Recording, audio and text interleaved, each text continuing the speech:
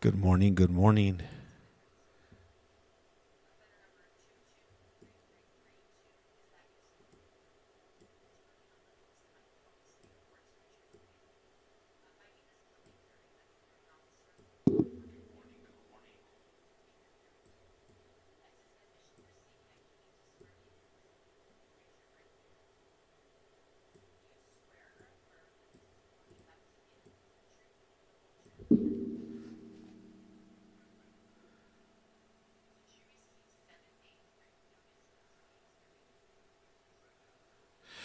All right, I got that situated.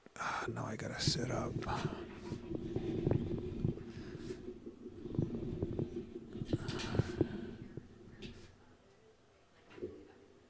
Okay, that's done. Okay.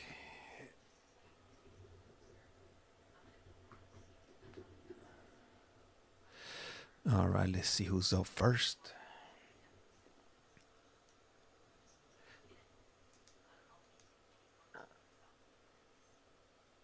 Three, two, one.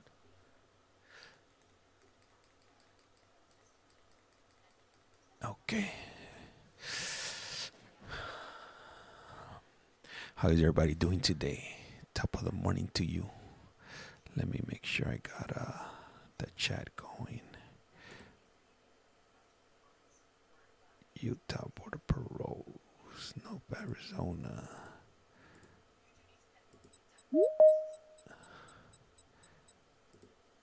Activate source. Hello, hello. Welcome to you have a collect call from, and today we're gonna be in Maricopa. God, they messed up that damn thing again. Come on, now you're killing me over here. Let's see, let me adjust this here like so.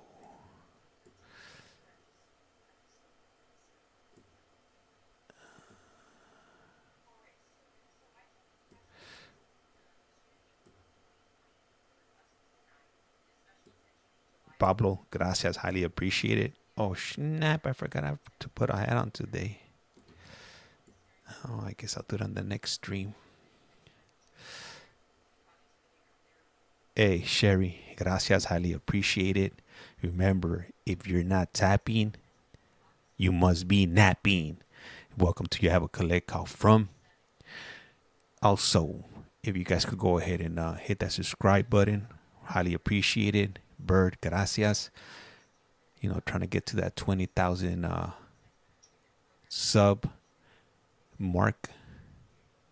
Oh, hold up, I gotta fix this up really quick.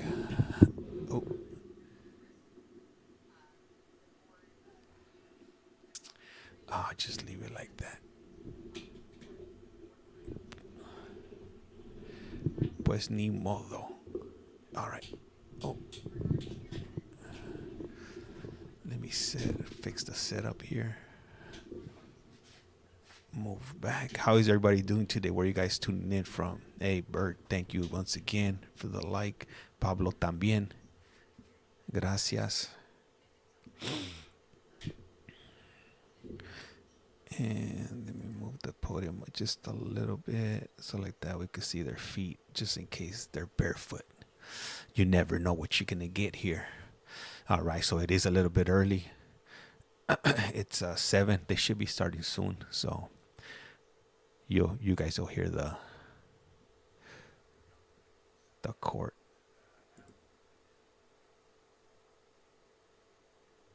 Let me see. Let me get the comments over here on the screen because I can't see them. Ahí estamos. All right, cool. Got it. Let me see. Good morning, Pablo. Good morning, Kaylee. Good morning, Devin. Good morning, Bird, coming in from Orange County.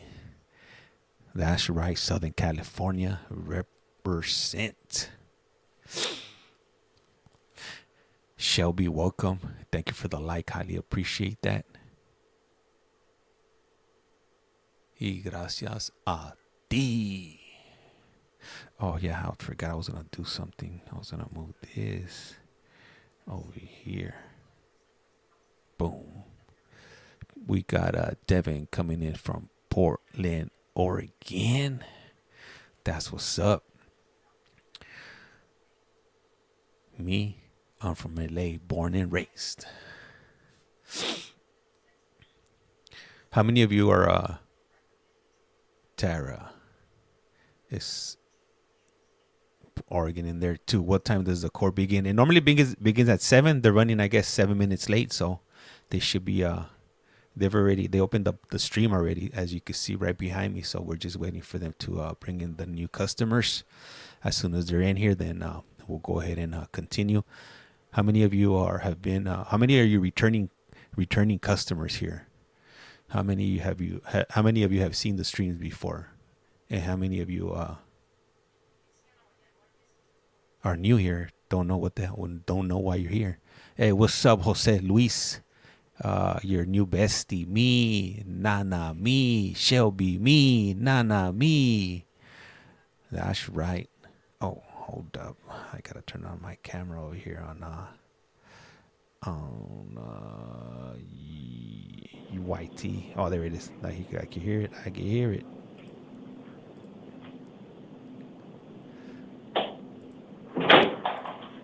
All right. All right. Come on, get up, guys. Cha-cha, what up, Cha-cha? Thank you, everyone. Please be seated.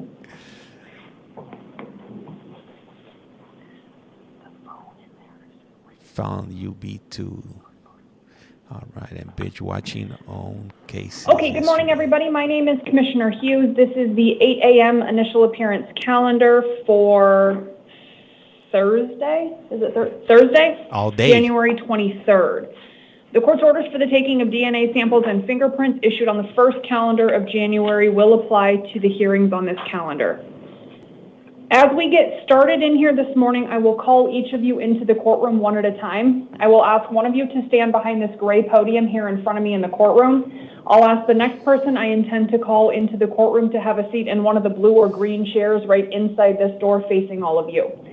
So that's how we're going to cycle through this calendar. The first time I call your name, I'll ask you to move from the chair you're in right now to one of those chairs inside the door. Second time I call your name, I'll ask you to move from that chair into the courtroom.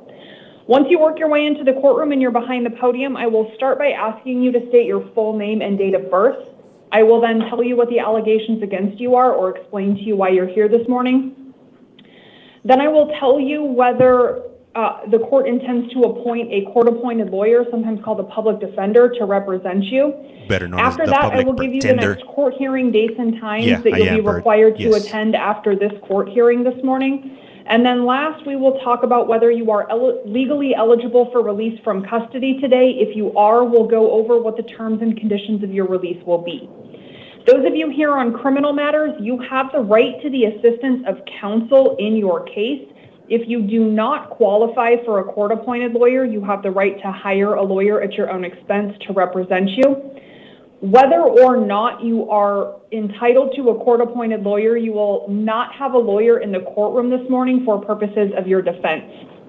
You also have the right to remain silent.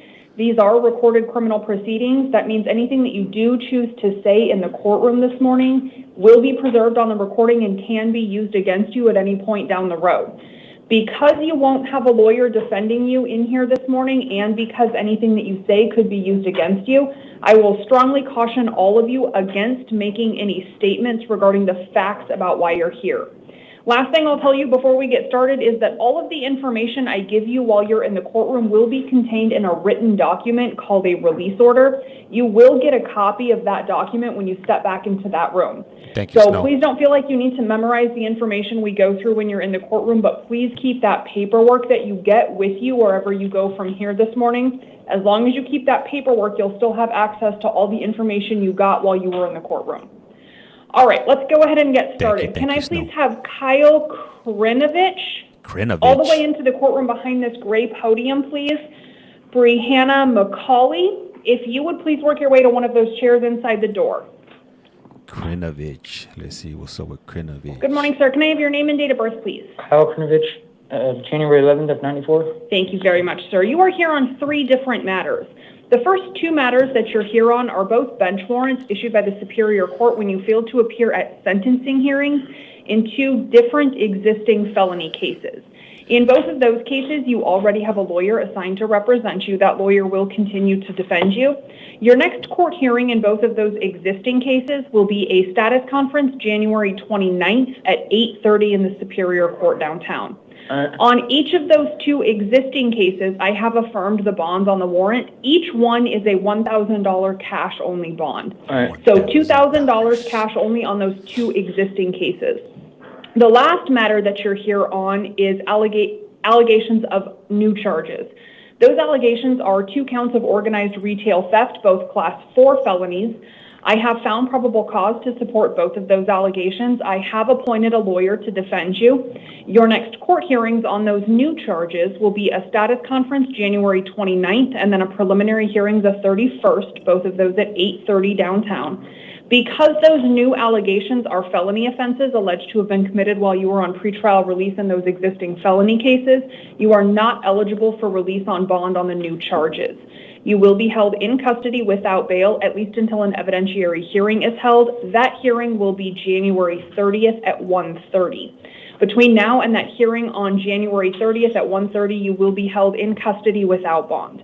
Do you understand that information? Yes, ma'am. Okay, thank you, sir. You can step back and get your paperwork.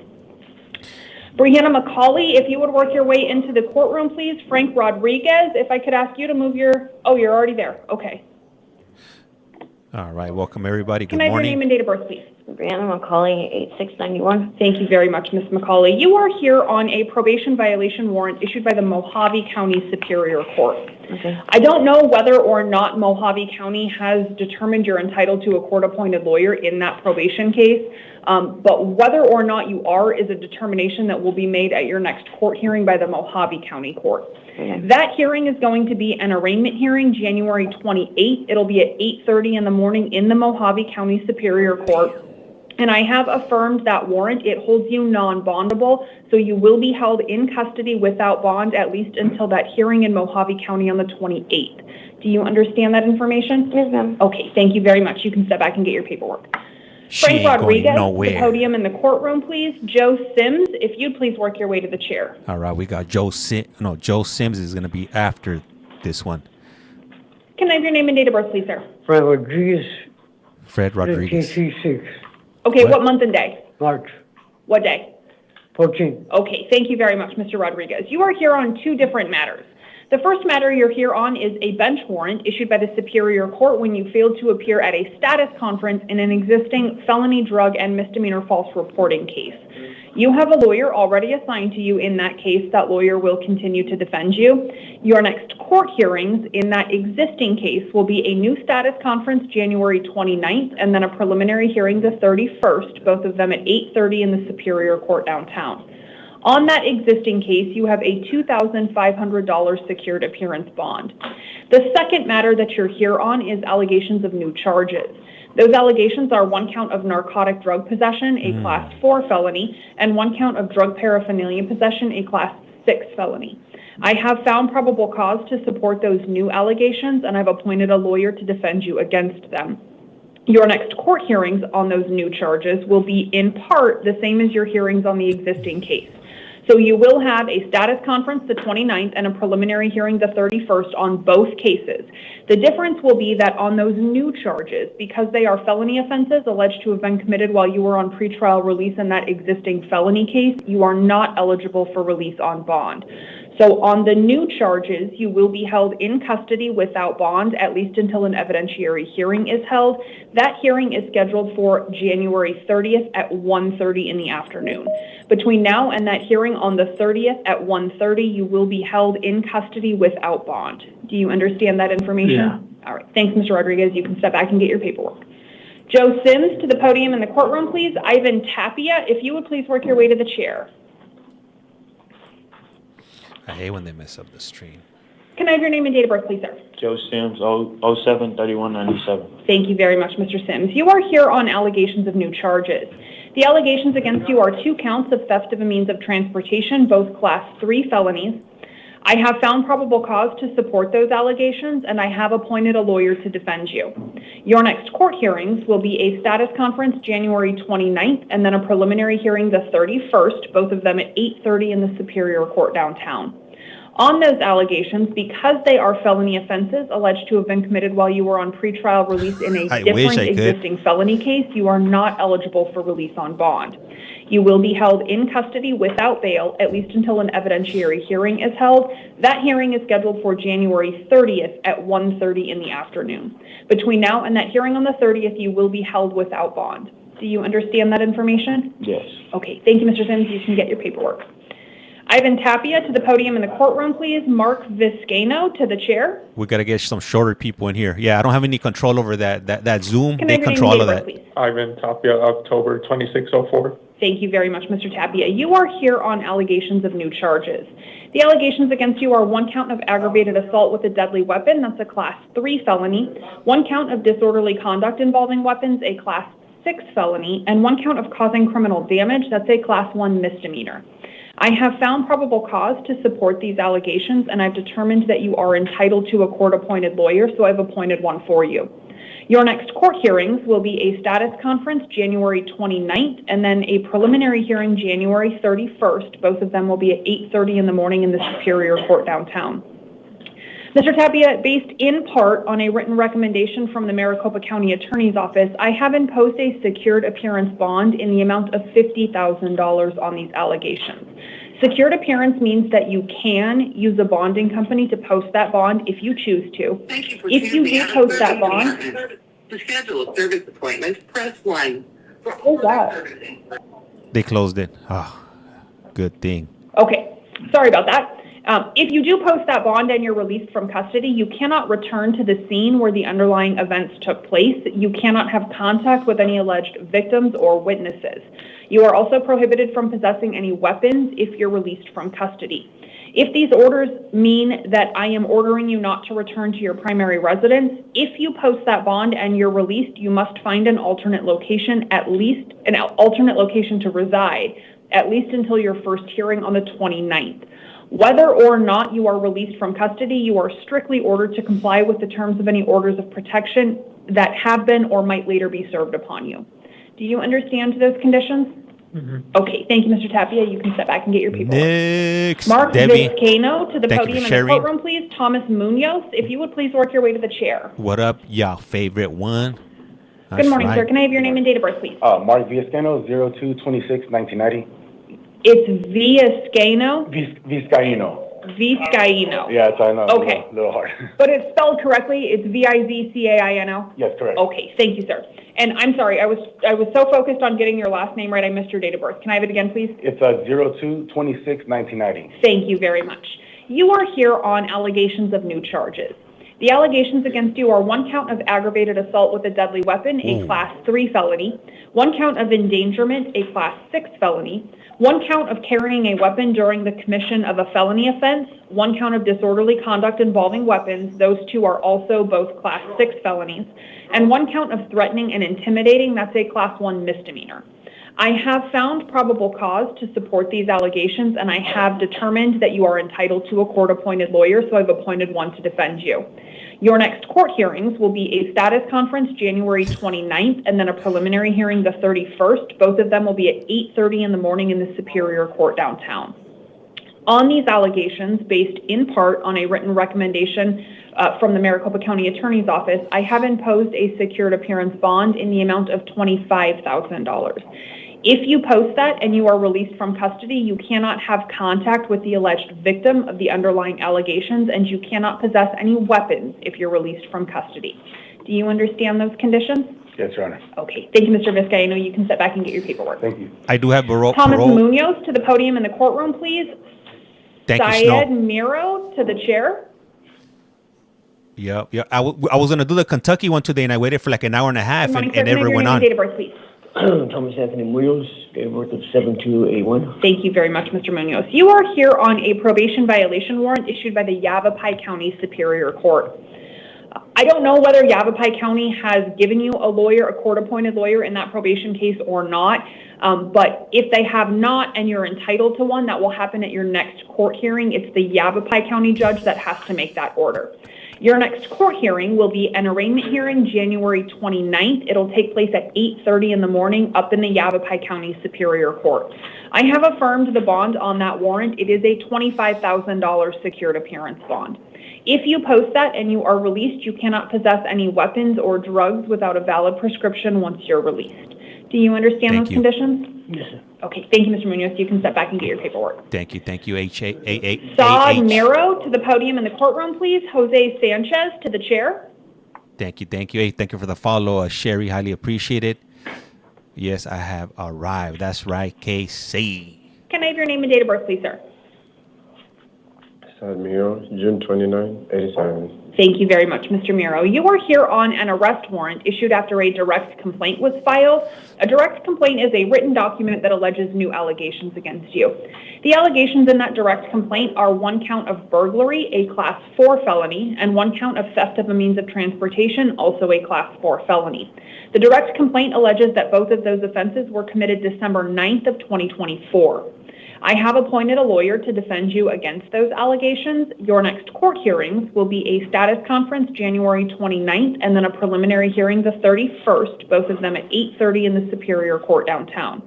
I have affirmed the bond on that warrant. It is a $20,000 secured appearance bond. If you post that bond and you're released from custody, you cannot return to the scene where the alleged burglary took place, and you cannot have contact with any alleged victims, witnesses, or co-defendants of any of the allegations if there are any and you know who they are. You are also prohibited from possessing any weapons or drugs without a valid prescription if you're released. Do you understand those conditions? Okay, thank you very much, Mr. Miro. You can step back and get your paperwork. This is Maricopa County, Jose live feed from Sanchez court. to the podium in the courtroom, please. Bryce Karchner, if you please work your way to the chair. Yeah, I got to worry about TikTok and my wife. Me. Good morning, sir. Can I have your name and date of birth, please? Yeah, Jose Antonio Cruz Sanchez. Thank you for the follow. June 9, 1994. Thank you very much, Mr. Sanchez. You are here on a bench warrant issued by the Superior Court when you failed to appear at a sentencing hearing in an existing felony drug and misdemeanor DUI case. You have a lawyer assigned to you in that matter already. That lawyer will continue to defend you. Your next court hearing will be a status conference February 3rd at 8:30 in the morning in the Superior Court downtown. I have affirmed the bond on that warrant. It is a $5,000 cash-only bond. If you post that and you're released, in addition to attending your next court hearing, you are ordered not to possess or consume any alcohol or drugs without a valid prescription. And if you are released from custody, you cannot operate a motor vehicle if you don't have a valid driver's license. Do you understand those conditions? Yes. Okay, thank you, sir. You can step back and get your paperwork. Next. Bryce Karchner to the podium in the courtroom, please. Joseph Machuzik, if you please work your way to the chair. What do you guys think this next guy is up here for? Start typing with those Twitter Can I have your name and date of birth, please? Bryce Patrick Karchner, 3/18/89. Thank you, Mr. Karchner. You are here on a bench warrant issued by the Superior Court when you failed to appear at a status conference in an existing felony drug case. You have a lawyer already assigned to you in that case. That lawyer will continue to defend you. Your next court hearings will be a new status conference January 29th, followed by a preliminary hearing the 31st, both of those hearings at 8:30 in the Superior Court downtown. I have affirmed the bond on the warrant. It is a $2,000 secured appearance bond. If you post that and you're released, in addition to getting yourself to your next court hearings, you are ordered not to possess any drugs without a valid prescription.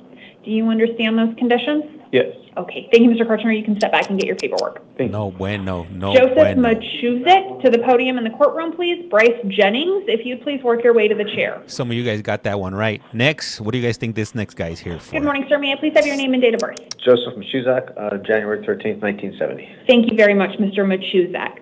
You are here on a child support arrest warrant issued by the family court judge in your family court case. Bueno. The family court judge in that matter has issued a cash purge on that warrant in the amount of $1,800. That cash purge is the amount that you must pay in cash in order to secure your release from custody. Whether or not you pay that cash purge, you must attend a return hearing on this warrant. It will take place January 31st at 10 o'clock o'clock in the morning. If you post that cash purge, you will be eligible for release from custody on this warrant, but again, you must still then get yourself to that hearing on the 31st at 10. If you do not or cannot post that cash purge, you will stay in custody until that hearing on the 31st. MCSO would transport you to that hearing. What happens at and after that hearing will be up to the family court judge. Under Arizona law, I cannot reduce, modify, or eliminate the amount of that cash purge. I am required by Arizona law to ask you 2 questions. Before I ask you these questions, Mr. Machuzak, I will tell you, you are not under any obligation to answer these questions. You can say, no, thank you, I choose not to answer. That's completely acceptable. First question is there anything you want this court to know about your present ability to pay the cash purge? No sé. Possibility to pay it though. Okay. I don't know. Second question, again, I will remind you, you are not under any obligation to answer it. Is there anything you want this court to know about being held in custody and unless and until that cash purge is paid? Okay. Thank you very much, Mr. Machuzak. I'm going to affirm that. Make sure you attend that hearing. You do have access to the phones back in the facility. So if you haven't figured that out yet, go ahead and talk to one of the jail staff and they can help you get a phone. Bryce Jennings, to the podium in the courtroom, please. Mario Chavez to the chair. The chair. Can I have your name and date of birth, please, sir? Bryce Jennings, January 15th, 2006. I missed the month because of the door. I'm sorry. Can you give it to me January. again? January. Thank you, Mr. Jennings. January. You are here on allegations of new charges. The allegations against you are 2 counts of theft of a means of transportation, both Class 3 felonies. I have only found probable cause to support one of those allegations. So I have found probable cause to support 1 allegation of theft of a means of transportation, but not 2. I am appointing a lawyer to defend you. Your next court hearings will be a status conference January 29th and then a preliminary hearing January 31st. Both of them will be at 8:30 in the Superior Court downtown. On the allegation that I did find probable cause to support, I have imposed a $1,000 secured appearance bond. If you post that and you're released from custody, you cannot have contact with any alleged victims of the underlying allegation. You also cannot possess any drugs without a valid prescription if you're released. Do you understand those conditions? I do. Okay, thank you, Mr. Jennings. You can step back and get your paperwork. Jennings is out of here. All right. Get the Twitter Mario fingers Chavez ready. To the podium Rachel, in the courtroom, good please. morning. Robert Gridley, hello. if I could ask you to work your way to the chair. What do you guys think this guy did? Thank you for the follow, Good morning. boss. Can I please have your name and date of birth? Mario Chavez for report 289. Thank you very much, Mr. Chavez. You are here on a probation violation warrant. A petition to revoke your probation has been filed. It alleges that you have violated terms 11, 12, 13, 15, 16, and 21 of your probation. All of them. I have appointed a lawyer to defend you in that case. Your next court hearing will be a probation revocation arraignment hearing. It will take place January 30th at 8:30 in the Superior Court downtown. I have affirmed the bond on that warrant. It is a $1,000 secured appearance bond. If you post that bond and you are released from custody, you cannot possess any weapons or drugs without a valid prescription. Do you understand those conditions? Yes. Okay, thank you. You can step back and get your paperwork. Oh, yeah. Cinderella, welcome. Robert Gridley to the Do you have a podium in the collect call courtroom, from? please. Philemon Rodriguez to the chair. Too many damn. Good morning. May I please have your name and date of birth? Robert Gridley, 11/1968. Thank you, Mr. Gridley. You are here on an allegation of a new charge. The allegation against you is 1 count of narcotic drug possession. It is a Class 4 felony. I have found probable cause to support that allegation, and I've appointed a lawyer to defend you. Your next court hearings will be a status conference January 29th and then a preliminary hearing the 31st. Both of those will be at 8:30 in the Superior Court downtown. On this allegation, I have imposed a $500 secured appearance bond. If you post that bond and you are released from custody, you cannot return to the scene where you were arrested. You cannot have contact with any alleged witnesses or co-defendants, and you cannot possess any drugs without a valid prescription if you're released. Do you understand those conditions? Yes. Okay, thank you, Mr. Gridley. You can step back and get your paperwork. Mr. Gridley. Philemon Rodriguez to the funny. podium in the courtroom, please. Alexander Palma to the chair. To the chair. Can I have your name and date of birth, please, sir? Philemon Rodriguez, August 4th, 1980. Thank you very much, Mr. Rodriguez. You are here on 2 different matters. The first matter that you're here on is a failure to appear warrant issued by the Encanto Justice Court on an existing misdemeanor case involving contracting and or advertising without a license. Okay. On that warrant, you are entitled to a court-appointed lawyer for purposes of release conditions. That lawyer will be appointed for you by the next judge you see at your next court hearing. Okay. Your next hearing on that warrant will be an arraignment hearing January 28th at 8:30 in the morning. It will be in the Encanto Justice Court. Okay. On that warrant, you have a $500 secured appearance bond. The second matter that you're here on is an initial arrest warrant issued by the San Marcos Justice Court alleging new allegations against you. Those allegations are 1 count of contracting without a license and 1 count of advertising for contracting without a license, both misdemeanor offenses. That's messed up. It looks like the alleged offense date in that case is October 21st of 2023. You are also entitled to a lawyer for purposes of release conditions on that new arrest warrant. That lawyer will also be appointed by the next judge you see at your next court hearing. Okay. Your next hearing on the San Marcos case will be an arraignment hearing, also January 28th, but that one at 10 o'clock in the morning. Okay. On that warrant, you have a $250 secured appearance bond. Okay. So your total bond is $750. It is all secured appearance. If you post that and you're released, you cannot have contact with any alleged victims of any of the underlying offenses, if there are any and you know who they are, and you cannot possess any drugs without a valid prescription. Do you understand those conditions? So if I don't pay the $750, I'm here till... At least the 28th. All right, cool. Any other questions? No. Okay, thank you, Mr. Rodriguez. That's pretty gacho. That's scandalous. Alexander Palma to the podium in the courtroom, please. Angel Piscina to the chair. Being in jail for having a side hustle. That's bananas. Can I have your name and date of birth, please, sir? My name is Alexander Palma, 929-92. Thank you, Mr. Palma. You are here on a bench warrant issued by the probation court when you failed to appear at a non-witness violation hearing. You have a lawyer already assigned to you in that probation case. That lawyer will continue to defend you. Your next court hearing will be a new non-witness violation hearing. It will take place January 30th. It'll be at 8:30 in the probation court downtown. On that warrant, you have a $250 secured appearance bond. Your Honor. Yes. Could I say something real quick? You can. I would encourage you not to because you don't have a lawyer, though. That's understandable, but I mean, I called my when I had court, I called and I let them know I couldn't come in because I was sick. They were supposed to reschedule a court date. I called my probation officer, let her know that I called in, and she said last time I called into her was like 3 days ago. She said I'm still waiting on a court date. I haven't received one yet. Whenever I receive a court date, I'll call you. I mean, if there's any way I can come out, get out in like pretrial services, my girlfriend's like terminally ill, so. Yeah, unfortunately, I don't have any control over any of those circumstances. So the court docket does not indicate that there's been any attempt to contact the court or reschedule that hearing. And all I have is the warrant issued when you didn't appear. So you will have to talk to your lawyer and or your probation officer about that. But in order to get out of custody today, you do have to post that $250 secured appearance bond.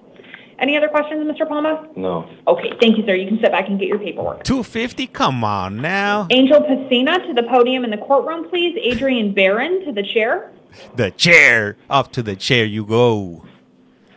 Super cold. Can I have your name and date of birth, please?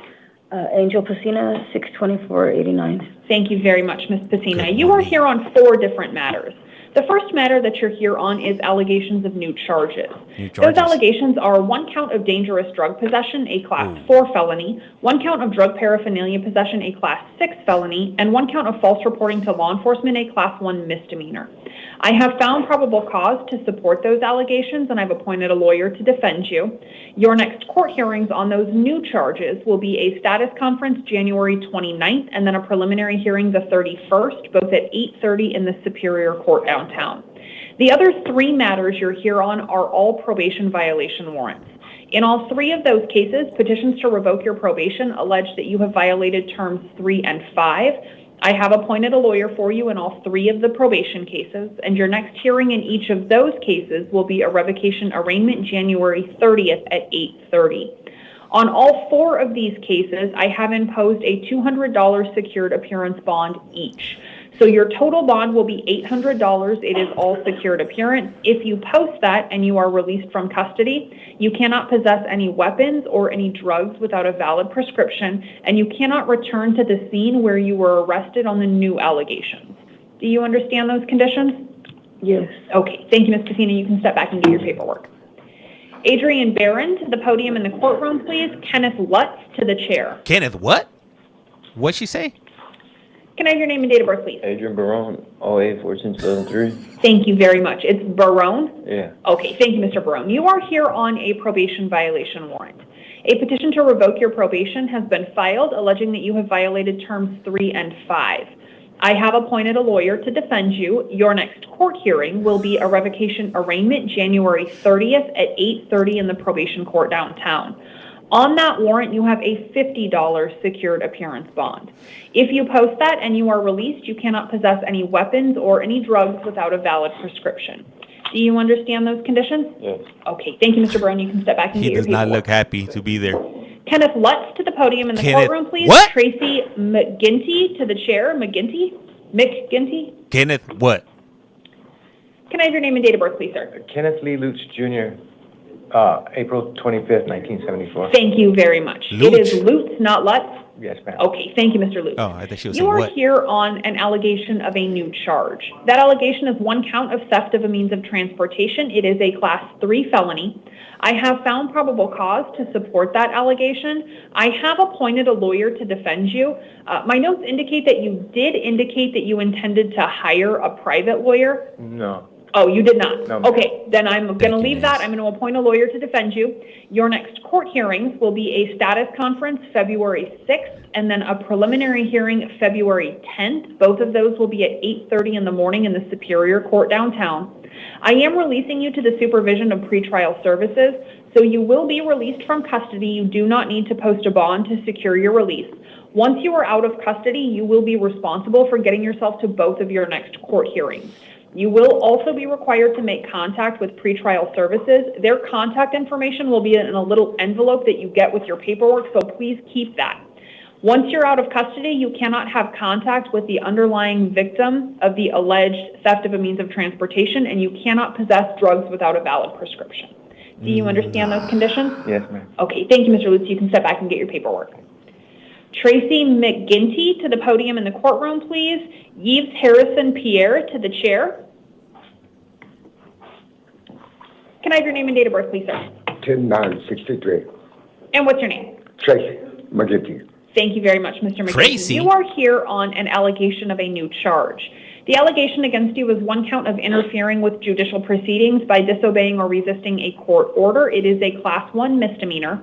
I have found probable cause to support that allegation, and I've determined that you are entitled to a court-appointed lawyer.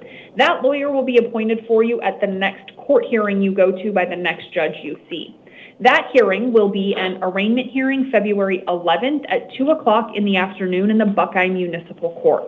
I am releasing you on your own recognizance, so you will be released from custody. That means it's going to be your responsibility to get to that next court hearing.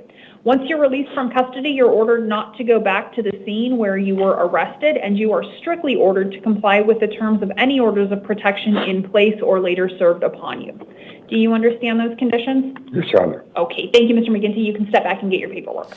Hey, I gotta. Harrison Pierre to the podium in the courtroom, please. Matthew Boggs, if you please work your way to the chair.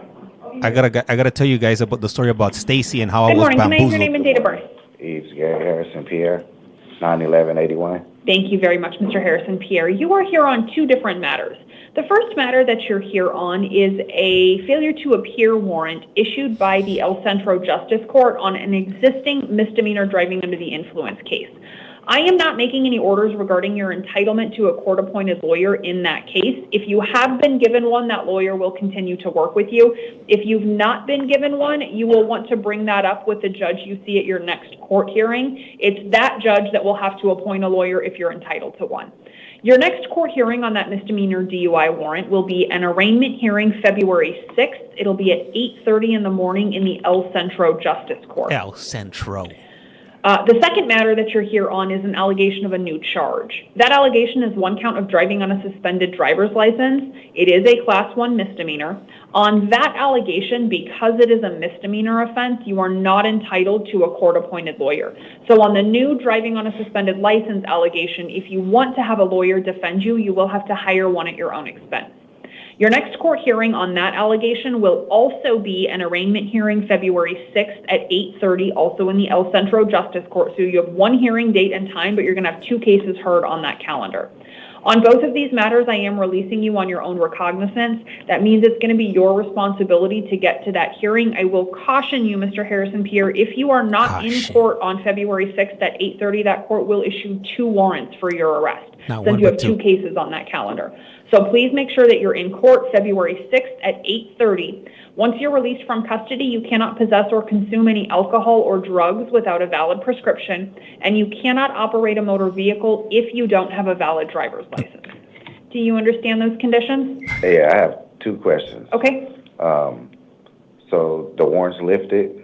Well, the warrant's been executed. Okay, so how do I get I never knew my license was suspended, so how do I get them unsuspended? I don't know, figure it out. Either talk to MVD or your lawyer about that. All right. Okay, that was one. Well, what's the second question? Where is Espinoza? What's the place called? The court? Oh, the court is it's the El Centro Justice Court. You're going to have the phone number and the address to that court on your paperwork. All right. I think it's somewhere downtown. All right. Okay, anything else? No, ma'am. Okay, thank you very much. I don't think he's going to make it. I don't think he's going to make it. Matthew Boggs to the podium in the courtroom, please. Zachary Morrow to the chair. Damn, it's a busy night. It's pretty busy for a Thursday. Good morning. Can I have your name and date of birth, please? Matthew Boggs, 9894. Thank you very much, Mr. Boggs. You are here on allegations of new charges. The allegations against you are 1 count of dangerous drug possession and 1 count of narcotic drug possession. They're both class 4 felonies. I have found probable cause to support the dangerous drug allegation, but I have not found probable cause to support the narcotic drug allegation.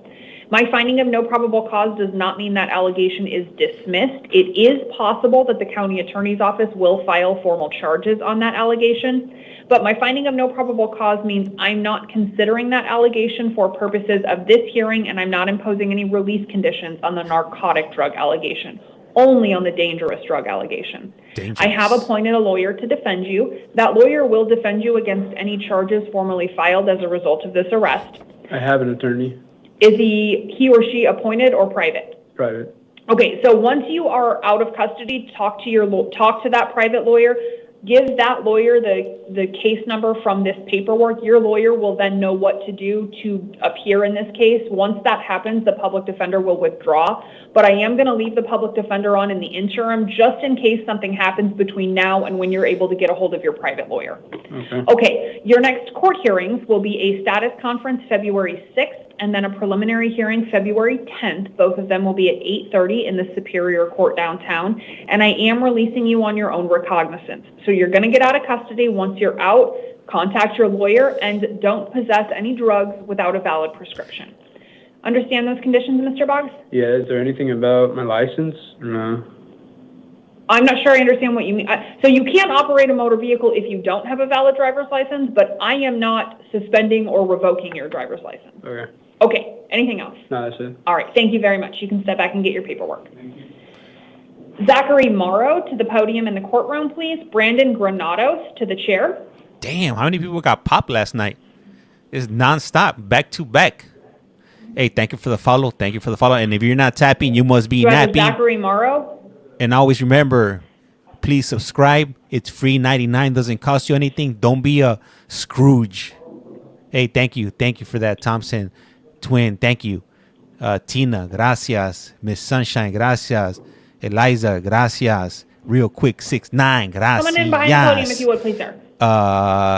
Rena, Shirley. Can I have your name and date of birth? And everybody else. And what's your date of birth? 8/28/1998. Thank you very much, Mr. Morrow. You are here on allegations of new charges. The allegations against you are 1 count of dangerous drug possession, a class 4 felony, and 1 count of drug paraphernalia possession, a class 6 felony. I have found probable cause to support those allegations, and I've appointed a lawyer to defend you. Your next court hearings will be a status conference February 6th and then a preliminary hearing February 10th, both of them at 8:30 in the Superior Court downtown. I am releasing you on your own recognizance, so you will be released from custody. Once you are released, you are ordered not to return to the scene where you were arrested. You cannot have contact with any alleged co-defendants or people arrested with you, and you cannot possess any drugs without a valid prescription. Do you understand those conditions? Yes, Your Honor. Okay, thank you, Mr. Morrow. You can step back and get your paperwork. You know what? Hey, Brandon Granados to the podium in the courtroom, please. Virginia Lujan, if you would please work your way to the chair. No need to subscribe. I'm thinking about YT. Can I have your name and date of birth, please, sir? Brandon Granados, June 15, 2003. Thank you very much, Mr. Granados. You are here on an allegation of a new charge. The allegation against you is one count of aggravated assault by impeding breathing. It is alleged to be a Class 2 felony. I have not found probable cause to support that allegation. I have determined that if the state files charges on that allegation, you would be entitled to a court-appointed lawyer. So I have appointed a lawyer to defend you in the event charges are filed. You will be released from custody without any requirements or restrictions except for one, and that one requirement is that you attend court hearings. So you're going to get out of custody. You will have a lawyer. If charges are filed, that lawyer will defend you in this case. You also have to attend 2 court hearings. You will be required to attend a status conference February 6th and then a preliminary hearing February 10th, both of them at 8:30, both in the Superior Court downtown. Mr. Granados, if charges are filed in this case and you don't attend one or both of those court hearings, that court will issue a warrant for your arrest.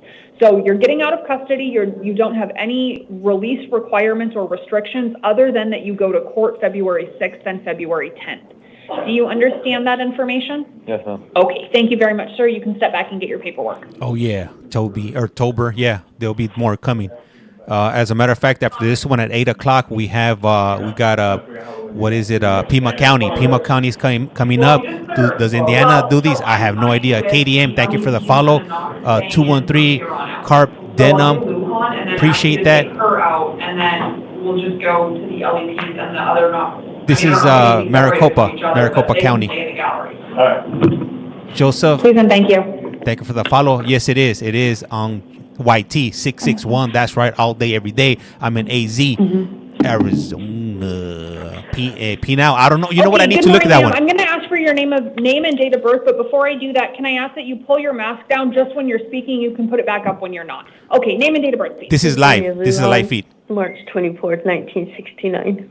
Thank you very much, Ms. Lujan. And I understand that I have a lawyer appearing in this matter on behalf of the state. Assuming that's true, can I have the appearance of counsel for the state, please? Good morning, Your Honor. Chris Salmons appearing on behalf of the state. Good morning, Mr. Salmons. Thank you for being here. My apologies for the wait. Welcome. Okay, Ms. Lujan, you are here on an allegation of a new charge. The allegation against you is one count of child or vulnerable adult abuse. It is a Class 2 felony. Based on information provided to me by law enforcement, I am inclined to find probable cause to support that allegation. Before I do that, I will give the state's lawyer an opportunity to provide me any information he wishes me to consider, if any. Mr. Salmons, any argument or additional information to consider in regards to probable cause? Not in regards to probable cause, Judge, no. Okay, I have found probable cause to support that allegation. Ms. Lujan, I have determined that you are entitled to a court-appointed lawyer to defend you against this allegation, and I have appointed one for you.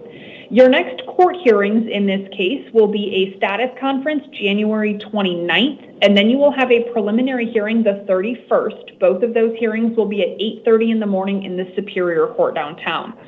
Before I consider or impose any release conditions in this matter, I would like to ask the state's lawyer for his argument or recommendation in regards to release conditions.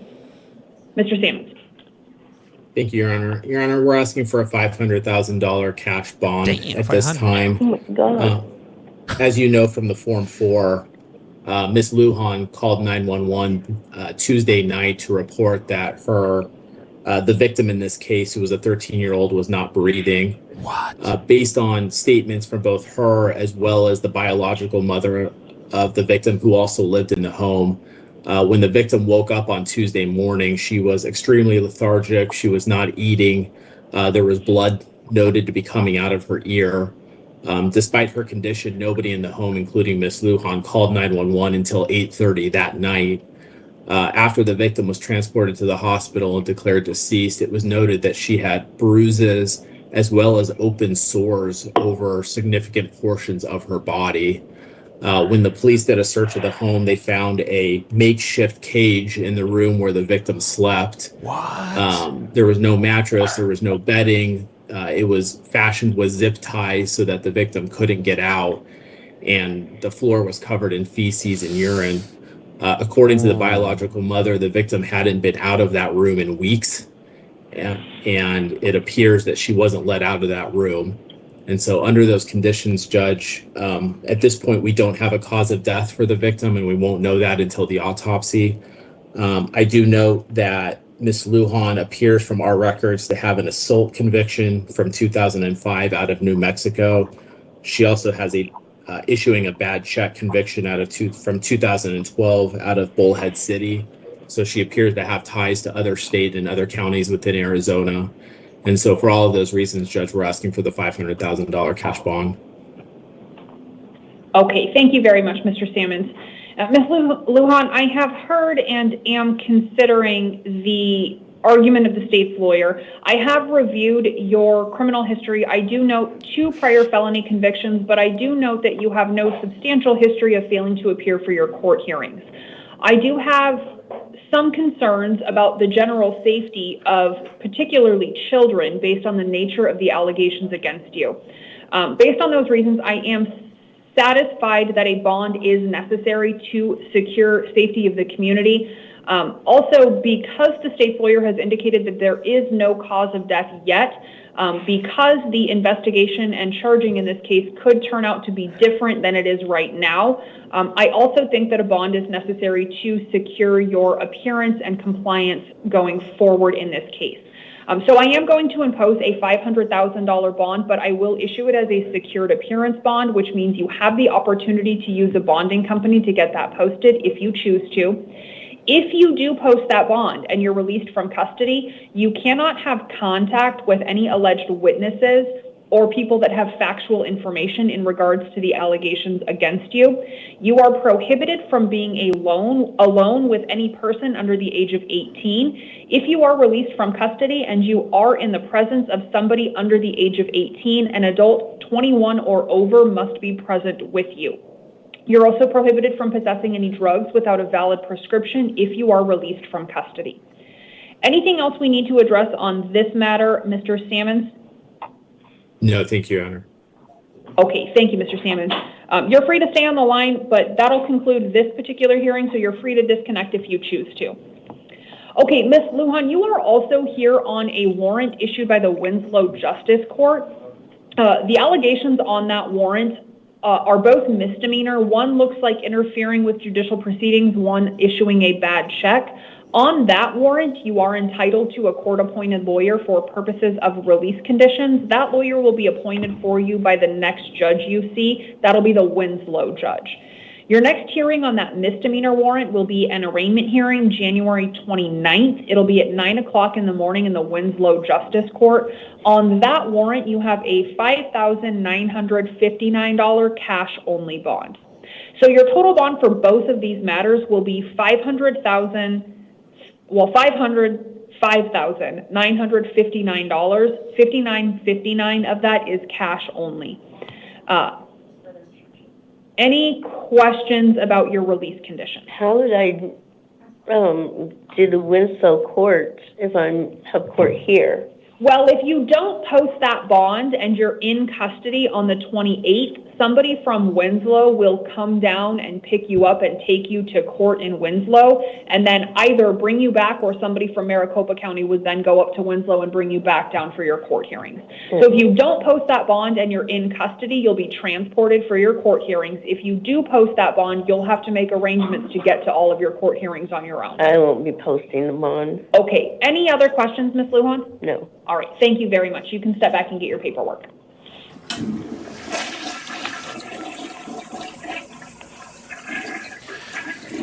I'm at a loss of words on that one right there. But toilet, drop one, flush one.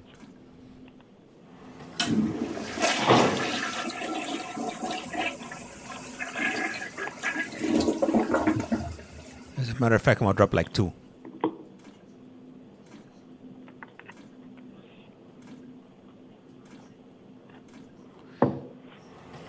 Water in the hole.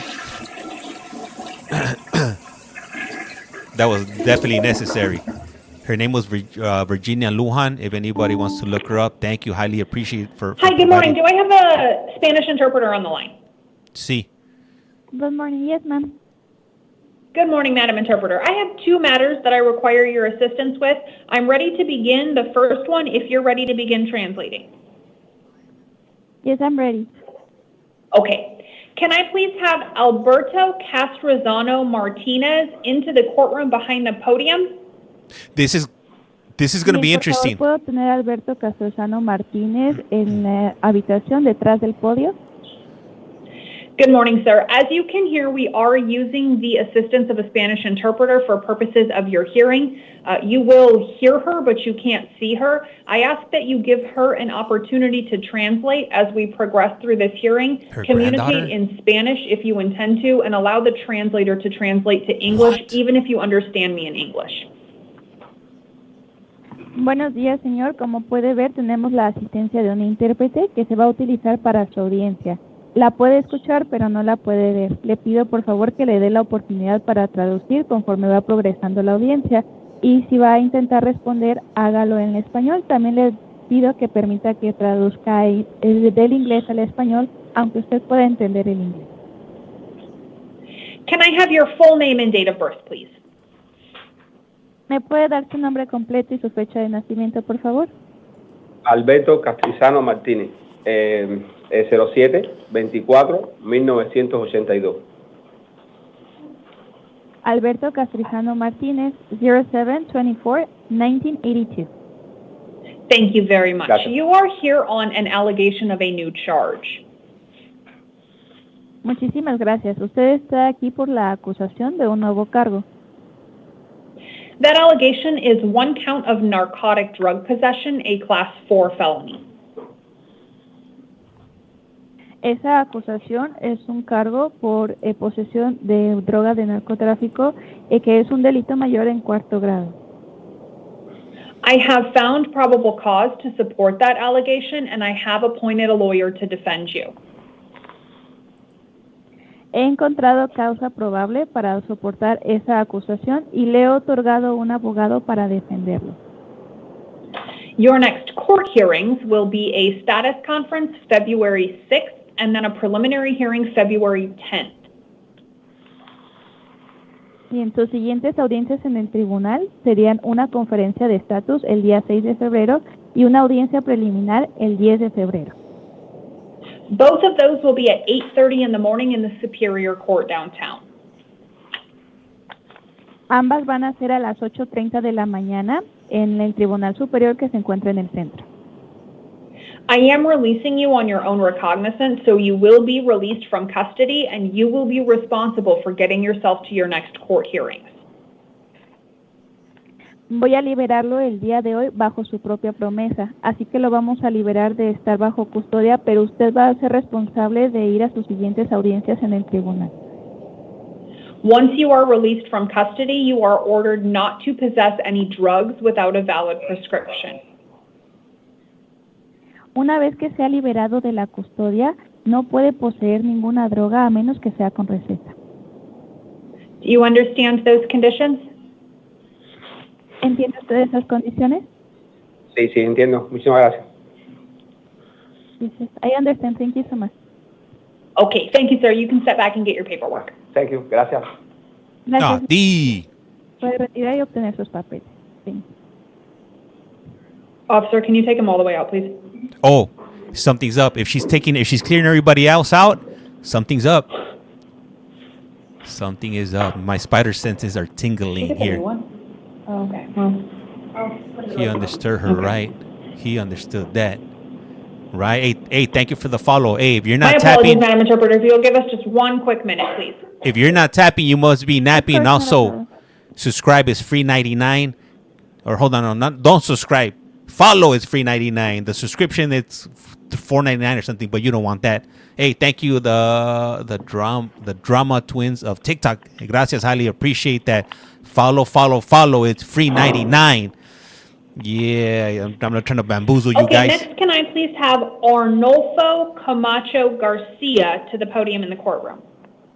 Sir Fix-a-Lot, gracias. En el siguiente, ¿puedo tener a Arnulfo Camacho García en la audiencia, en el podio? Hey, look this guy up. This guy is going to be something bad, I think. Dabs, hey, what's up?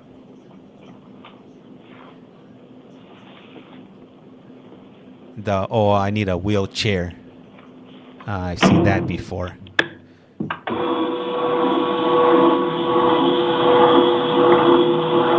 About to hit some switches. I think so.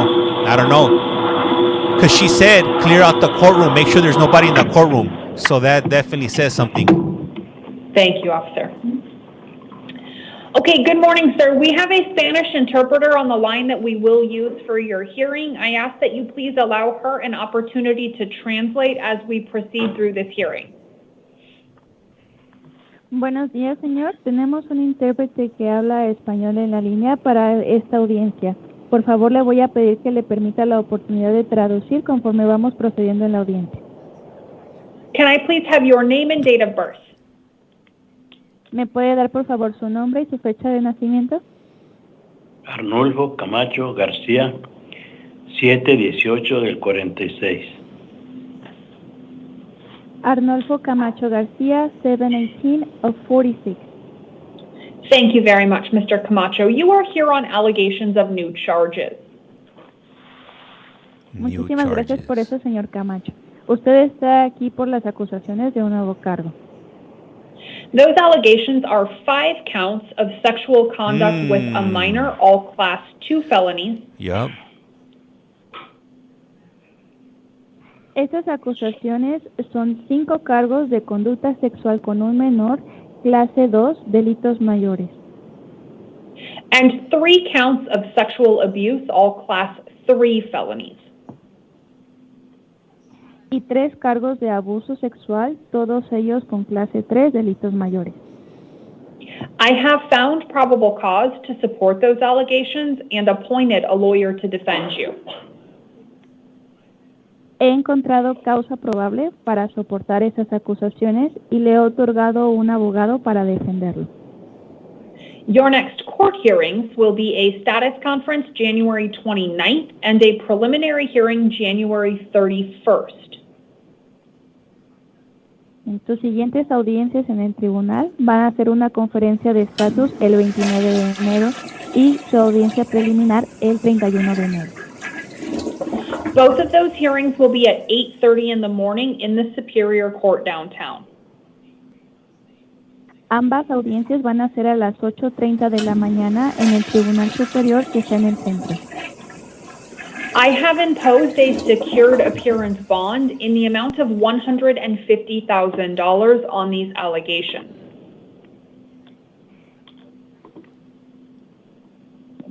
He colocado una fianza de presentación de seguridad por la cantidad de $150,000 por estas acusaciones. If you post that bond, Arizona law requires that you be affixed with an ankle monitor prior to your release from custody. Si usted paga esa fianza, las leyes de Arizona le requieren que usted tenga un monitor en el tobillo previo a su liberación.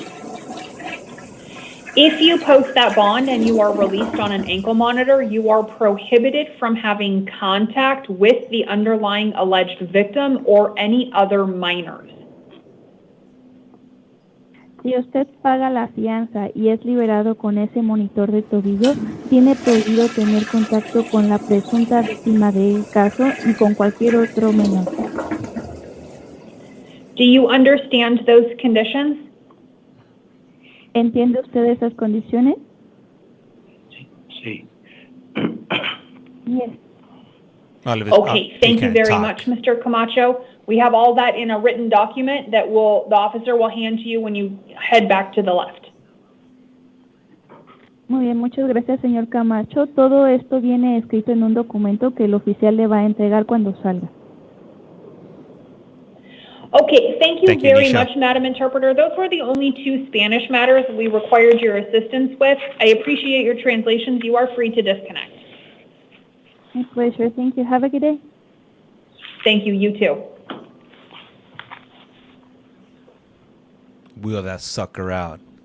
playing the part. I see those people all the time at the airport faking it so they could get on the plane first. Disgusting. Okay, Gabriel Carr, could you please work your way into the courtroom? Oh, Gabriel Carr. Let's see what this guy did.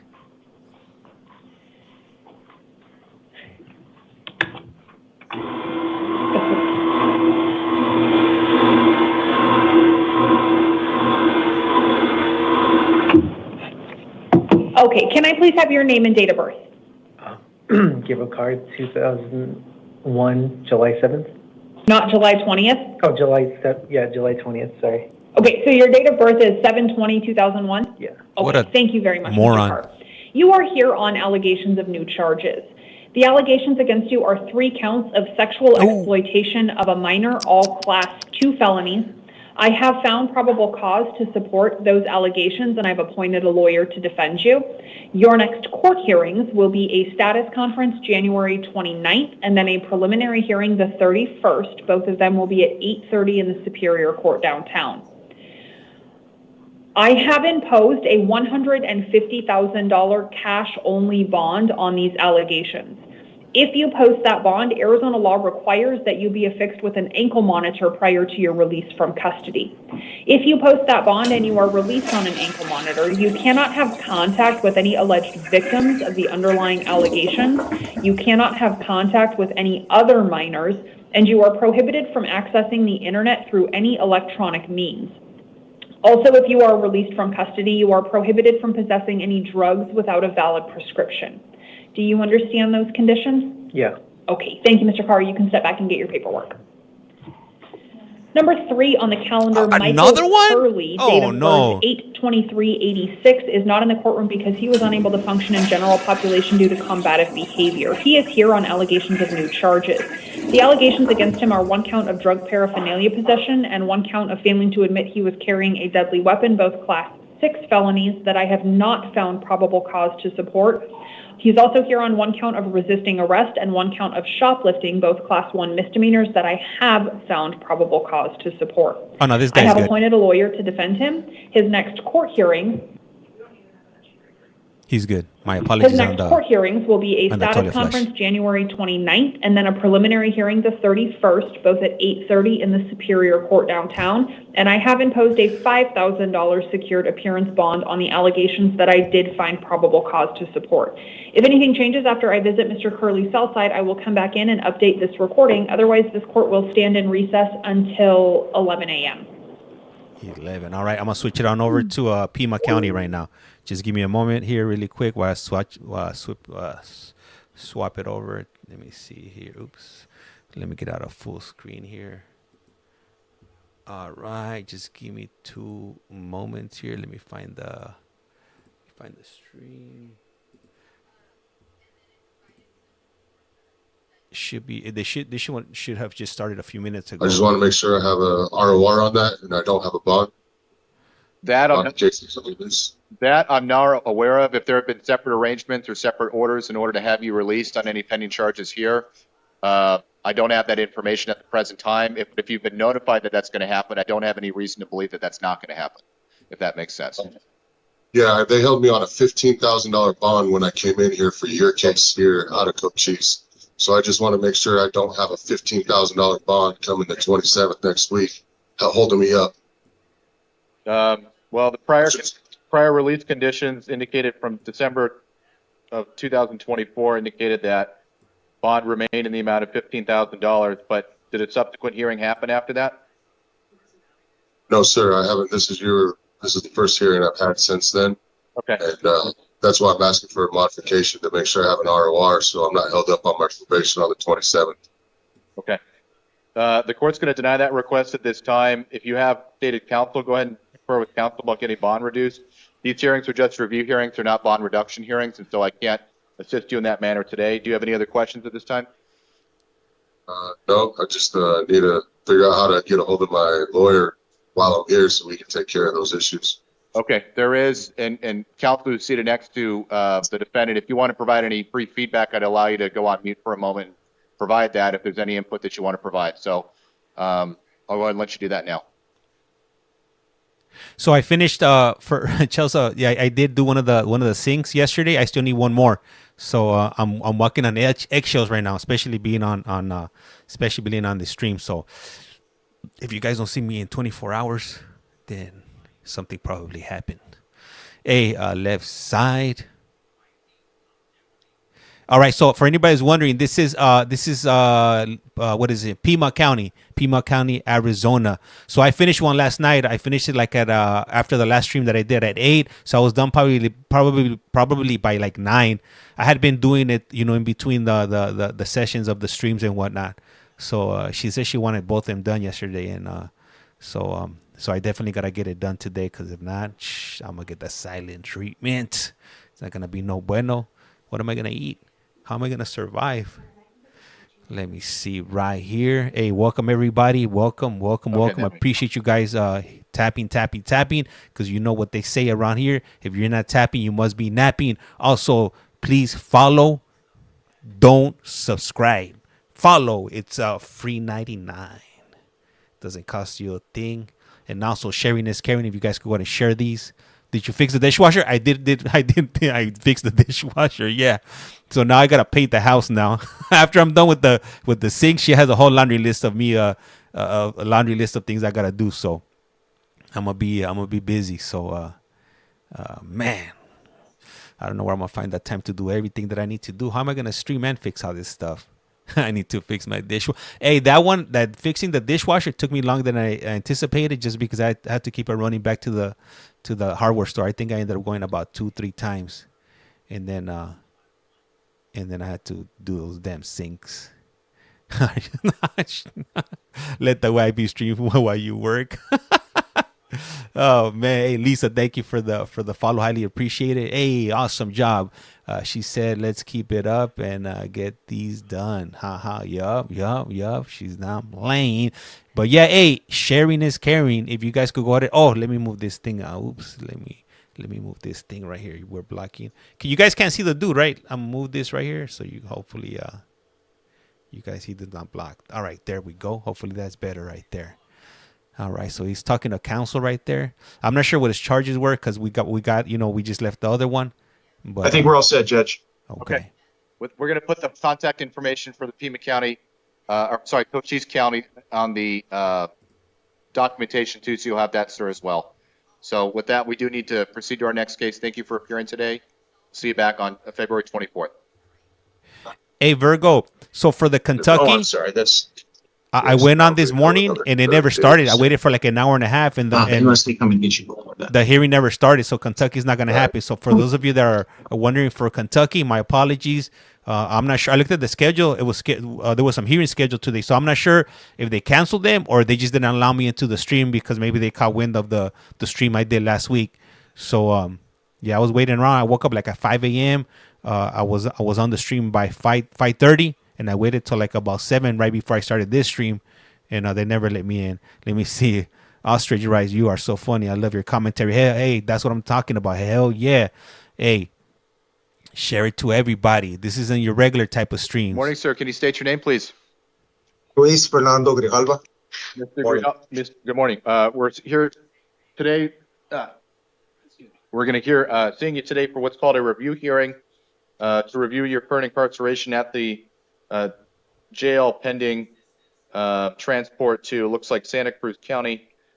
Court's just going to inform you on today's date that the next review hearing to be set in your case is February 24th, 2025, 9 o'clock a.m. And that's for a review hearing with this court. In the event that you are ultimately transported back to Santa Cruz County to have those charges resolved, then that hearing on February 24th will be vacated here. Any questions at this time? No. Okay, then you're excused. Thank you, sir. Is that better? Thank you. Can you guys see better now? Or is it people still... It looks different in everybody's screen, because I got two phones right here. I got the one that I'm streaming, and then I got one that I'm looking at myself on. So on my phone, it looks good, but I know everybody has a different size.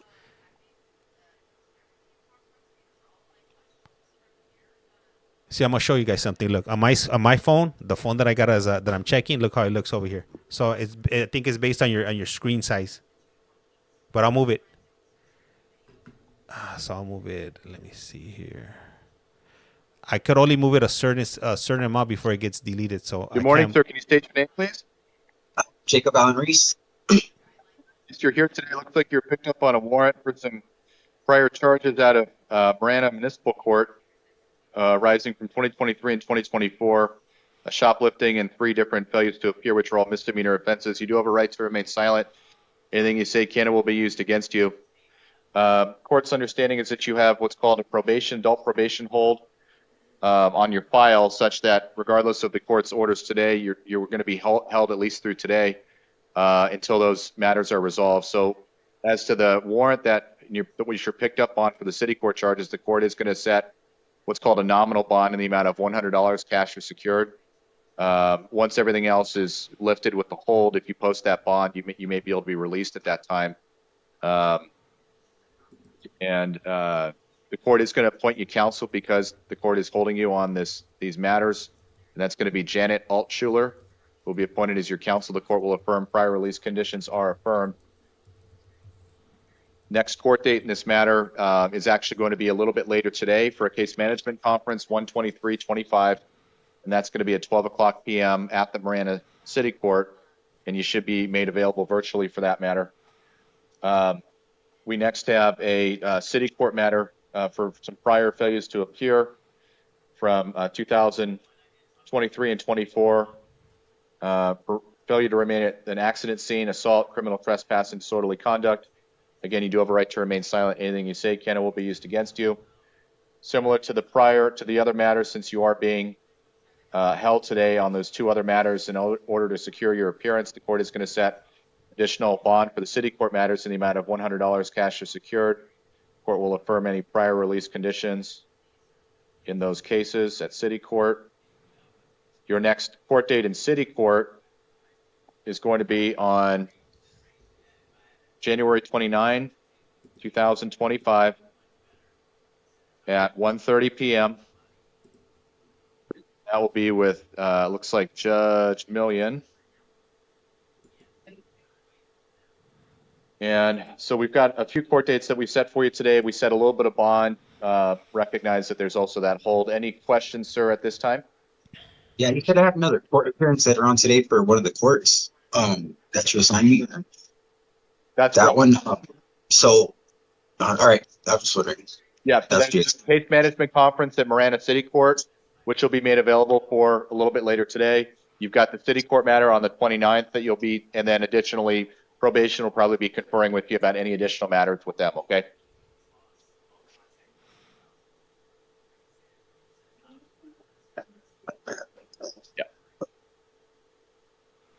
Yeah. Your Honor, is there any chance that the court hearing today could be continued or moved perhaps to tomorrow or at some point next week?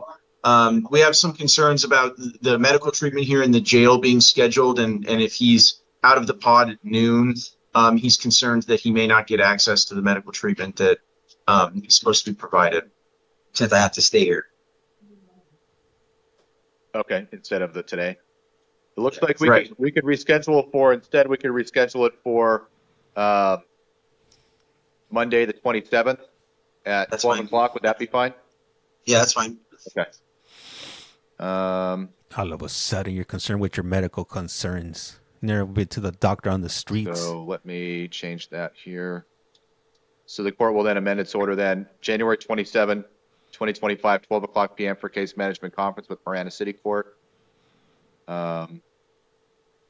And then I think that anything else at this time?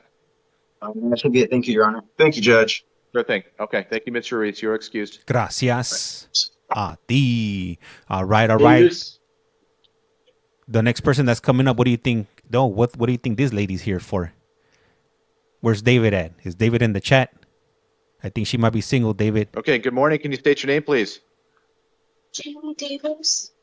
Ms. Davis, you're being seen here today on a couple of matters. We'll take them one at a time. Just give me one moment. Hold that thought there, Ms. Davis. She looks a bit disheveled, like she just got pulled out of bed.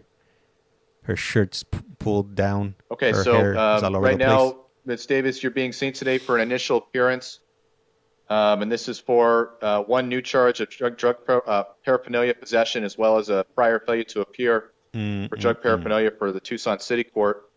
These are misdemeanor offenses. You do have a right to remain silent. Anything you say can and will be used against you. Court observes that you have what's called an adult probation hold on your file, which means that regardless of the court's inclination today to have you released or anything of that nature, the court will need to have you remain in custody until that's resolved.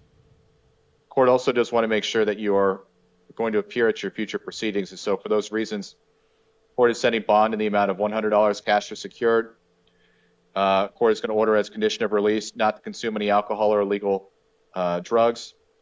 The court is going to order consolidating this matter, city court matter, with a prior TR number with city court 24026623.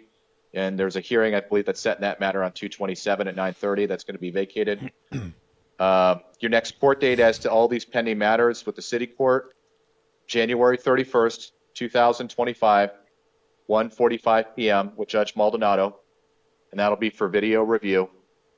Any questions, ma'am, at this time? Ms. Davis likes to be referred to as a lady of the night. Questions at this time? She's offended that she would be called a pro. Okay. No, Your Honor, I think we're all set. Okay, thank you. Then you are excused, ma'am. A lady of the night? Yes. Or I had another one, but I forgot it. Good morning, sir. Can you state your name, please? What does he have on his face? Nicholas Mers. Mr. Mers, you're here today. We were a little bit, to be honest, we were a little bit confused as to why you were here again. I think you had the matters on this already. Nonetheless, what we currently have is a pending charge for disorderly conduct from November of 2024. As to this matter, which I believe has not yet been resolved, you do have a right to remain silent. Anything you say can and will be used against you. So, in looking at the case file, it appeared that you had some sort of case, or you had an initial appearance in November. Does that sound accurate? Yeah. Okay. And so then I'm not sure exactly why you were brought back in. What the court's... Yes? Go ahead, sorry. In general, you do have a right to remain silent, so if it's anything that tends to incriminate you, you don't have to speak up on it. But I'm just going to let you know, based on what I'm seeing right now, not seeing any new charges, the court is going to order that you be released on your promise to appear at future court dates. We're just going to set you up with a new court date and then make sure you appear at that date. But if you don't appear, you could be picked up on a warrant, okay? The court is going to order, as a precautionary condition of release on today's date, though, do not commit any acts of domestic violence. The court is going to order that your next court date is February 28, 2025, 9 o'clock a.m., and that's going to be at the Tucson City Court. Do make sure that you appear. Again, a warrant could be issued if you don't. Do you have any questions at this time? No. Then you're excused, sir. Thank you very much. Thank you. Hey, Risk, I like that. What do you tell someone with two black eyes? Nothing. You done told them twice. Next. Okay. Good morning. Can you state your name, please? Serena Sanchez. Ms. Sanchez is being seen today on a couple of misdemeanor matters for criminal damage and disorderly conduct. You do have a right to remain silent. Anything you say can and will be used against you. In review of the documentation before the court is going to order that you be released on today's date with some conditions of release. The court is going to order that you not commit any acts of domestic violence, that you not have any domestic violence, no bueno. Contact with the individual Armando Jimenez, except as permitted by family court order. Court is going to order setting your next court date in this matter, February 18, 2025, 1:30 p.m. at the City Court, and that's going to be with Judge Sergio. Failure to appear at future hearings could result in a warrant being issued for your arrest, so make sure you appear at that hearing on February 18. Do you have any questions at this time? No, Your Honor. Then you're excused. Thank you. Drop one. You got it. Flush one. Damn, she's hard timing it. Next, what do you think this young lady did here? Good morning, ma'am. Can you state your name, please? Hi, Cristian Uriarte. Ms. Uriarte, you're here today. You're here today for two pending charges of disorderly conduct and assault. These are misdemeanor offenses. You do have a right to remain silent. Anything you say can and will be used against you. Just so you know, you do have some family members present, including the victim in this matter, I believe. Did anyone the victim wish to make a statement today, ma'am? Okay. And so the court Not has reviewed guilty. your the complaint and the probable cause statement before the court and also considering input of the victim as stated to pretrial services, which was that the victim does object to your release and does not want to have further contact. So in light of all of this information, the court is going to order that you be held at this time on a bond of $1,000 cash or secured. You're not to possess any alcohol or illegal drugs, not to possess any firearms or weapons, no contact with the individual Alma Uriarte. You're not to go to the victim's residence or workplace. You may return one time with a law enforcement official to pick up your belongings. Court is going to appoint the Tucson Public Defender's Office to represent you, the City Public Defender's Office, to represent you in this matter. Your next court date is January 29, 2025, 1:30 p.m. for video review. Make sure that you go to future hearings. Failure to appear could result in a warrant being issued. Any questions at this time? So am I being held? Okay. Being held, bond is $1,000 cash is secured. If you post that bond, you do make sure that you go back to your city court case. If you didn't appear, if you're still incarcerated, you'll be transported for the hearing. If you're out of custody, you need to make sure that you appear, otherwise a warrant could issue, then you're right back in the same spot, okay? All right, thank you very much. You're excused. So the toilet flush is reserved for those that have either domestic violence offenses, offenses, or things that upset people. Good morning, ma'am. Can you state your name, please? Chelsea Van Sickle. Ms. Van Sickle, you're here today on a misdemeanor charge of disorderly conduct. You do have a right to remain silent. Anything you say can and will be used against you.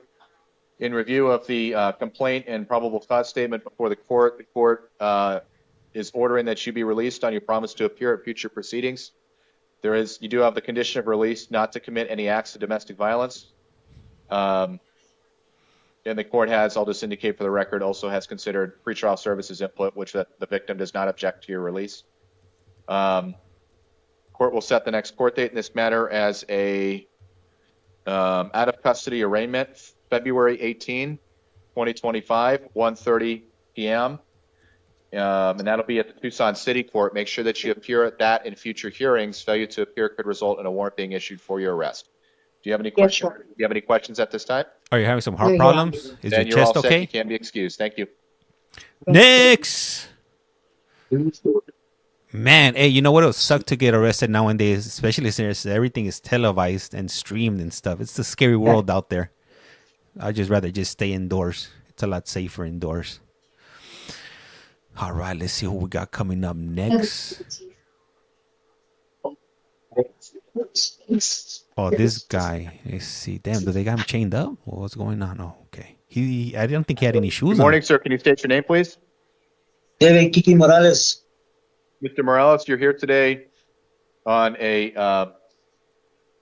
felony charge of aggravated DUI. It's a class 4 felony. You do have a right to remain silent. Anything you say can and will be used against you. You do have a right to assistance of counsel, and there is provisional counsel seated next to you to assist you.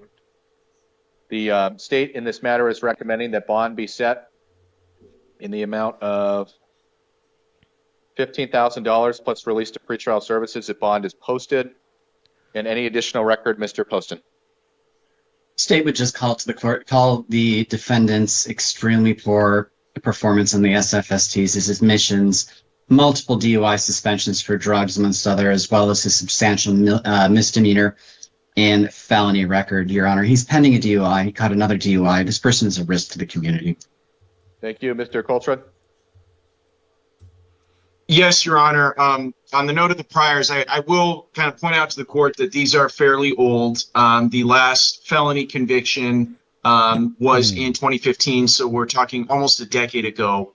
I understand that there is, that the court's inclination is likely to hold Mr. Morales. I would point out, though, that for aggravated DUIs, it is the Pima County Attorney's Office policy to dismiss these cases prior to indictment if the blood results have not been obtained. I suspect that is what is going to happen here. So if you do hold Mr. Morales on a bond, it's not going to be for the safety of the community or anything like that. It'll be for approximately 8 days before the county attorney's office dismisses his case and reindicts him at a later date once the blood results have been obtained. So for these reasons, Your Honor, I don't believe that the bond sought by the county attorney's office is appropriate here, I'd ask that you release Mr. Morales to pretrial services while his case is pending. If the case is dismissed and reindicted at a later date, it'd likely come in on a direct indictment for which he would be, essentially released on his own recognizance on his promise to appear at future court dates. So for these reasons, Your Honor, I'd ask that the court not beat around the bush and release him to pretrial services. Thank you. Judge? Go ahead, Mr. Poston.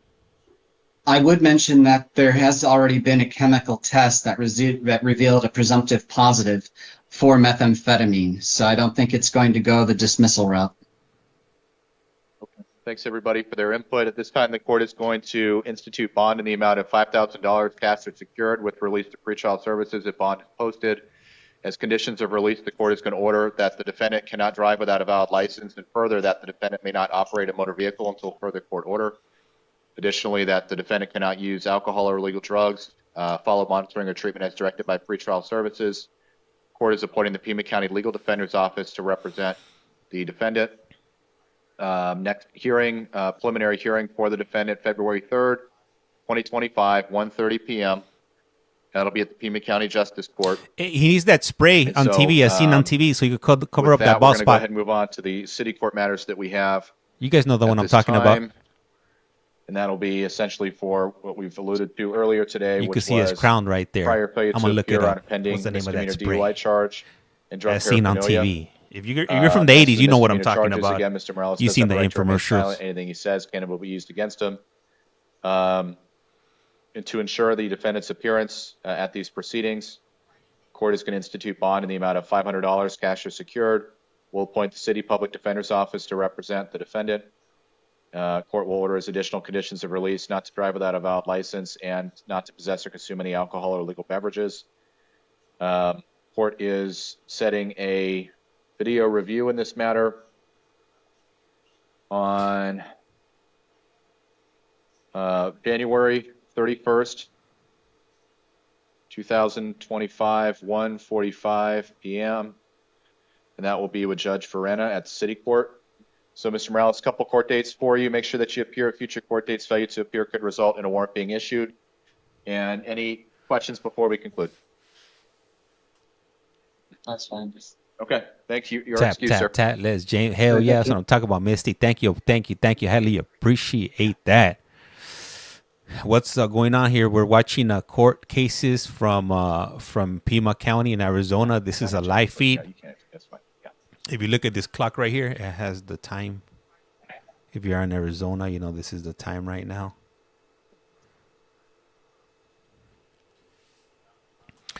How is everybody doing today? Where are you guys tuning in from? I'm curious to find out. Is anybody from outside the country? Anybody from California, Arizona, Utah? Can you get in trouble for doing this? Not unless somebody tells on me. Is somebody going to tell on me? You guys look like a bunch of stand-up individuals. Now in Arizona, this is it's public information, so they don't have a thing on there saying that that don't stream. New York, Arizona, Canada. Do you also do Illinois? Okay, good morning, ma'am. Can you state your name, please? I have not. Ms. Evans, you're here today on a felony charge of theft. Too many. You do have a right to remain silent. Anything you say can and will be used against you. You do have a right to assistance of counsel. There is provisional counsel seated next to you. The state is recommending that bond be set in the amount of $5,000 plus release to pretrial services if bond is posted. North Dakota. Mr. Poston, any additional records? No, Your Honor. And Mr. Contra? If I could have a moment, Your Honor. That's fine. All right, they're gonna have a moment right now. They're gonna discuss their what is a strategy for the defense here. I don't think she's gonna get out of it. And the husband's out there too. Like there's. You never know. I understand. Turn off the microphone. Hello. The situation. Like the judge could hear Your you. Honor, Counsel, you're going to want to mute. Hello. Your Evans is a mother. We're asking that you release her to pretrial services. We're not looking at any prior convictions at the felony level, no prior violent felonies. And the thing that I would like to note here, Your Honor, is that what is alleged is essentially an attempted theft of means rather than a completed theft, as is listed on the complaint in terms of the charge. Because it seems as though the vehicle that the state is alleging was attempted to be taken was in fact recovered. And based on the way that the complaint is written, it doesn't seem as though this was a completed offense. And so for these reasons, Your Honor, I ask that you give Ms. Nevins the opportunity to participate in her case with her attorney on the outs rather than here in jail, so that she can maintain her home with her family and her children. So for these reasons, I'd ask you release her to pretrial services. Well, so this week we've done a lot of these different types of theft cases. I think on the spectrum of severity of the cases the court has seen, at least just this week alone, I think this kind of falls on the lighter side of things. And the court also believes that if we have some strict prohibitions within the conditions of release, I think that would probably reduce the risk of recidivism in this matter. I don't see any violent aspect to this. So in light of that, what the court's going to do is the court's going to order that the defendant's released to these third-party supervision of pretrial services. Ms. Nevins, imperative that you follow any monitoring or treatment as directed by pretrial services.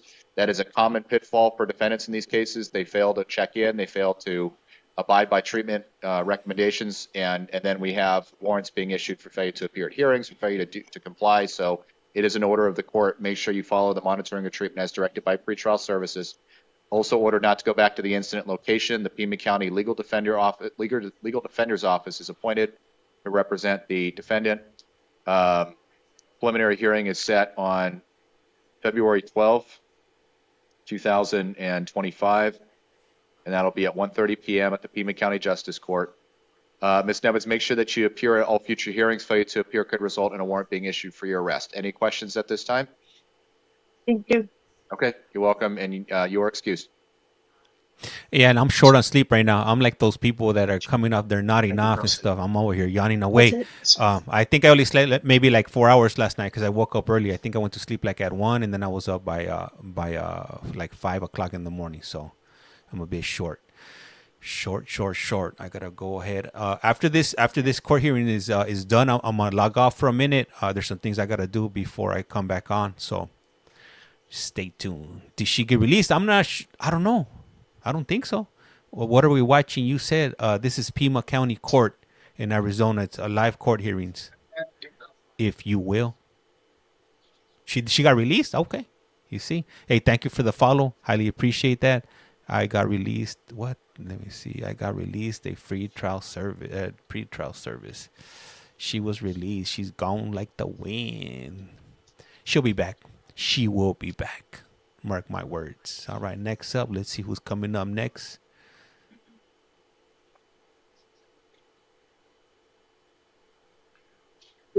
Morning, sir. Can you state your name, please? Angel Alvarez. Mr. Alvarez, you're here today on felony charges of narcotic drugs for sale and possession of dangerous drugs for sale. These are felony offenses. You do have a right to remain silent. Anything you say can and will be used against you. You do have a right to assistance of counsel. There is counsel seated next to you to assist you on today's date.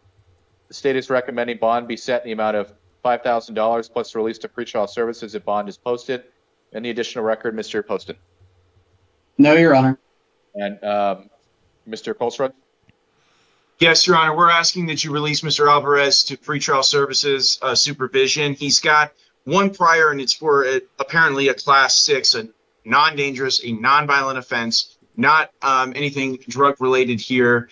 He's a young man. He is married, and he has a home to go to with a valid address and transportation to and from his court hearing. So I would ask that you give Mr. Alvarez the opportunity here to participate in this case and remain in his home while he defends himself with the assistance of counsel, rather than remain here in the jail where it seems as though he's had some difficulties as it pertains to his health. So for these reasons, Your Honor, I'd ask that you release Mr. Alvarez to pretrial services. Their supervision is more than sufficient to ensure that he participate in his case.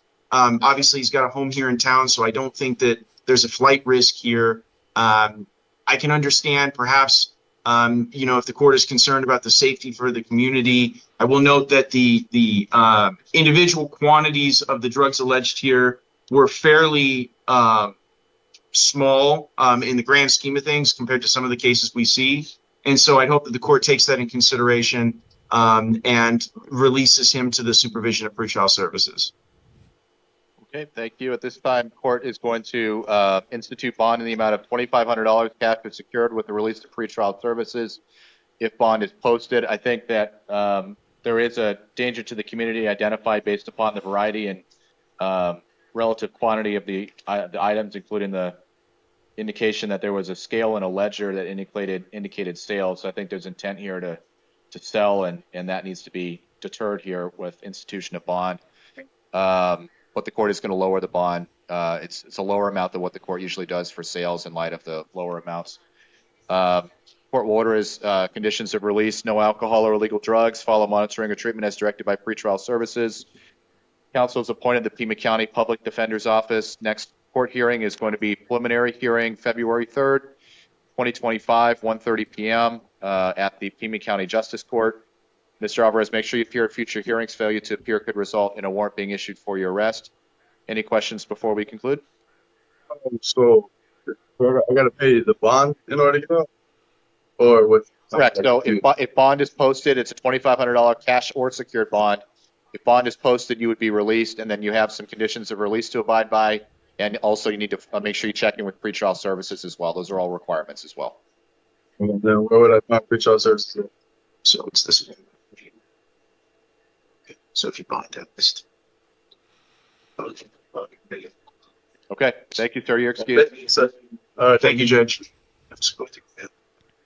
How do I figure out how to get charged?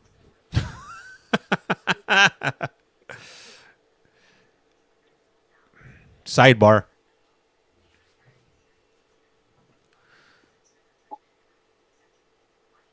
What is bro doing? Dude acting like he knows what it be. Just one moment, sir. We'll get started with your initial appearance. What do you guys think this guy did right now? Good answers only. Wrong answers only. Made up answers only. So he got out. Shit, we could get that bail money, that 2,500. DUI. Okay, good morning, sir. Can you state your name, I please? like that. Oscar Guillermo Angulo Hecari. Okay, Mr. Angulo Hikari, we have you here today on, let me pull up your file here. All right, so we've got you here today on a charge of wrong file here. In the future, it's going to have to be by emoji only. Possession of narcotic drugs for sale. This is a felony offense. Transport of narcotic drug for sale. This is a felony offense. You do have a right to remain silent. Anything you say can and will be used against you. You do have a right to assistance of counsel. There is counsel seated next to you to assist you.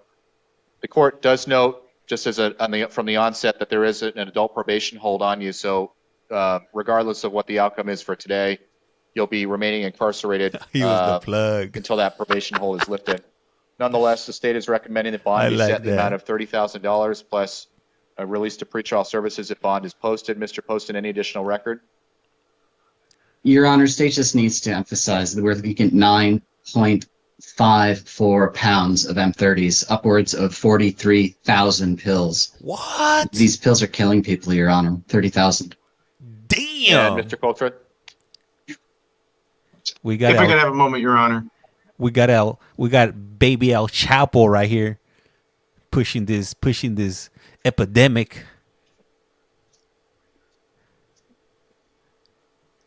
Hey, like that one lady from yesterday, that lady had 32 pounds. That tia, somebody's tia, she was pushing that weight. Yup. Semi-homemade. He was pushing. He was definitely pushing. He wasn't pushing 1 or 2 pills. Me here with my 2 Tylenols. Dip the plug. He's the double plug. Hey, 336_justice17. Thank you for the follow. Highly appreciate it. And remember to follow. My apologies, Your Honor. Given the probation hold here, and I don't have any information as to the nature of that hold or anything on that. Pretrial services did not include that hold on their workup in Oscar's case here. So given that, I would ask for a nominal bond. I understand, the danger that these pills present as alleged by the state. It's very clear from the complaints that Mr. Angulo Hecari here is not engaged in the sale, the use, or anything beyond literally having these drugs allegedly in his possession. It's very clear, too, that he is someone who is employed here in town. He's got a home to return to. He's got a family here in town.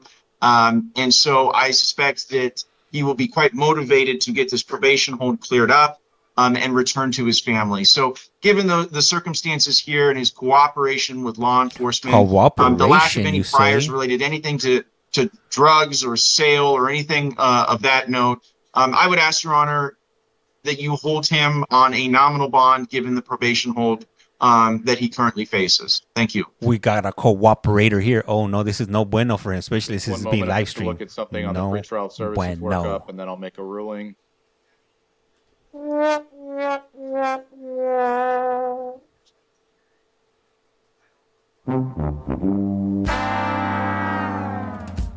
He chose the wrong door. Okay. Hey, thank you, Ostrich. Highly appreciate that.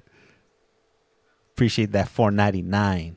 Institute bond in the amount of $20,000 cash or secured with release to pretrial services if bond is posted. It's a staggering amount of pills. I know the circumstances if you're unclear, but that's at least $200,000 in product. It's just the court. There's a danger to the community. So conditions of release are no alcohol or illegal drugs, monitoring or treatment as directed by pretrial services. Additionally, the defendant shall contact his probation officer on the first business day following release as an additional condition of release. Counsel has appointed the Pima County Public Defender's Office. Preliminary hearing, February 3rd, 2025, 1:30 p.m. at the Justice Court. And that should cover it for now. Sir, any questions before we conclude?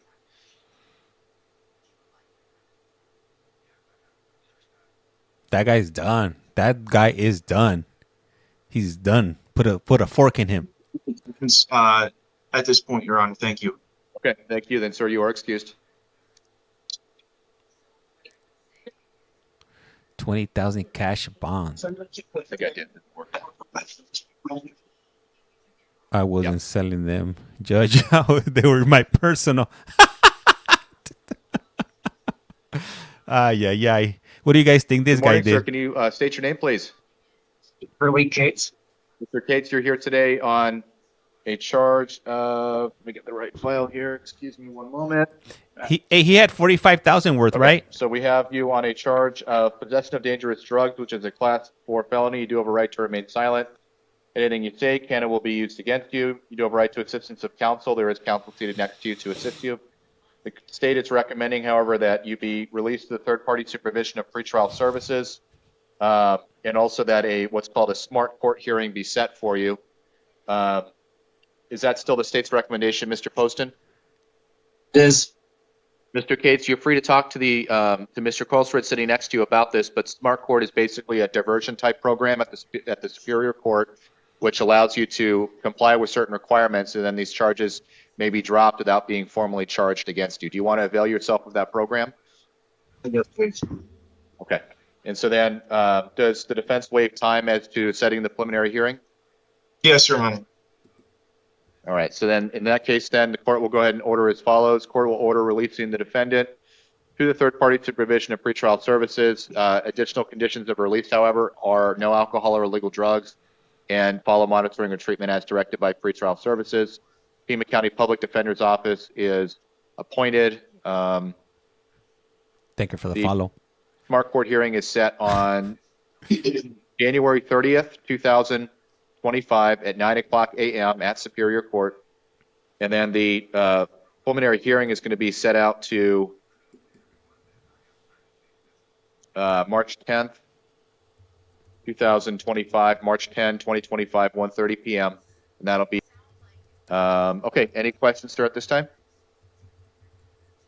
Okay, you're excused. Thank you.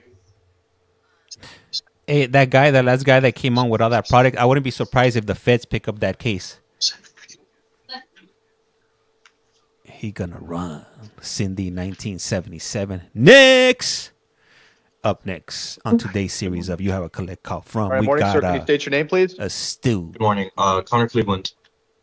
Mr. Cleveland, you're here today on a charge of burglary in the 3rd degree. This is a class 4 felony. You do have a right to remain silent. Anything you say can and will be used against you. You do have a right to assistance of counsel, and there is counsel seated next to you to assist you. State is recommending bond be set in the amount of $1,500 plus release to pretrial services. Any additional record, Mr. Poston? Your Honor, that should have been $2,500. I apologize. Okay, so amending then the recommendation $2,500. Okay. Yes. Any additional record? No, Your Honor. And Mr. Coltrane? Yes, Your Honor. I'm going to ask at this point to release Mr. Cleveland to pretrial services supervision here. He's got one prior that was designated as a misdemeanor, so we're not talking somebody with any felony history. He's a young man. He lives here in town. He's employed. And so those are all reasons to show that he's not a flight risk, that he is somebody who can and will participate in his case if he is to be released. I will note that this is not a violent crime. What's been charged is burglary in the 3rd degree, not theft. And it's important to note that the amount that was actually alleged in the complaint is $4,300 worth of items. It's not clear what items. Apparently, there's another suspect who is not being indicted here today. So it's not even really clear what the state is alleging Mr. Cleveland's involvement was. And so, you know, $2,500 is more than 50% of what the items, the value of the items that they're claiming was taken. And he's not even charged with that. So for these reasons, Your Honor, I think pretrial supervision is more than sufficient to ensure that Mr. Cleveland is showing up to his court dates, staying here in town, and staying out of trouble. Thank you. Well, I think as the court previously observed earlier today, I think in looking at these various theft cases, it is encouraging in this one that there isn't any instance of violent activity. No firearms located, nothing to suggest that there's an extra element of danger. I think that it sounds like there was certainly some violation of trust here if there were keys used, which were previously had for prior tenancy. All in all, Mr. Cleveland, the court's going to give you a shot here, and the court's going to order releasing you to pretrial services. Please make sure that you follow all requirements. It's likely that there's a conviction in this case or a plea, you're going to probably be doing some restitution anyways to the victim, but the court's going to give you an opportunity here to try to make right on this without being further incarcerated. However, you do have some conditions of release. If you violate these conditions, that could cause you to be reincarcerated. Follow monitoring or treatment as directed by pretrial services.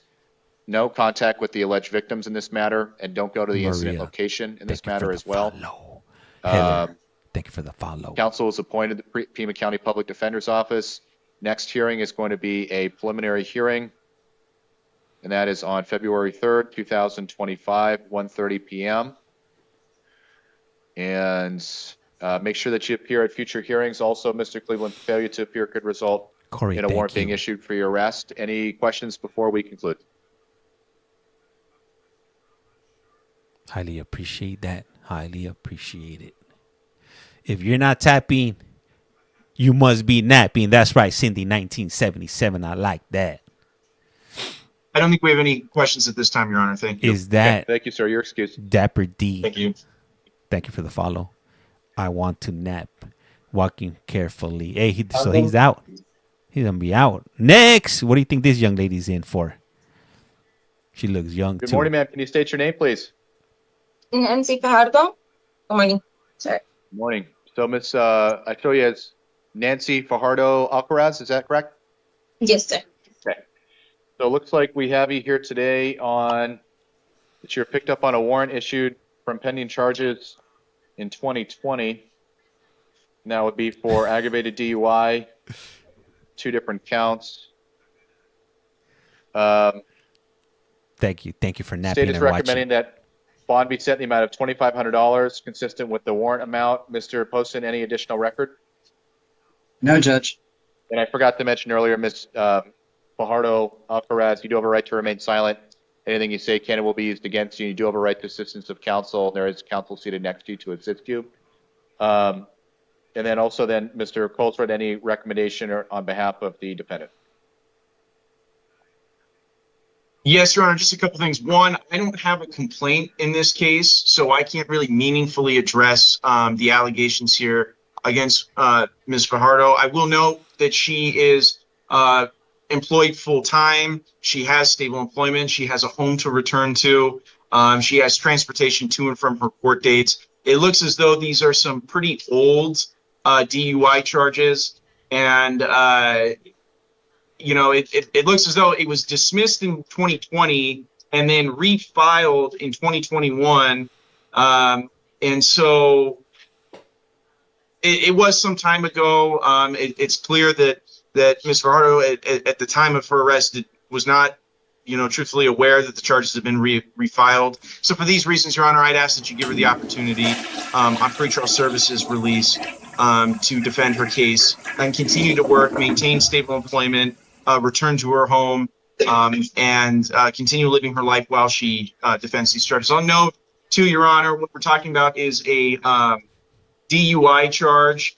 And, you know, we're not talking about a violent crime. We're not talking about anyone here being injured, according to what pretrial services has noted. So for these reasons, I think that the community would be quite safe, Your Honor, if she is released, given that she's been out for the last 5 years, 4.5 years since the incident date, without any further issues. So for these reasons, I'd ask you to release her pretrial services. Okay, thank you.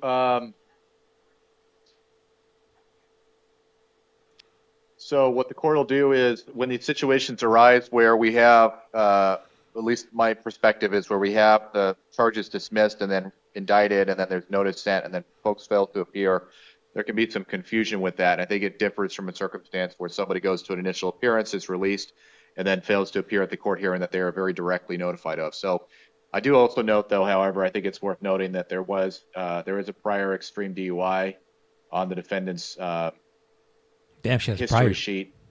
And this is sort of a second DUI offense, so I'm concerned about that. So instead of releasing on promise to appear, I'm going to release to third-party supervision of pretrial services, and there will be some additional conditions of release.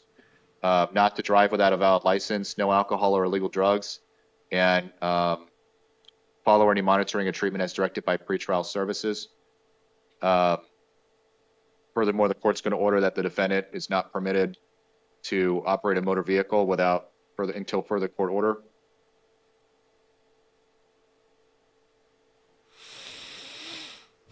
No, pues wow.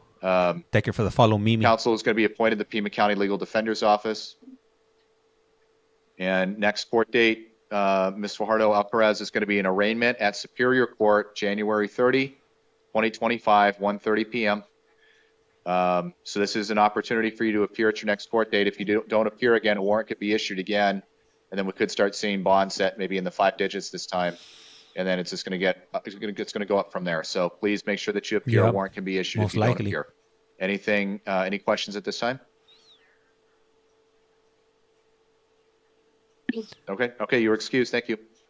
Thank you, Judge. Damn, for Thursdays? For drinking on a Thursday? Man, it's kind of early. Don't even wait for the weekend. Was pre-gaming it. Next!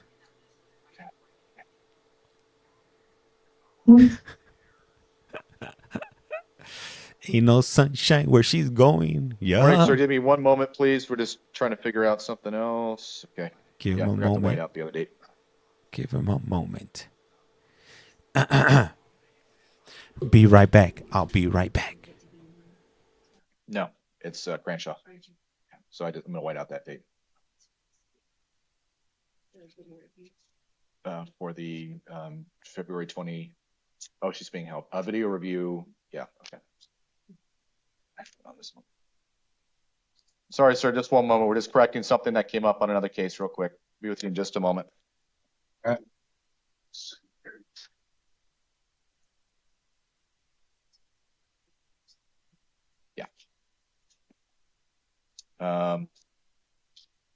So we may need to bring her back to let her know.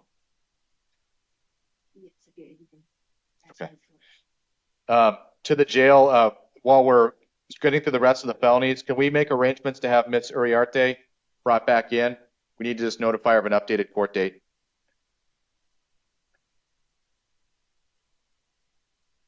we could just do that. We can do that after the felonies if that's okay. That's fine, Your Honor. I'm going to hold on to her file then. Okay. All right. Sorry, sir. Can you go ahead and state your first and last name? Christopher Horton. Okay. All right. So, Mr. Horton, we've got you here today for an initial appearance as to unlawful use of means of transportation, which is a Class 5 felony. You do have a right to remain silent. Anything you say can and will be used against you. You do have a right to assistance of counsel. There is counsel seated next to you. In this matter, the state is recommending bond be set in the amount of $2,500 plus release to pretrial services. And Mr. Poston, any additional record? No, Judge. And Mr. Coltrane.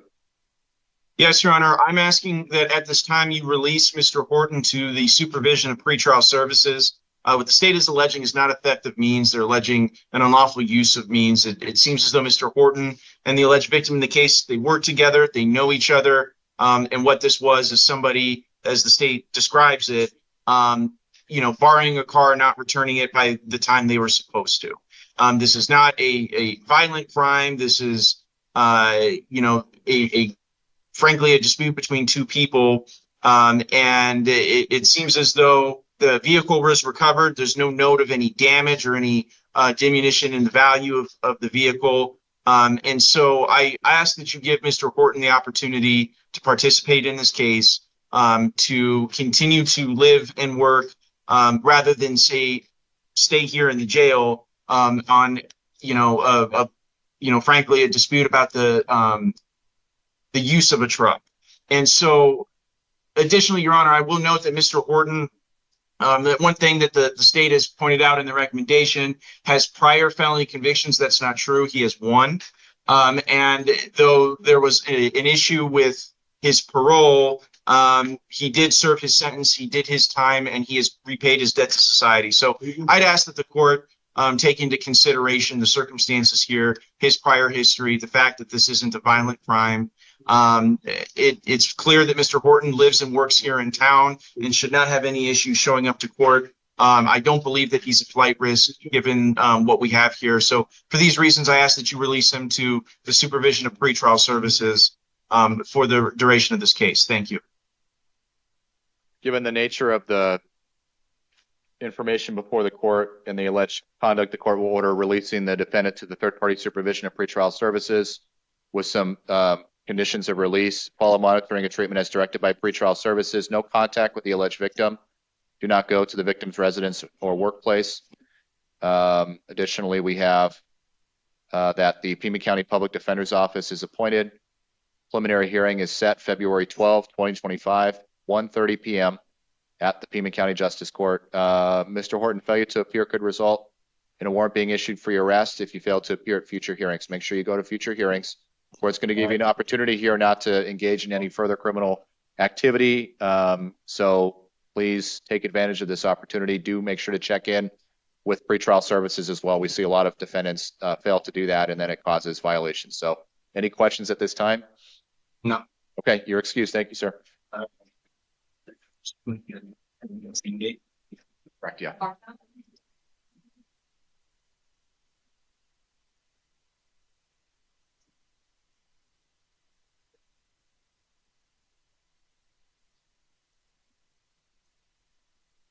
Okay, good morning. Can you state your name, please?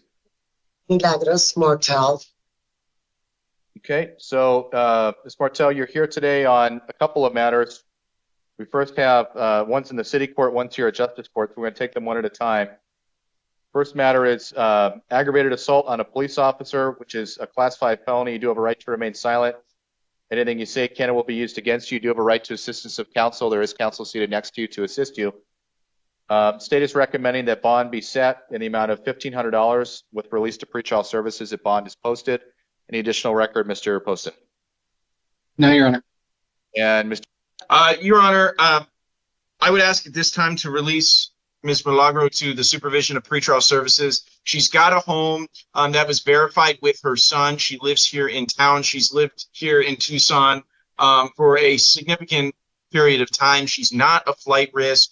And, you know, one thing I would note is with the allegations here is that there's no prior felony convictions. And, you know, the circumstances alleged here are, as the state describes them, what we're seeing is, I think, someone experiencing a mental health crisis rather than true, criminal intent. And I will note that under, the way that this is described is an aggravated assault on a peace officer. The other way to describe it is an aggravated assault on somebody directed by a healthcare worker, because it seems as though the individual allegedly assaulted here was off duty and working at a hospital where Ms. Milagro had been checked in at. And so under those circumstances, if described as somebody directed by by a healthcare professional, there is an exception under the statute for somebody experiencing, a mental health crisis, for lack of a better term, who doesn't have the requisite mens rea to, have committed an intentional assault on somebody directed by a healthcare worker. So that's another way to look at this case, Your Honor. I would encourage the court to examine it through this lens of somebody who is in the hospital for a specific reason, and obviously not having their best day, to put it lightly, and being in this situation. So for these circumstances, the lack of history, the home that she has to return to, the lack of any sort of flight risk here, I would ask that you release Ms. Milagro to the supervision of pretrial services so she can continue with whatever treatment is necessary and defend her case from her home where she's resided for what appears to be at least 15 years, if not more. Thank you. Thank you. At this time, the state is going to adopt the state's recommendation. Bond is set in the amount of $1,500. Cash is secured with release to pretrial services if bond is posted. Conditions of release: no alcohol or illegal drugs, no firearms or weapons, monitoring or treatment is directed by pretrial services. Further, not to go back to the incident location unless in case of an emergency. Pima County Public Defender's Office is appointed. Preliminary hearing set February 3rd, 2025, 1:30 p.m. at the Pima County Justice Court. Failure to appear at future hearings could result in a warrant being issued, so please go to future hearings, Ms. Martell. And then we're going to go ahead and proceed to your city court matter, which is essentially charges arising from the same incident, but different charges. You're also being charged with assault and disorderly conduct arising from this incident. Ms. Martell, you do have a right to remain silent. Anything you say can and will be used against you. Because you're being held in the other matter, in order to give you appropriate time credit, as if applicable in the city matter, the court is going to hold you on a separate nominal bond of $50, cash or secured, for the city court matter, not to possess any alcohol or consume any alcohol or illegal drugs, and not to go to the incident location unless in case of emergency. The court will appoint the city public defender's office to represent you, and we will set your next court date, January 31st, 2025, 1:45 p.m. for video review at the city court.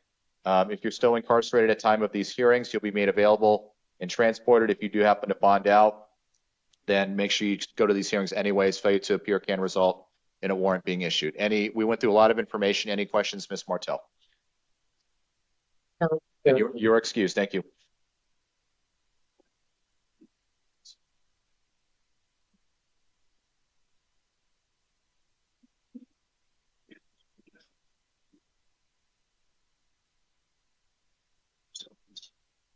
Okay.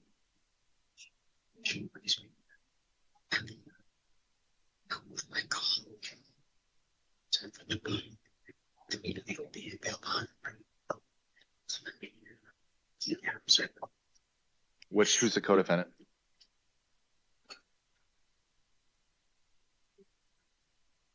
Okay. And so we had to do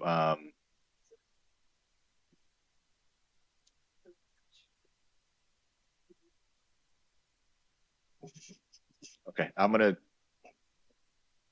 not sure what you're saying, but let me just go ahead and proceed on this, and we'll see from there. Good morning. Can you state your name, please?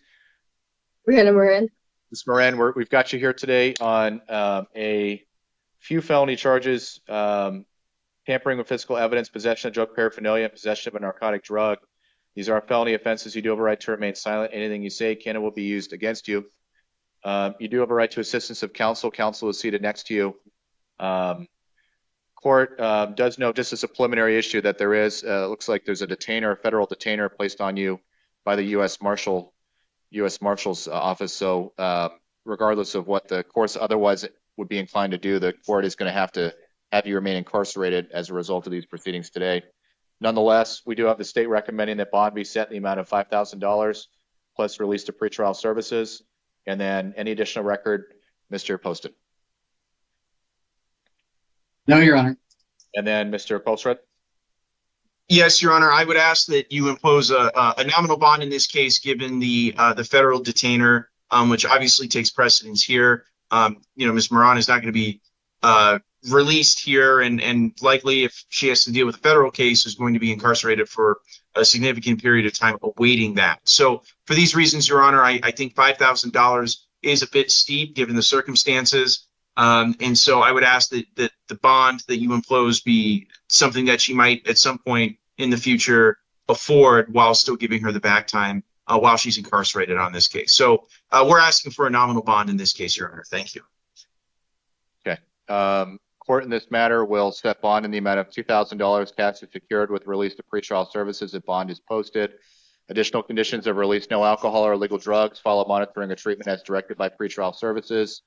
And counsel will be appointed to the Pima County Public Defender's Office. Let me check on the court date. We need to set one moment, please.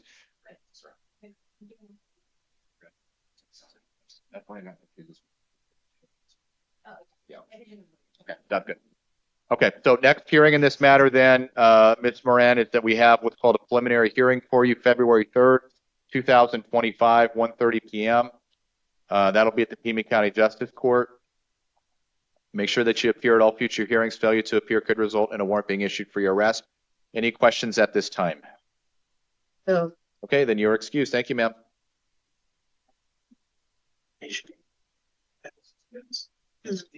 That's a separate issue. Just discuss. Sorry. You're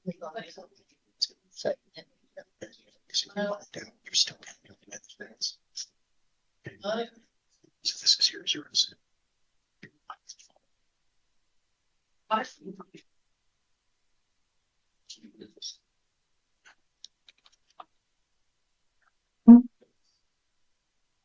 Good morning, sir. Can you state your name, please? Joseph Potter. Mr. Potter, we've got you here today on a charge of theft, by means of transportation, which is a Class 3 felony. You do have a right to remain silent. Anything you say can and will be used against you. You do have a right to assistance of counsel, and there is counsel seated next to you. In this matter, the state is recommending for this charge that you be held without bond. It appears that on or around January 9th, you were released on conditions on pretrial services to third-party supervision of pretrial services. And so, Mr. Poston, my understanding is that there is a pending felony charge, and then the defendant was already on release? Yes, Your Honor. Okay. Any additional record that you want to make as to the request? No, Your Honor. And then, Mr. Colstrud, any additional record? The only thing I would note, Your Honor, is that it was fairly recent that he had been released to pretrial services in this case. I've been checking. And he had been checking in with pretrial services and had been compliant. Obviously, he is innocent unless the state proves him guilty. I understand that the state is asking the court to hold him without bond on this case and set that no bond hold. I will say it's quite frequent that these no bond holds get set, and then they do not proceed to an actual no bond hearing. I suspect this might head that way, and so I would object and ask the court to proceed with setting a bond or discussing that here today. Okay. Given the circumstances, I think the fact that this happened relatively recently from release actually, I think, weighs against the defendant in this case. Court is going to adopt the state's recommendation. Defendant will be held without bond. No bond hearing is set January 28th, 2025, 2:30 p.m. at the Pima County Superior Court. Monitoring the additional conditions of release if bond is initially set and release is granted. Monitoring of treatment as directed by pretrial services. And also that the defendant shall not go to the incident location. Pima County Public Defender's Office is appointed. Do we need to change that given that there's no bond hearing?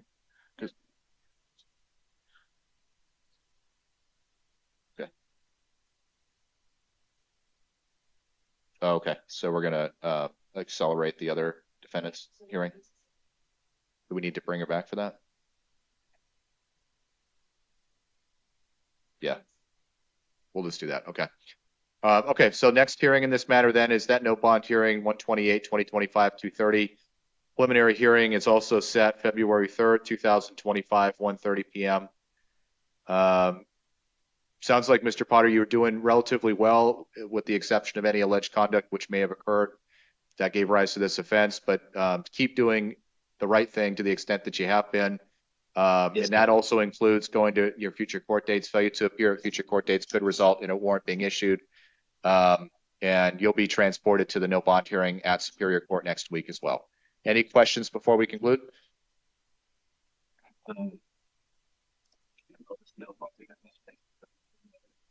No questions for the court at this point. Okay, thank you, sir. You're excused.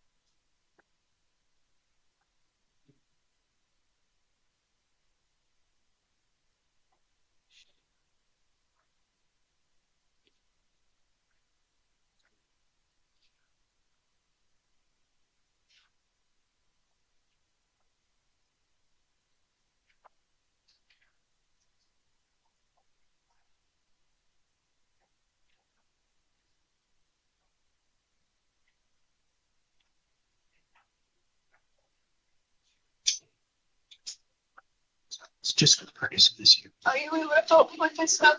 I turned in and he needs to help translate to the judge. Sorry. Just give me Okay, good morning. Can you state your name, please? Elva Louise Wayville, Your Honor, I need to advise you that emails were sent in as well as federal application funding applications were sent in with documentation over Title 42 on the address 41112 East Flower Street 2. Both of my lawyers, my defense attorney that I'm currently waiting to deal with court on the 29th to meet with. And I sent over my housing situation as well as his legal secretary and the entire office of the defense attorney, Tucson City Court's secretary, as well as Tyler for the law firm of Bates in Arizona. Everything was fully sent. All documented. However, the people that did again to cut off those lives have past history with me and are insanely violent. I turned in and pointed out my electric company. Ms. Weibel, I'm going to go ahead and stop you at this point. It sounds like you're talking about the incident offense. I have to let you know that you are facing 2 felony charges at this point. Disorderly conduct with a weapon, burglary in the 2nd degree. These are felony offenses. You do have a right to remain silent. Anything you say, canon will be used against you. You do have a right to assistance of counsel. There is counsel provisionally seated next to you. The state is recommending bond in the amount of $7,500, then release to pretrial services. The bond is posted. Mr. Posted, any? No, Your Honor. Mr. Colford, any additional record? Yes, Your Honor. Finally pulled out guilty of taking it to trial. Because those assessments say it's now that's one of them. They muted her.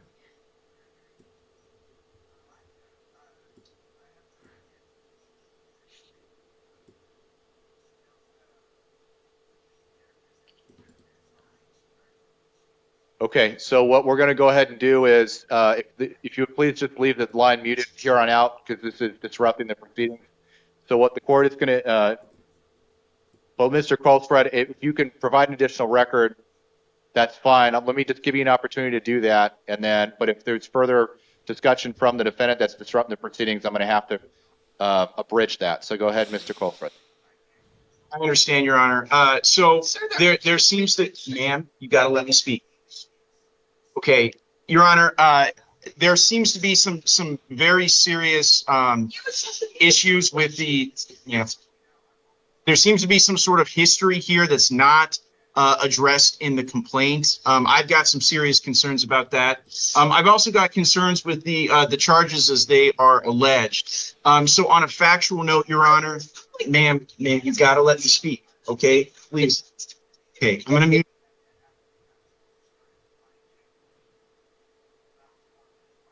Damn, man, that's a trip. Okay. I'm not sure what she's going on, but obviously she's in despair right now. Your Honor, what the state is alleging is that she committed disorderly conduct with a deadly weapon or dangerous instrument. And based on what the state has alleged here, I don't think that they can meet that element just as an issue of probable cause. What they're claiming this dangerous instrument to be is a butter knife taped to like some sort of metal rod. It doesn't say a sharpened butter knife. I don't know. I can back together my cart and vacate. I can't imagine a situation in which a butter knife could be threatened in a way that it is readily capable of causing serious physical injury. So I don't believe that there is probable cause for disorderly conduct charge in this case. And as for the burglary, Your Honor, ma'am, okay. As for the burglary, Your Honor, burglary is is entering into a building with the intent to commit a theft or another felony therein. I'm not certain, based on the complaint here, what the other felony was, because of the disorderly conduct, based on the way it's been alleged here in the complaint, seems to have occurred out of the unit itself, based on where everybody was standing in the complaint and how it's described. So for these reasons, Your Honor, I would ask that please stop. So for these reasons. Okay. At this time, the court is going to order continuing today's initial appearance to the afternoon session. I'm not confident that the defendant is cognizant of the current proceedings, and the disruption of the proceedings is impairing the court from making a ruling on the matter. So this order continuing the initial appearance to this evening as well. And thank you, ma'am. You are excused at this time. Unhinged, Miss Lucia. I think we just have to bring back Miss Oriarte, so I'll drag her away. Vámonos. Help me, somebody. And then to the jail. That's it for our regular. But we just have to bring back Miss Oriarte for the notification of the court date. Is she in the back by chance? Yeah. My apologies. My wife tells me that I have Tourette syndrome. Sorry. Oh no, yeah, I think no the line's bueno. muted now. Yeah, what's there? Is she coming in soon? Yes, Your Honor. Taking Weibel back. They should be bringing her shortly. Excellent, thank you. Thank you, Oh everybody, for your help damn, today. we're at 99K. Hell, hey, that's right. Hey, what's up? Let's hit that 1K. Yo, Unc Harvey, what time we on tomorrow? Tomorrow we'll be on by 8 o'clock. You know what I'm saying? No doubt. My thumb hurts. Hey, Cindy, my apologies. Hopefully you don't get carpal tunnel because I can't be held responsible. You're going to have to go after TikTok on that one. 200K white rugs. I've been here since 7:55. Does anybody got a job here, man? What's up? Yeah, you've been here for 2.5 hours already. Damn, going on 3 hours. Now, Unc Harvey. Do you? We don't work. Hi, welcome back, Mr. Uriarte. We just wanted to make sure that you were aware of an updated court date. It looks like I had filled in, I made an error with filling in your court date. So I just want to make sure you get actual notice of that date. It's January 31st, 2025 at 1:45 p.m. at the city court with Judge Cranshaw. The paperwork we had filled out said something different. So do you have any questions about that court date? So, Your Honor, that was January 31st? Correct. 31st, 1:45 p.m. And that's what Judge Cranshaw. I think we had indicated a different judge and a different date. But everything else is still. Everything else. But everything else. Correct. Everything else is still the same. I'm listening at work. Thanks, Mr. Uriarte. Have a good day. We are all waiting to hear from. Oh, okay. Look, right now I got one coming up from California. Right now, we're jumping on California right now. Okay, we're gonna be about 20 minutes late, but hey, better late than never, right? Let me get it up. Just hold up. Don't panic. I gotta open up my links over here. This is hopefully. Oh no, hold on. This was yesterday. I opened the wrong one. Let me see here. I gotta open up this one right. Hey, gracias, road trip. Highly appreciate that. Let me see. Join teams on browser. Here we go. Let me move this over here to this side. All right. So I know you guys have been asking me about California. This is the closest thing that we're going to be able to get in California for a board of parole hearing. Hopefully it works. You see right there, we got the team's logo right there. Hey, thank you, Ashley. Highly appreciate that. I wonder if they gave that girl her medicine. Probably not. Everybody probably forced it down her throat. All right. Let's see. Open up. Come on, open up. All right. James Flores. All right. Got to keep my camera off. And let me turn off my microphone. Because if not, I'll be talking in the hearing. Here, join now. Vámonos. Let's see. Okay. Oh, let me get you guys on the screen right here on LYT. I got it. Let me see. Window capture. Give me one moment. Are we in? Okay, we're in. I think we're in. Oh, no, sorry. Can't connect. What do you mean I can't connect? Try again later. We got to get in right now. Today's the 23rd, right? Let me see. Just give me a moment. Just bear with me. I'm trying to look for these. Here it is. What? Sorry, couldn't connect. You guys got to let me in. What's up here? Join now. Gonna give one more time. This is my second job. We got board hearing. And, well, you know, it's the recession. It's that one. It's okay. We're waiting to be. Wait. Anti-recidivist coalition, and outside of that employment now, which I'm still doing.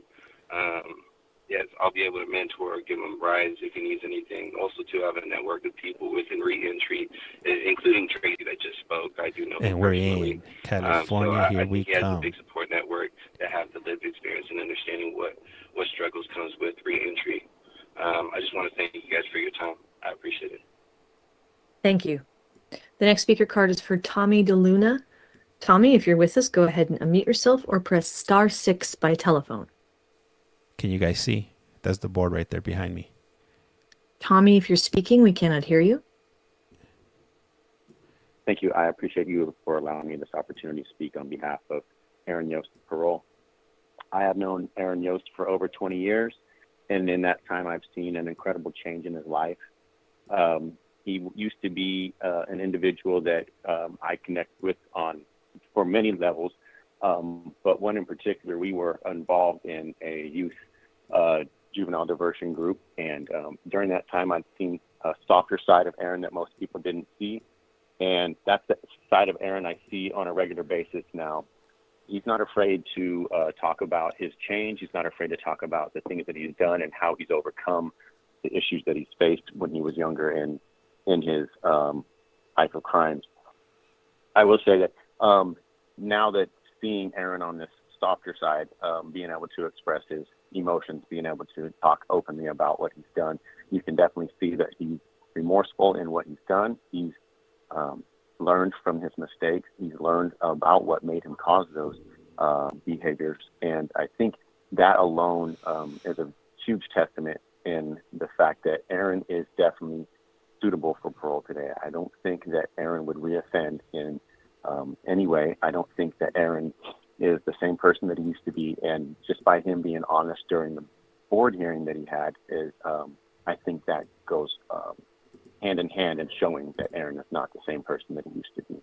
So with having said that, he does have a huge support network, as you heard today, from Christian, Tracy, and Tamara. I definitely think that he knows he can rely on us when he does have struggles, and we will be there to help him through those struggles. I am also a life coach and an employment specialist at a nonprofit that works with formerly incarcerated system-involved individuals, so I will be there in any way that I can. And I appreciate you giving us this opportunity and speaking on his behalf, because we do believe it's time for him to come home. Thank you very much. Thank you. If you would like to speak in support of Aaron Yost and are on video, please raise your hand using the Microsoft Teams button, and I'll call on you when it is your turn to speak. When families call in, man, if it gets really emotional. If you're on the phone and you want to speak in support of Aaron Yost, please unmute yourself by pressing *6 and identify yourself. Is there anyone else who has not spoken who wants to speak in support of Aaron Yost? AZ's better, yeah. Now this is going to be slower down, but yeah. Chairperson, there appear to be no more speakers in support for Aaron Yost. There's no court right now in Arizona. Thank you, moderator. We'll now take speakers in opposition to Aaron Yost. We have a speaker card for Linda Dunn, DDA of Riverside County. Go ahead, this is Linda. Live. Can I call? Yeah, you can. Again, you can. There's a number. I could give it to you when I call in. In the report dated January 7th, 2025, investigators completed a report in December on Mr. Yost's restitution fraud. Mr. Yost did admit to this during the hearing. He told Commissioner Dudem on page 27 of the transcript that, yeah, he had family members put money on another inmate's books. The problem with this is it's a felony, as pointed out in the report let me pull by up the information. parole administrator. Restitution fraud is a violation not only of Title 15, Section 3192, but it's a violation of Penal Code Section 155.5b, which is a felony. So, if Mr. Yost told the commissioner he committed a felony in 2022 and he gets a grant and that grant is affirmed, what does that tell everyone? It's okay. Commit a felony, just admit it, you're going to get out. That's not what we need to be telling people. People that commit felonies in prison and aren't caught do not need to be rewarded for that behavior. So we would ask this full board to please read the confidential report that we don't have access to, compare it with the admissions made by Mr. Yost during the hearing, and do the right thing, which is to rescind the grant and set it for a new suitability hearing. Otherwise, your own investigators, what are they working for? Thank you very much for your time. Thank you. If you would like to speak in opposition to Aaron Yost and are on video, please raise your hand using the Microsoft Teams button, and I'll call on you when it is your turn to speak. If you're on the phone and you want to speak in opposition to Aaron Yost, please unmute yourself by pressing *6 and identify yourself. Is there anyone who has not spoken who wants to speak in opposition to Aaron Yost? Is there anyone else who has not spoken who wants to speak about Aaron Yost? Chairperson, there appear to be no more speakers for Aaron Yost. Thank you, moderator. The next case is CARLINE BALBUENA, X number 33749. That's a woman. Item number 28. Moderator, please call speakers in support. Thank you, Chairperson. The first speaker card I have is for Karen Araujo. Karen, if you're with us, go ahead and unmute yourself. Your 2 minutes starts when you get to speak, or press *6 by telephone. Hi, good morning, everyone.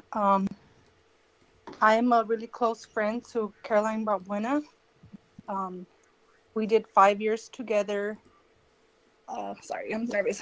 I was formerly incarcerated with BALBUENA for 5 years. I was able to get to know her personally. We were part of the Asian Pacific Islander group, where we shared the beautiful culture with the rest of the ladies to bring awareness to the prison and life. She taught me how to dance and build strong community. She also taught me how to play the guitar, which helped me have an outlet for my stress. We also lived in the honor dorm and attended Bible studies and other self groups. self-help groups. I also worked with her in PIA Dental, where she was a consistent hard worker. I have watched her work on herself very hard and help many other people. I remember Ms. Balbuena volunteering with the ladies in SNF, and we organized an API group to go dance for them and pamper them to lift their spirits up. I believe she is ready to be released. I will be out here supporting her. I have many resources. I work with Homeboy Industries. I work with the at-risk youth, and I will be out here to support her. Thank you for listening. Thank you. The next speaker card we have is for Patricia Wiley Dixon. Patricia, if you're with us, go ahead and unmute or press *6 by telephone. Good morning. I am a member of AmeriCorps within the California Justice Leaders Division. Our program is about tapping into the leadership skills of system-impacted people. We educate them in all record-clearing pathways that are available to them and encourage them to seek all that apply to become more productive in the community. I am supporting my friend and most importantly, my sister in Christ, CARLINE. I understand the seriousness of the matter. I hope that mercy will be shown. I am writing to express my support for CARLINE, who is currently incarcerated at Central California's Wound Facility. That is I true. know she will be a valuable asset and member of society. I firmly believe that CARLINE has demonstrated significant personal growth, remorse, and rehabilitation. I've had the honor and privilege of knowing CARLINE since 2022. I've witnessed firsthand her transformation and commitment to positive change. Furthermore, CARLINE has developed a strong support network of friends, family, churches, and mentors who are committed to providing CARLINE with guidance, structure, and encouragement needed to ensure a successful return to society. The individuals, including myself, are confident in CARLINE's ability to lead a productive and law-abiding life given the gracious opportunity through parole. The support system in place, combined with CARLINE's commitment to rehabilitation, provide a strong foundation for CARLINE to succeed upon release. I kindly request that the Board of Commission review CARLINE's case with compassion.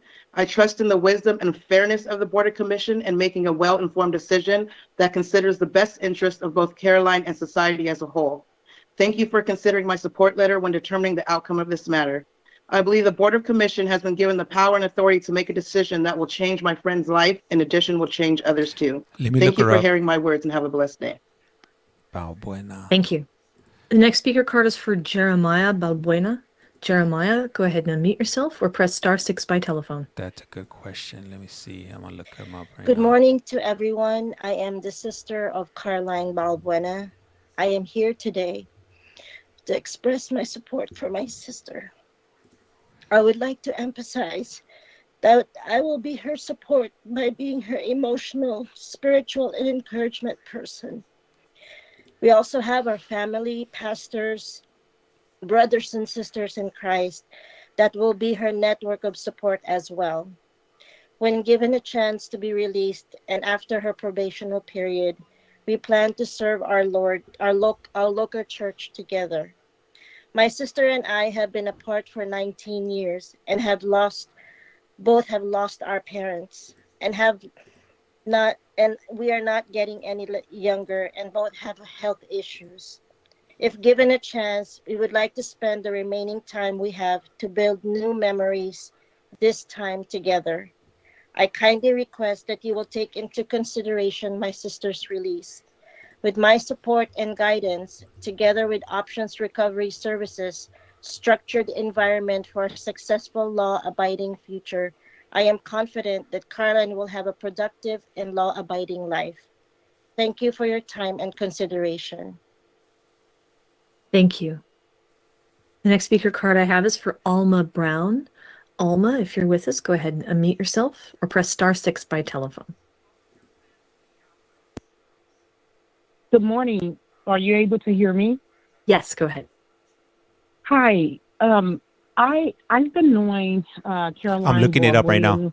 Buena for about going on 4 years now, I believe, or 3.5 years, and I'm very supportive of her. And I was incarcerated as well at VSPW, and I have went to school and graduated and have my degrees, and I work for Bay Area Community Service. So my support with her, and I'm her sister in Christ as well, and her friend. My support with her would be transportation, financial support, and also substance abuse for any relapse or anything.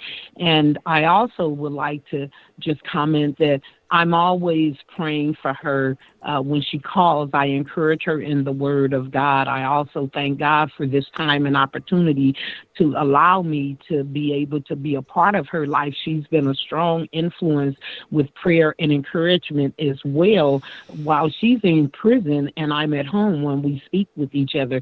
So I thank you all for considering her, and I believe that she will be a strong influence and have a great impact if she's released from incarceration at VSPW. She will be a great community asset, and she will not disappoint anyone that's on the commission board. And I thank you very much for considering her, and I'm praying that you all have a heart to release her this day.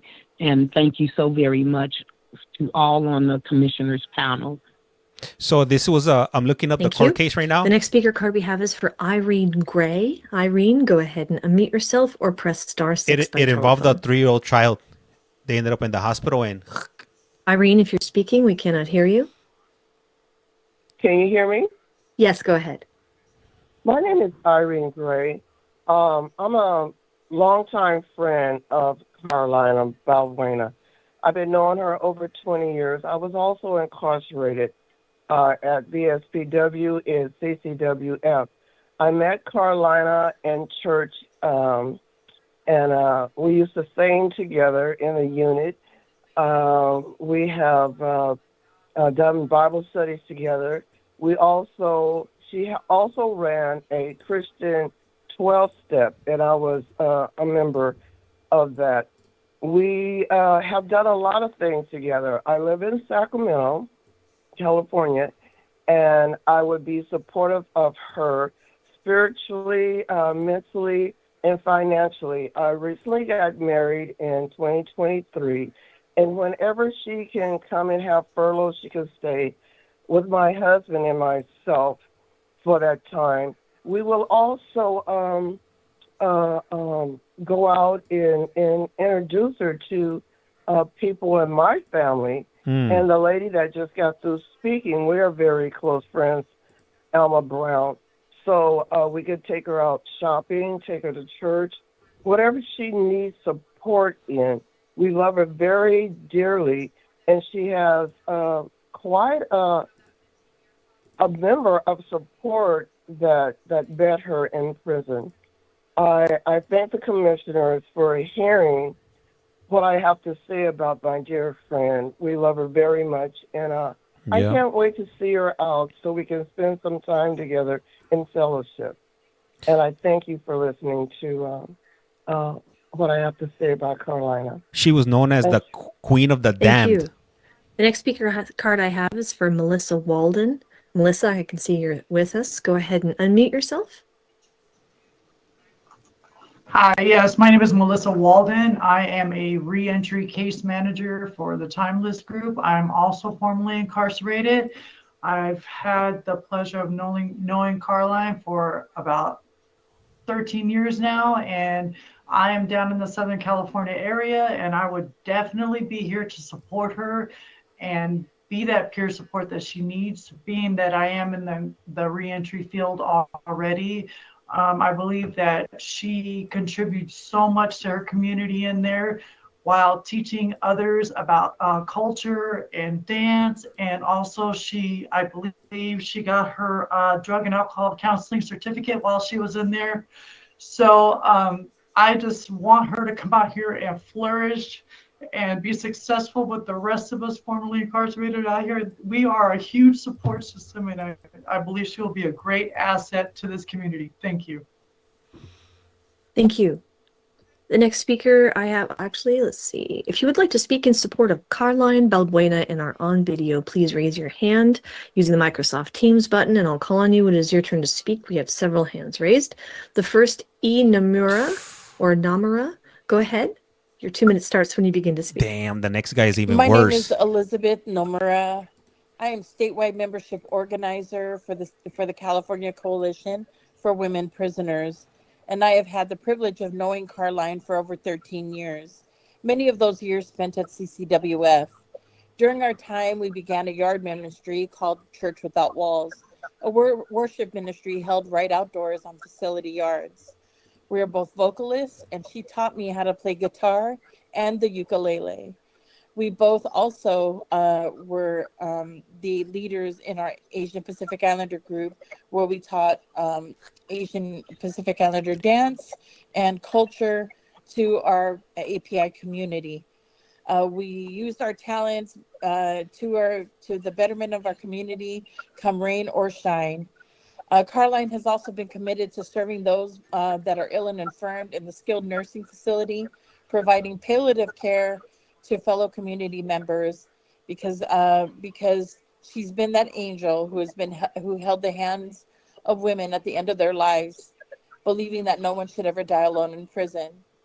She would take her guitar and give impromptu worship concerts with beautiful music at the end of people's lives. Since my parole 5 years ago, CARLINE has only grown, not only the ministry she's been involved in, but also as a person. I'm more than her friend. I'm more than just a friend to her. I am her sister, as she has my full support upon her release. For family is more than blood. It is more than the bonds we choose. Sometimes it's the bonds that choose us that last the duration. CARLINE has the full support of my personal resources from my wide network of reentry resources, the support of the California Coalition of Women Prisoners. She also has a certification in drug and alcohol counseling. Your 2 minutes have elapsed. Please conclude your statement. She already has job opportunities awaiting her. I stand in solidarity with all of my formerly incarcerated sisterhood who stands with me today, respectfully asking this panel to uphold the decision of suitability for CARLINE BALBUENA. Thank you for hearing me today. Thank you. Go ahead, Monique Hill. Go ahead and unmute yourself. Can you hear me? Yes, we can. Okay, hello. Thank you. Good morning. My name is Monique Hill. I do work with Trans World Systems Incorporated. Thank you for the opportunity to support my friend CARLINE BALBUENA, otherwise known as Angel. That's what I call her. I have known her over 15 years. She's a beautiful human being. I believe that whatever her causatory factors were that led to her incarceration have been fully worked on during her time there.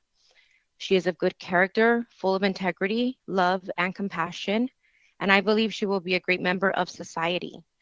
She will have my full support, not only as a friend, but she will have my moral support, any type of relapse support that she may need, and full employment opportunity where I am currently employed upon her release.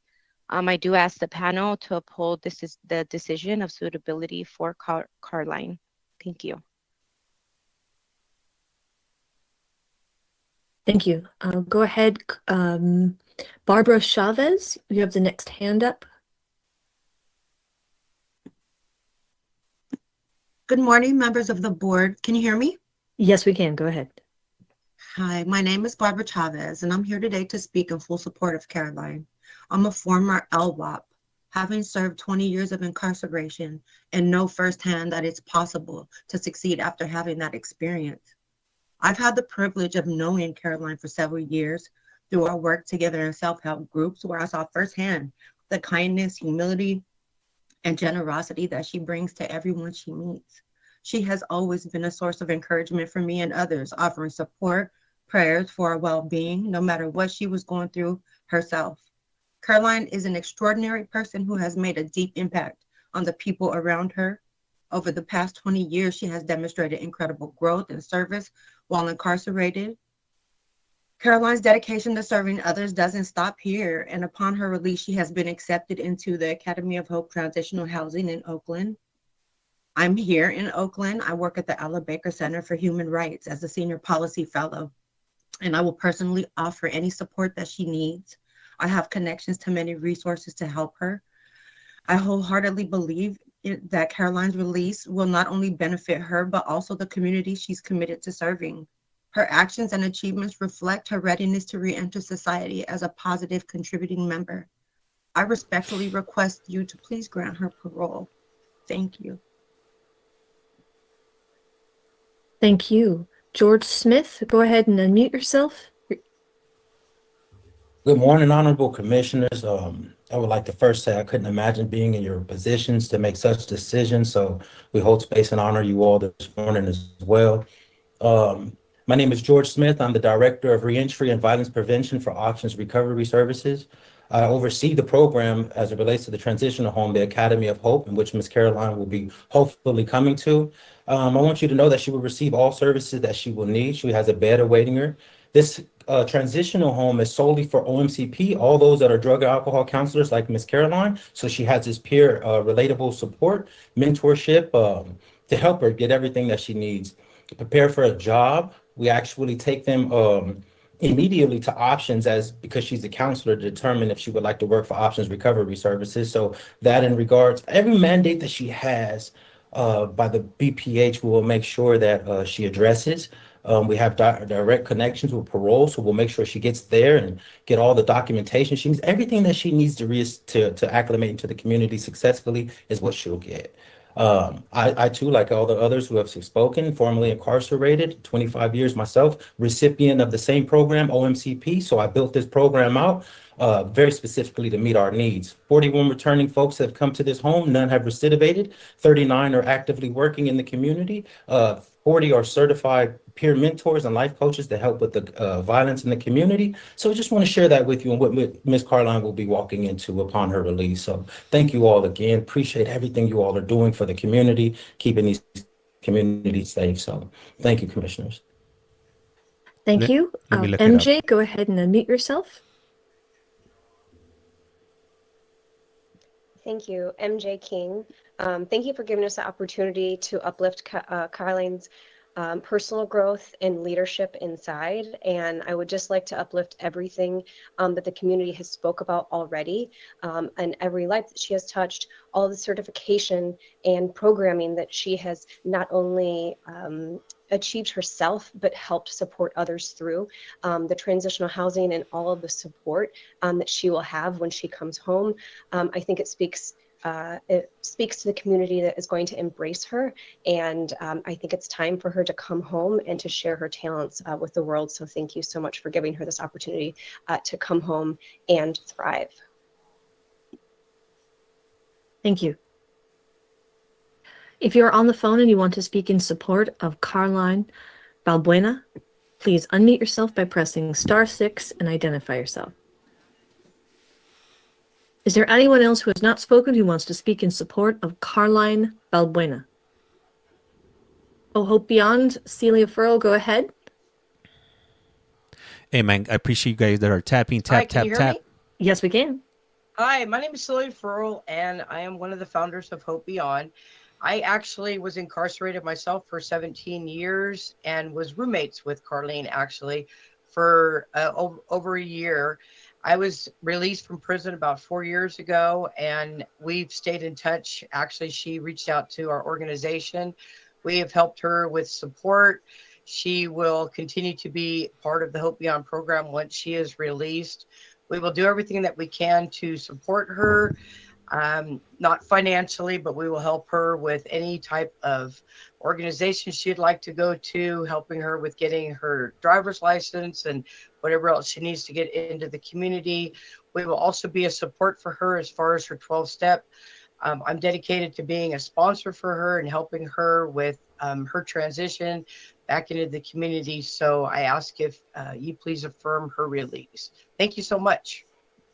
So she was approved for, she was found Is there suitable anyone for else who parole? has not spoken who wants to speak in support of CARLINE BALBUENA? I would like to speak. Go ahead. Good morning. My name is April Grayson, and I'm the political director for the Sisterhood Freedom Coalition. We are a member-based organization of formerly and currently incarcerated and system-impacted women and trans people of all genders. As Sister Warriors, we can offer community support with over 14 local chapters around California, including 4 locations specifically in the Bay Area, which can allow Caroline to have community support when she returns home. We have sponsorship and mentorship. Our network can identify sponsors to work with individuals upon reentry, offering one-on-one support and mentorship. We can pair Caroline with the peer navigator in our community. Currently, we have ambassadors inside both the institutions who can provide a warm handoff to ensure that she stays connected to our network. We offer reentry for people reentering after being incarcerated, including housing support and referrals, system navigation, job training, and so me personally, I've known Caroline as well. I've had the pleasure to experience her sweet smile, her kind spirit. I'm also formerly incarcerated, and Caroline has always been a joy to encounter with her guitar, going to church. We also participated in self-help groups while we were in the honor dorm. And even on this call, I can hear all the support that Caroline has from people who have either been incarcerated with her or have a network that is fully able to support her when she comes home. And so we strongly ask for you guys to reconsider and allow her to come home to us. Thank you. Thank you. Is there anyone else who has not spoken who would like to speak in support of CARLINE BALBUENA? And this is California for anybody that's Chairperson, there wondering. could be no more speakers in support of CARLINE BALBUENA. Oh, I'm sorry. Go ahead. Go ahead. Phone number ending in 4093. Go ahead. That would be me. My name is Kelly Savage Rodriguez. I work for the California Coalition for Women Prisoners. I have been honored to be the partner of Caroline when working with hospice care. As one of the other speakers has spoke about, that end-of-life care is every type of support, from helping someone brush their hair to write a support letter to assisting with support at end of life. And I am also involved a lot with her grief and support around domestic violence. We have, I am one of her coaches, and we have talked in depth about her situation and her remorse and how, her change has come about and the work that she's done to continue to progress and do better. She has made the choices to do better while incarcerated her entire time. It has done things to make sure that she's making her community better inside. She will do the same outside. As you hear all of the support, I don't need to reiterate that. She does have support in both Northern and Southern California. If the board chooses her location to be different from what she intended in Oakland, she will also have the same support in Southern California. I am in Southern California, and will make sure that she gets to places that she needs to be as well. She has a lot of support, as you've heard on this call, but that is because of the way she has touched people and tried to help heal the community inside as she continues to heal herself. Thank you for the consideration.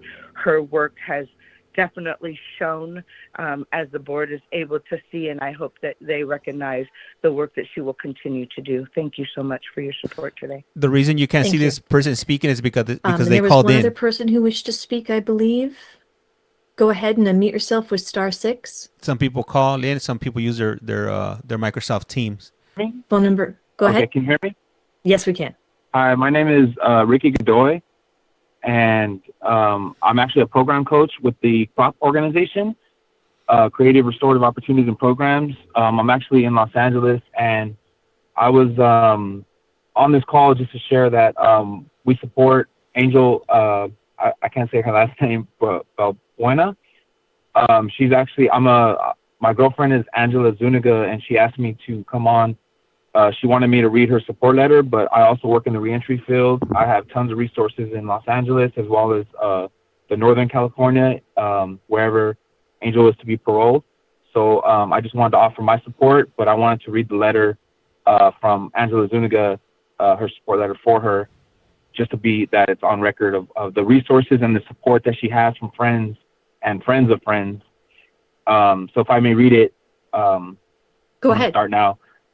Okay, dear board members, my name is Angela Zuniga, and I'm writing to express my full support of Angel BALBUENA as she attends her in-bank hearing today. I had the privilege of knowing Angel during our time at CCWF, and I'm honored to share my experiences with her and why I am in support of her hearing. Angel and I worked closely together as part of Helping Others with Life Skills panel, where we facilitated several groups across the institution. Through this work, I saw firsthand Angel's commitment to helping others improve their lives. She brought so much compassion, wisdom, and dedication to every group she facilitated, and it was clear that her desire to help others came from a deeply personal and genuine place. She didn't just share information, she created safe, supportive spaces where participants could truly reflect, learn, and grow. In addition to our work together in the program, I had the privilege of attending church services with Angel. Her presence in the faith community was inspiring. She was always sweet, supportive, and ready to lend a listening ear to anyone in need.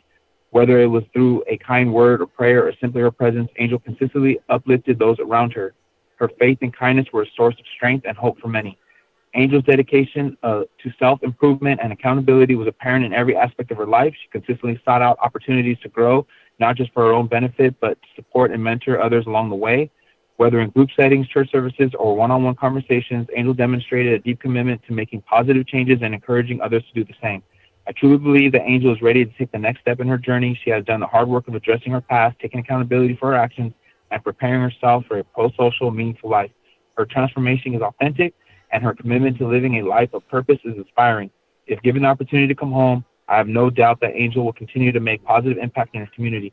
She has already proven that she is capable of creating change, not only for herself, but for those around her, and I will be there to support her through her reentry. Thank you for considering my words of support of Angel BALBUENA. It is my hope that her incredible journey of growth, accountability, and transformation will shine through today. That's from Angela, and I myself am formerly incarcerated. I did 16 years on a life sentence, and I live a pro-social life today. I have so many resources. Your timer is, I'm sorry, your time has elapsed. Please conclude your statement. So you only have two. Okay, just saying that she has tons of support, friends of friends. We're all out here, and we're willing to support her. Thank you. Thank you. You only have 2 minutes to talk. Is there anyone else who has not spoken who wants to speak in support of CARLINE BALBUENA? So after this, they're going to ask us then if anybody's Yes, go ahead. Phone number ending in 9006. Hi, my name is Tanya Ward, and I'm speaking on support of CARLINE. I am a case manager at the Next Step program, where if she does get released to the Southern California area, she can come into our transitional housing. I actually met CARLINE when she came to CCWF before I paroled. I did 17 years off of a 19 to life sentence, and I really love her for what she did for me personally, with her guitar and her love for Christ, which helped me to change my life and actually get baptized before I paroled.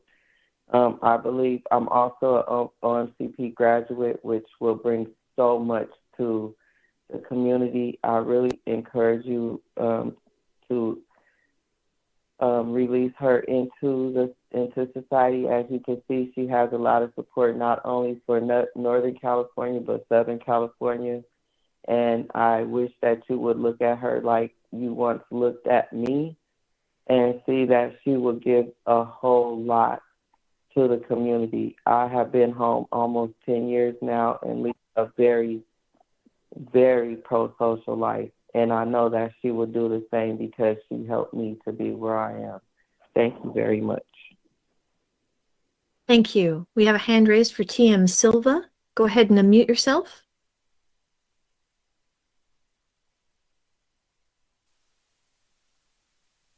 Okay, the hand's gone. Is there anyone else who has not spoken who wants to speak in support of CARLINE BALBUENA? Chairperson, there appear to be no more speakers in support of CARLINE BALBUENA. Thank you. Moderator will now take speakers in opposition to CARLINE BALBUENA.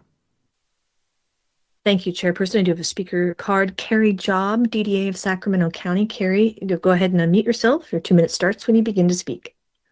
Thank you. Carrie Job on behalf of Sacramento County District Attorney's Office, and we would oppose Ms. Balbuena's release. Her life crime was reckless and incredibly violent, with years of significant substance abuse and repeated child abuse leading up to her violently murdering her 3-year-old child. At hearing, she was still blame shifting to the co-defendant and minimizing her actions and her role in regard to the murder of her child, showing that she had not fully internalized all of the programming that she's done and that she needs more time to understand exactly what she did and accept those consequences to be safe to release to society. So we would ask that the decision be reversed. Thank you. Thank you. If you would like to speak in opposition to CARLINE BALBUENA and are on video, please raise your hand using the Microsoft Teams button, and I'll call on you when it is your turn to speak. If you're on the phone and you want to speak in opposition to CARLINE BALBUENA, please unmute yourself by pressing *6 and identify yourself. Is there anyone who wants to speak in opposition to CARLINE BALBUENA? Is there anyone who has not spoken who wants to speak about CARLINE BALBUENA? Chairperson, there appear to be no more speakers for CARLINE BALBUENA. Thank you. The next case is Stephen Burr, G number 3. This one's even worse. 732, item number 29. Moderator, please call for speakers in support. Look up the case. Thank you, Chairperson. If you would like to speak in support of Stephen Burr and are on video, please raise your hand using the Microsoft Teams button, and I'll call on you when it is your turn to speak. If you're on the phone and you want to speak in support of Stephen Burr, please unmute yourself by pressing *6 and identify yourself. Yeah, this is Sacramento. Yes. Is there anyone who would like to speak in support of Stephen Burr? I can't even say what he did. It's just so Chairperson, there horrific. appear to be no speakers in support of Stephen Burr. Thank you, moderator. We'll now take speakers in opposition to Stephen Burr. Thank you, Chairperson. We have a few speaker cards. Linda Chambers, go ahead and unmute yourself, approach the podium, or press *6 by telephone. Your 2 minutes starts when you begin to speak. Okay, can you hear me? Yes, I can. Go ahead. Okay, great. Yes, I am. My name is Linda Chambers. I am the aunt of Diana, who is the victim of Stephen Burr. I don't believe that he should ever be released because he has a history of violence against women. Not just, you know, he murdered my niece, but he had incidences of violence towards women before that. I'm sorry, I'm a little nervous. I guess he continuously threatened her, and when he did murder her, he was lying in wait and he beat her to death. So it wasn't a crime of passion. This is something that he had planned, and we'll know he tonight beat her to death the outcome. Her son's sports trophy, which, you know, which is, I don't know, the whole thing was just horrible and tragic. It had a tragic effect on my sister, her mother, and her husband, and the whole family, really, all of her aunts and her cousins, and her 2 sons. So all I can say is I just don't think, I realize that I've been to other parole hearings and that he's done everything that he's supposed to do while he's in prison, but I mean, he just shows a consistent violent behavior towards women. I don't think he should be released. I guess that's all I have to say. Thank you. The next speaker card I have is for Michael Mendez. Michael, if you're with us, go ahead and unmute or press *6 by telephone. Can you hear me? Yes, go ahead. Yeah, so I'm the son of Diana, the victim. I don't feel that Steve should be released. The crime was very violent. I can't really sit here and speak on, you know, the logistics of the judicial system and how that works. All I can speak about is how it affected me personally. You know, I was 14 years old when my mother was murdered and taken from me. Through the years, I've had to hear, you know, all of the details of the crime, you know, so obviously before I was 18, I got to hear very violent aspects of how my mother was taken away from me, which affected me greatly. You know, my problem I have with relationships is trust issues based on, you know, he was a great guy around me and then this happened. Just touching base on him, I don't feel that he's, you know, really been, I don't know the term, but, you know, ready to be back in society. I think that he's very selfish and everything he does is for himself. You know, I never even received a letter or anything, you know, in terms of apologies or anything like that. So I don't know. It just affected me greatly. I don't feel he should be released, you know, at all. That's really all I have to say. Thank you. And the next speaker we have is in person, I believe, Stacy Hoffaker.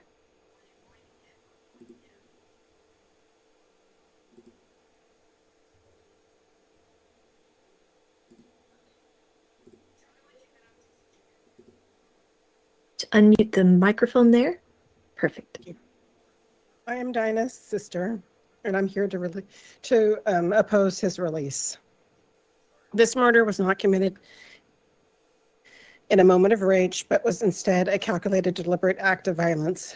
Upon learning of my sister's desire to leave him, he planned and executed the murder. The brutality with which he carried out this crime cannot be overstated. The premeditation speaks volumes about his character and his ability to plan and carry out violent acts without remorse.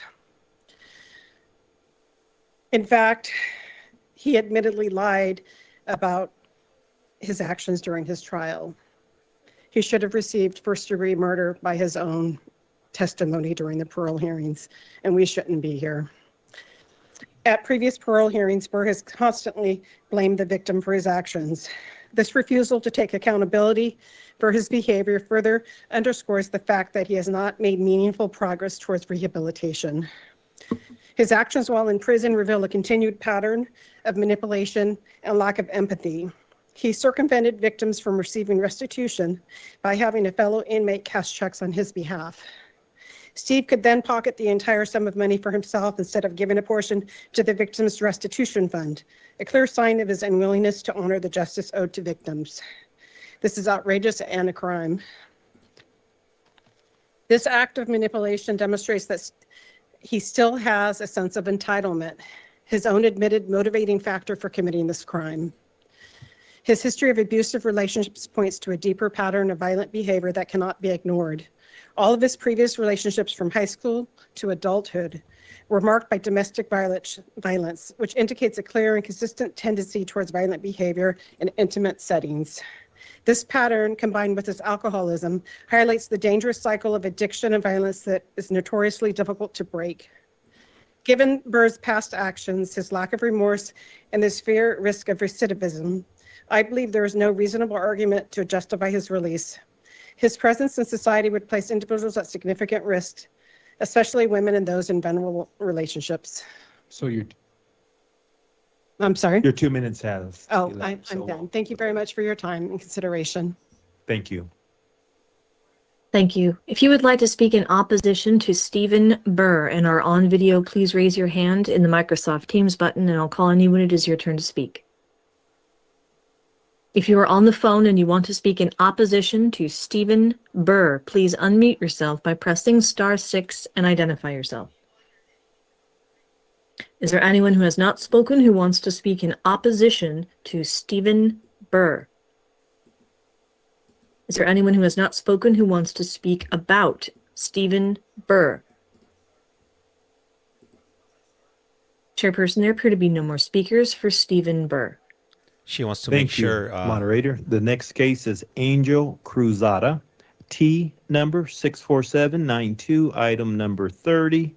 Moderator, please call for speakers in support. Thank you, Chairperson. If you would like to speak in support of Angel CRUZATA and are on video, please raise your hand using the Microsoft Teams button and I'll call on you when it is your turn to speak.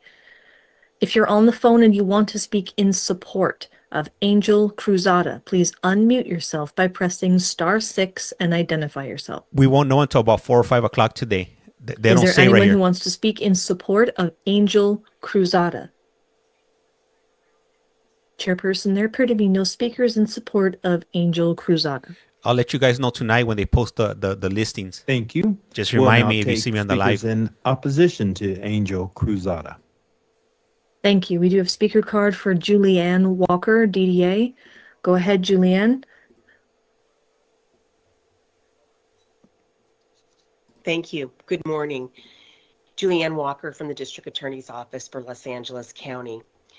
Los Angeles County is in support of a rescission hearing based on the evidence before the panel at his August hearing.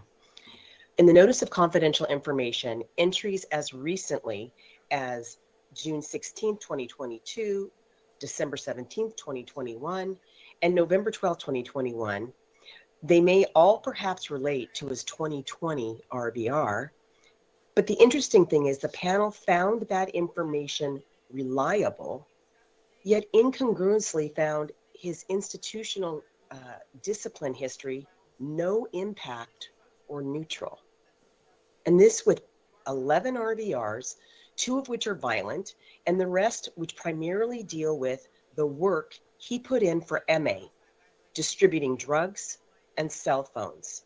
What? The CRA clinician found he remained a moderate risk since the last CRA in 2017.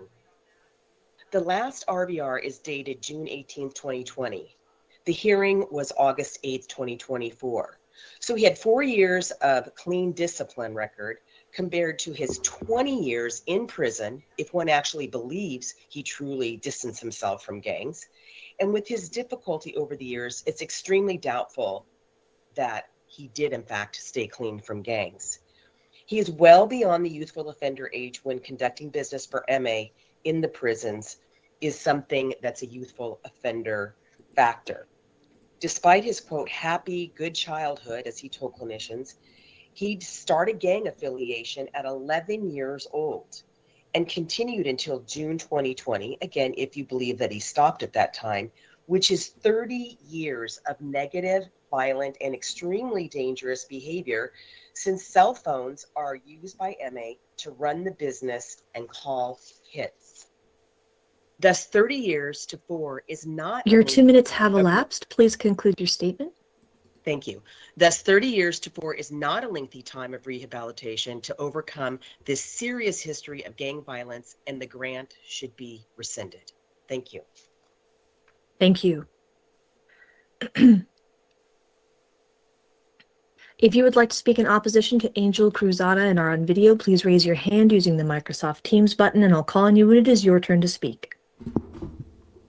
If you are on the phone and you want to speak in opposition to Angel CRUZATA, please unmute yourself by pressing *6 and identify yourself. Is there anyone who has not spoken who wants to speak in opposition to Angel CRUZATA? Is there anyone else who has not spoken who wants to speak about Angel CRUZATA? Chairperson, there appear to be no more speakers for Angel CRUZATA. Thank you, moderator. The next case is Kevin KHOTSOMBATH, AK 2250, item number 31. Moderator, please call for speakers in support. I couldn't find anything about his case. If you'd like to speak in support of Kevin KHOTSOMBATH and are on video, please raise your hand using the Microsoft Teams button, and we'll call on you when it is your turn to speak. If you're on the phone and want to speak in support of Kevin KHOTSOMBATH, please unmute yourself by pressing *6 and identify yourself. Is there anyone else who has not spoken who wants to speak in support of Kevin KHOTSOMBATH? Chairperson, there are no more speakers in support of Kevin KHOTSOMBATH. The next guy, this guy is probably the worst out of everybody so far. Moderator will now take speakers in opposition to Kevin KHOTSOMBATH. The first speaker is Kristen Brackich. Kristen, if you're with us, please unmute yourself. Your 2 minutes begin when you begin speaking. Thank you. Good morning, Commissioners. My name is Kristen Brosick, and I'm appearing on behalf of the Orange County District Attorney's Office to oppose this panel's affirming of a parole date for Mr. KHOTSOMBATH.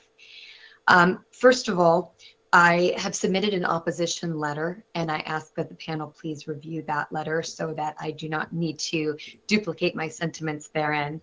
I ask that the panel not only consider my letter, but I would like to highlight a few things for this panel in my very brief time I'm allotted. First of all, in his last parole hearing, wherein he obtained the grant for parole, there was a CRA dated from 2021 in which he was deemed a moderate risk. Within that CRA, there was a static 99 finding that while it found he was below average risk, it felt that this was a significant underestimation due to his dynamic factors, including his diagnosis for pedophilic disorder, as well as his ongoing and very recent arousal and fantasies related to children. However, despite this, the September 2024 panel appeared to disregard the CRA, indicating that because it had occurred so long prior, that it was no longer relevant.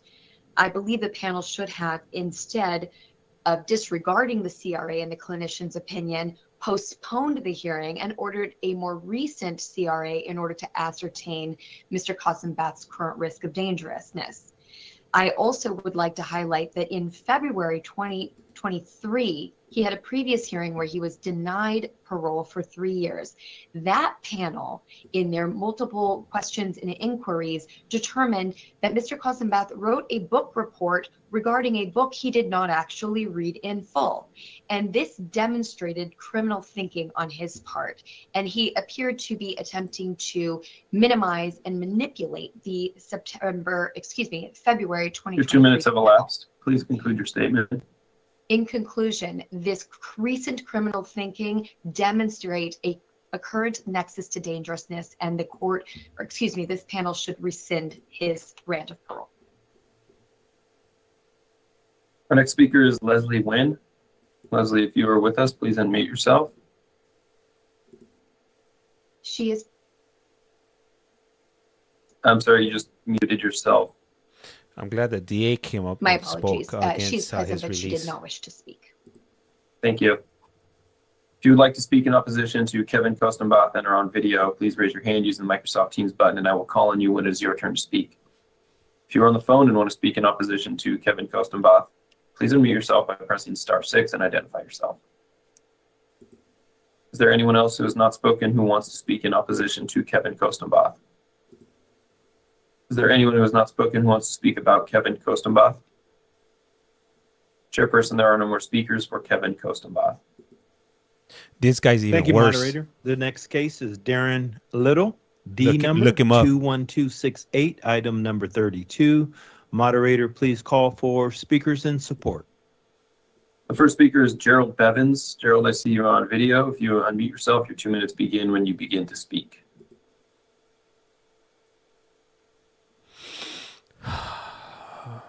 If you're like, it looks like, let's see, they'll announce it tonight at I think like at about 5 o'clock. They'll just release go an ahead and email. unmute yourself. Or Gerald, we cannot hear you. Muted. They'll post it up on their website. But I'll go ahead and look up the results, and I'll let you guys know later on once they come in. Looks like he's frozen now, moderator. I see that.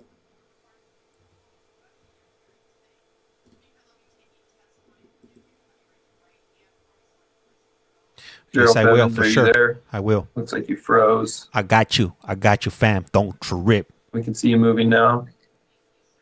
The Brown. Can you hear me now? Yes, we can. Your 2 minutes begin now. The Brown Steve Harvey won't let you down.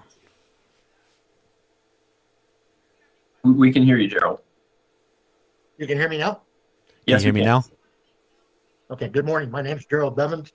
I live in Eugene, Oregon. I'm Darren Little's stepfather.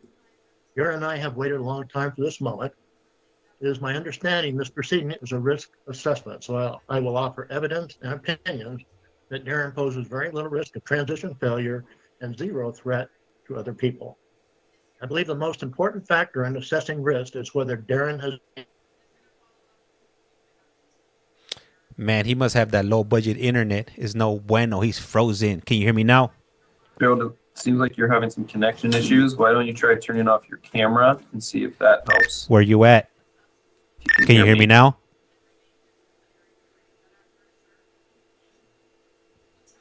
Have I been? We can hear you now. Still going, right? You guys need to be a little Yes. bit more serious to these hearings. Yeah, You sorry guys about out of this. control. I have known Darren for over 40 years, and I will tell you true, he has made the changes. When I first met Darren, he was an angry, disrespectful, entitled young man. He is now a man capable of love and of being loved. He has also learned respect for others and respect for rules and laws. We've talked much about this in the past several years. Darren understands these values when applied to his life are the foundation of successful relationships.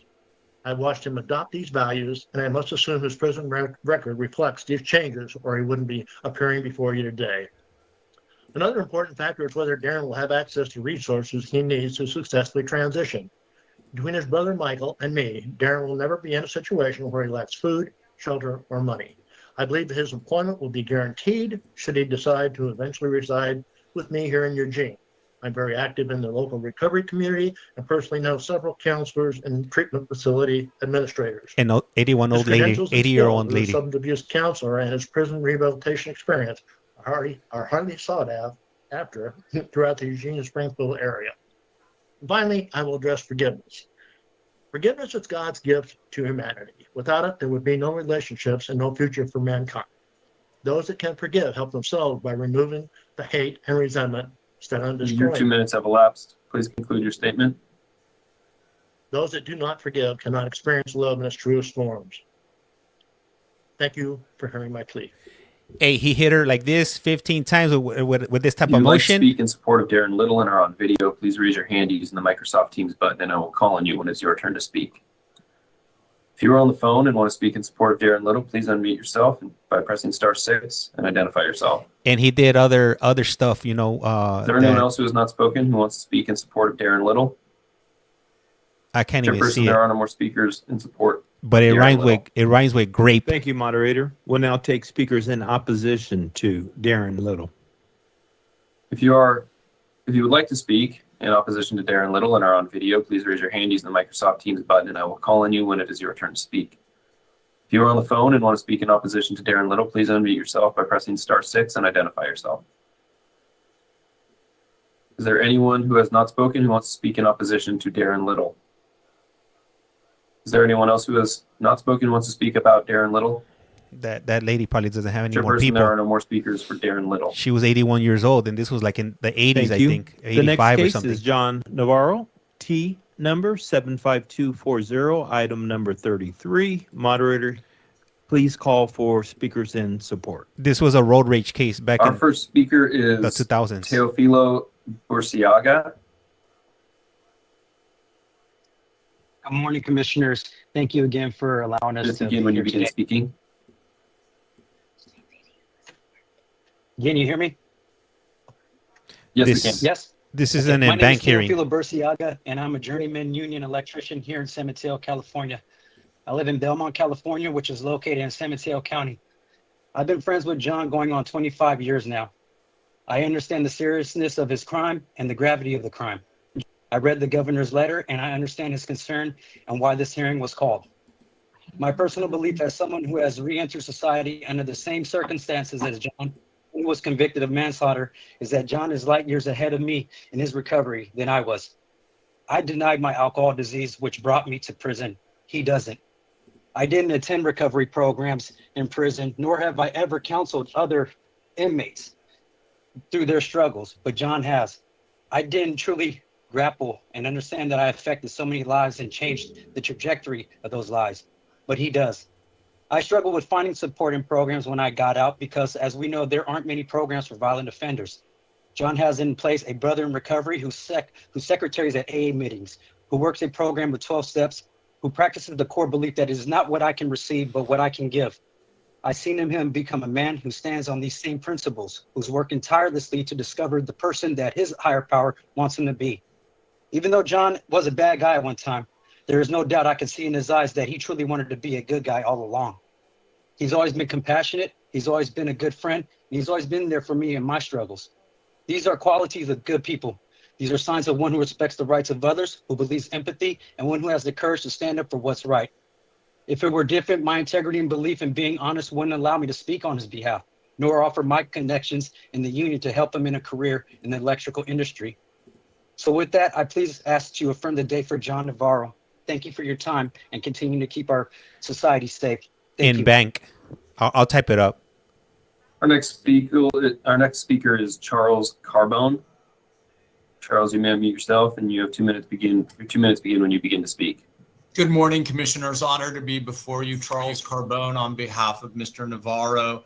I did submit a letter to the board that memorializes our points of consideration. It's dated January 16th. I'll briefly summarize it in these comments. I was the attorney of record at both the April 2023 hearing and the September 24 hearing. And notably, the district attorney was indeed present and Mr. Navarro was subject to his questioning. A few notables stand out in the case. This is a youth offender parole consideration hearing. Secondly, it's a voluntary manslaughter conviction for which Mr. Navarro served about 19 plus years in CDCR custody plus county time, and he's been disciplinary free for 10 years. The governor had two primary concerns. One, whether or not he sufficiently mitigated his antisocial conduct. As we know, that's respecting the rights of others. There are, I believe, 8 points relative to that issue. Number one, as I noted, he's been free of any institutional misconduct since 2015. Number two, he accepts personal responsibility for the life crime. 3, the board did not see any deflection or blame. 4, he was deemed to have genuine remorse. 5, he debriefed, and he debriefed in 2018. What the what? 6, he's been 8 years clean and sober. 7, he was deemed to have sufficiently internalized the self-help he's participated in. And 8, his offender change was deemed mitigating. Insofar as the second concern, which was whether or not he can sustain healthy relationships in the free community, there are 9. 1, his relapse plans were deemed mitigating. 2, he's going to be moving to transitional housing. 3, he has multiple job offers. 4, he had detailed relapse prevention plans. 5, he was deemed to be living his amends. 6, he's a certified drug and alcohol. Your 2 minutes have elapsed. Please conclude your statement. And for 2 more reasons that I don't have time, I do indeed ask for a finding of suitability and for you to affirm the date. And thank you all for your time. Our next speaker is Caitlin Shaner. Caitlin, you may unmute yourself, and your 2 minutes begin when you begin to speak. Okay, good morning, members of the board. My name is Caitlin Shaner, and I'm an acupuncturist. I reside in Marin County, and I work in San Francisco. John Navarro is my husband. We've been married for 3 years. I know about the crimes he's committed and the severity of the offenses. I also understand the weight of the trauma caused to the victims and their families and loved ones. These are offenses either one of us takes lightly, and he has confided in me and expressed remorse for his actions and behavior many, many times over the years. I have read the governor's letter, and I do understand his concerns regarding concerns for maintaining healthy relationships in the community. Out of all the people speaking here on behalf of him today, I've known him the shortest amount of time, and we've been friends for 21 years. We are his community, and I will do everything in my power to support him financially and emotionally to help him get on his feet and become a productive member of society. Regarding antisocial misconduct, every day John utilizes the tools that he has learned from his programs and classes to shift his behavior and his mindset. He takes accountability for his actions, he listens, he's receptive to advice, and he puts himself in other people's shoes to see different sides of a situation. John has expressed his desire to continue his training with OMCP and to become a drug counselor one day. He's accepting of people, and they even seek him out on the yard when they are in need of solace or support. Just the other day, a young man in his mid-20s asked him how to stay out of the drama. He wanted to know how John stays focused. John encouraged him to keep taking classes, that he'd have bad days, and even though the road ahead may be long, he reminded him to take it one day at a time and fill his time with positive outlets. The young man wanted to know how he can be successful, and John said, "Your version of success doesn't look like my version of success, but as long as you keep striving for your version, then you'll become the best version of who you can be, and that's really what matters." Thank you for your time. Please affirm the date for John Navarro.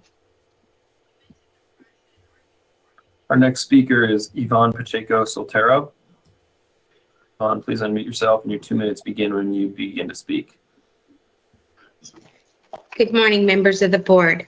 I sit before you today in support of my son, John Navarro. My name is Yvonne Pacheco Soltero, John's mom. I'm a retired employee of 35 years with the San Francisco City Attorney's Office. I have thoroughly read Governor Newsom's letter and understand his concerns.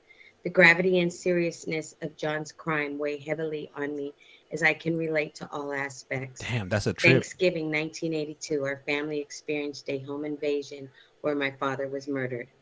2008, my youngest son, Salvo, was shot in his Sunnyvale apartment and never regained full consciousness. He died in 2022.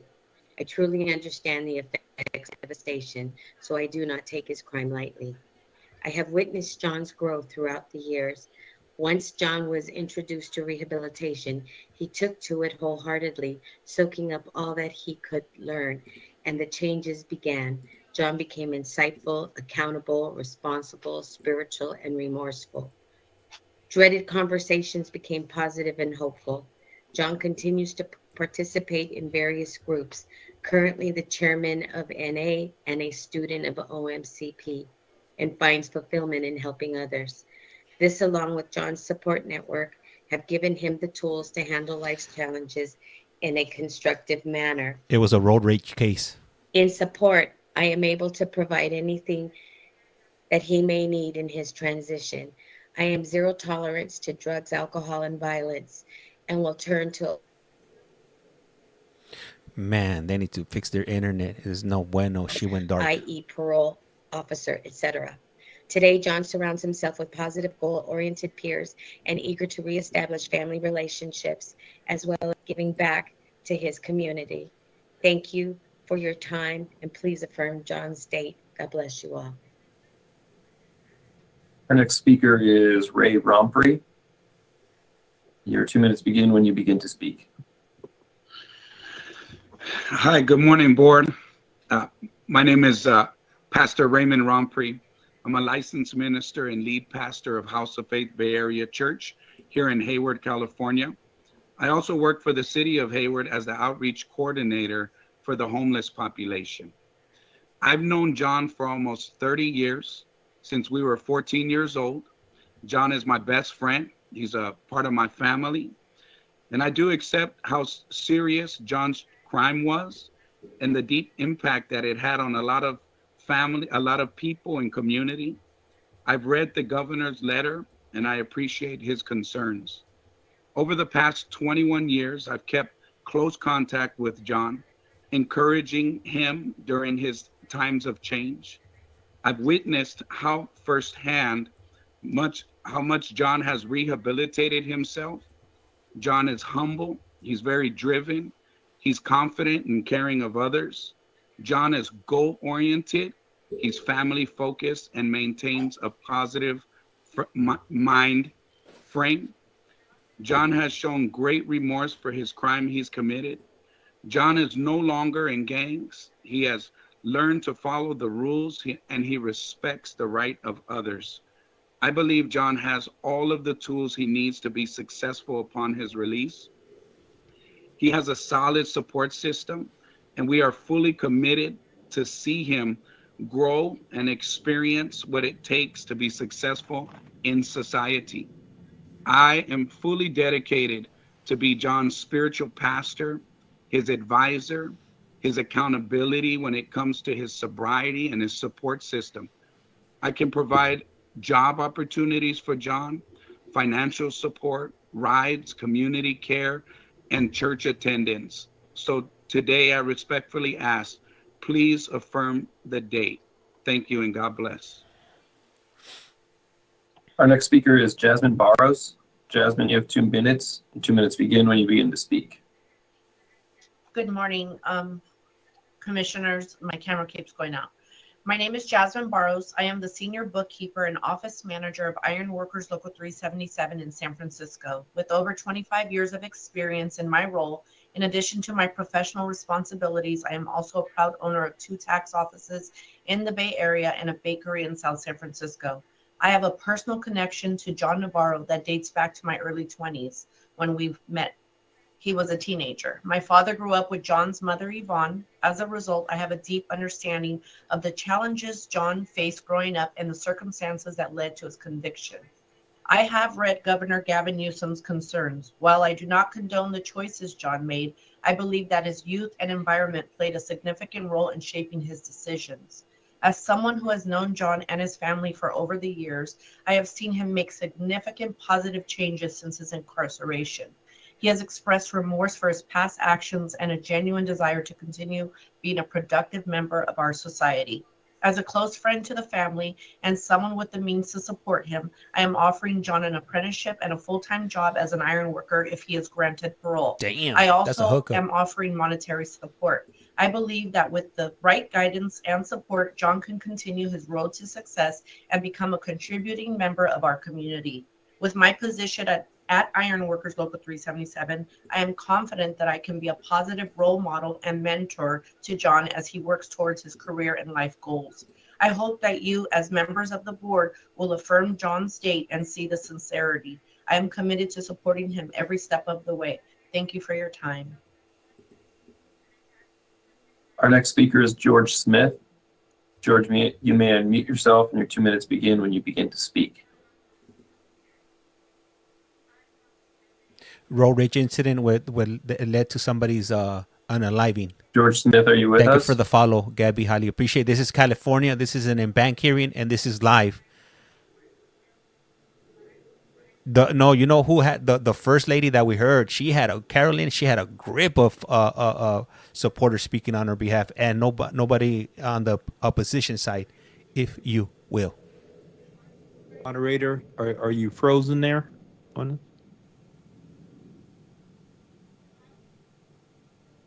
Yes. Sorry, did I freeze there? You did. Sorry about that. We will circle back on George Smith. If you would like to speak in support of John Navarro and are on video, please raise your hand using the Microsoft Teams button. Road rage. I'll call on you when it is your turn to speak. Road rage and somebody. If you're on the phone and want to speak in support of John Navarro, please unmute yourself by pressing *6 and identify yourself.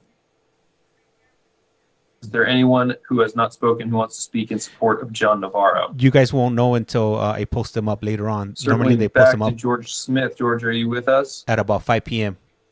California time. Chairperson, there are no more speakers in support of John Navarro. Times might vary by your we'll location. Now take speakers in opposition to John Navarro. If you would like to speak in opposition to John Navarro and are on video, raise your hand using the Microsoft Teams button, and I will call on you when it's your turn to speak. If you are on the phone and want to speak in opposition to John Navarro, please unmute yourself by pressing *6 yes, and identify yourself. Yes, I will be live. Unfortunately, is there anyone who has not spoken who wants to speak in opposition to John Navarro?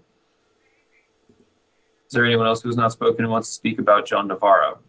You guys, we're too invested now. Chairperson, there are no more speakers for John Navarro. Sacramento, California. Thank you. The next case is Michael Turner, F number 86453, item number 34. Moderator, please call for speakers in support. If you would like to speak in support of Michael Turner and are on video, please raise your hand using the Microsoft Teams button, and I will call on you when it is your turn to speak. If you're on the phone and want to speak in support of Michael Turner, please unmute yourself by pressing *6 and identify yourself. Oh, this guy is. Oh, he's gonna get like a numerous. Is there anyone else who has toilet not flushes. spoken and wants to speak in support of Michael Turner? Chairperson, there are no more support of Michael Turner. Thank you. We'll now take speakers in opposition to Michael Turner. If you would like to speak in opposition to Michael Turner and are on video, please raise your hand using the Microsoft Teams button, and I will call on you when it is your turn to speak.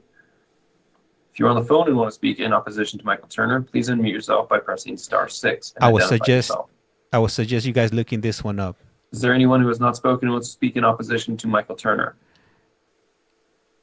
Is there anyone else who has not spoken who wants to speak about Michael Turner? Sentencing court was Santa Cruz. Look his name up, Santa Cruz, and arrest. And there are no more speakers for Michael Turner.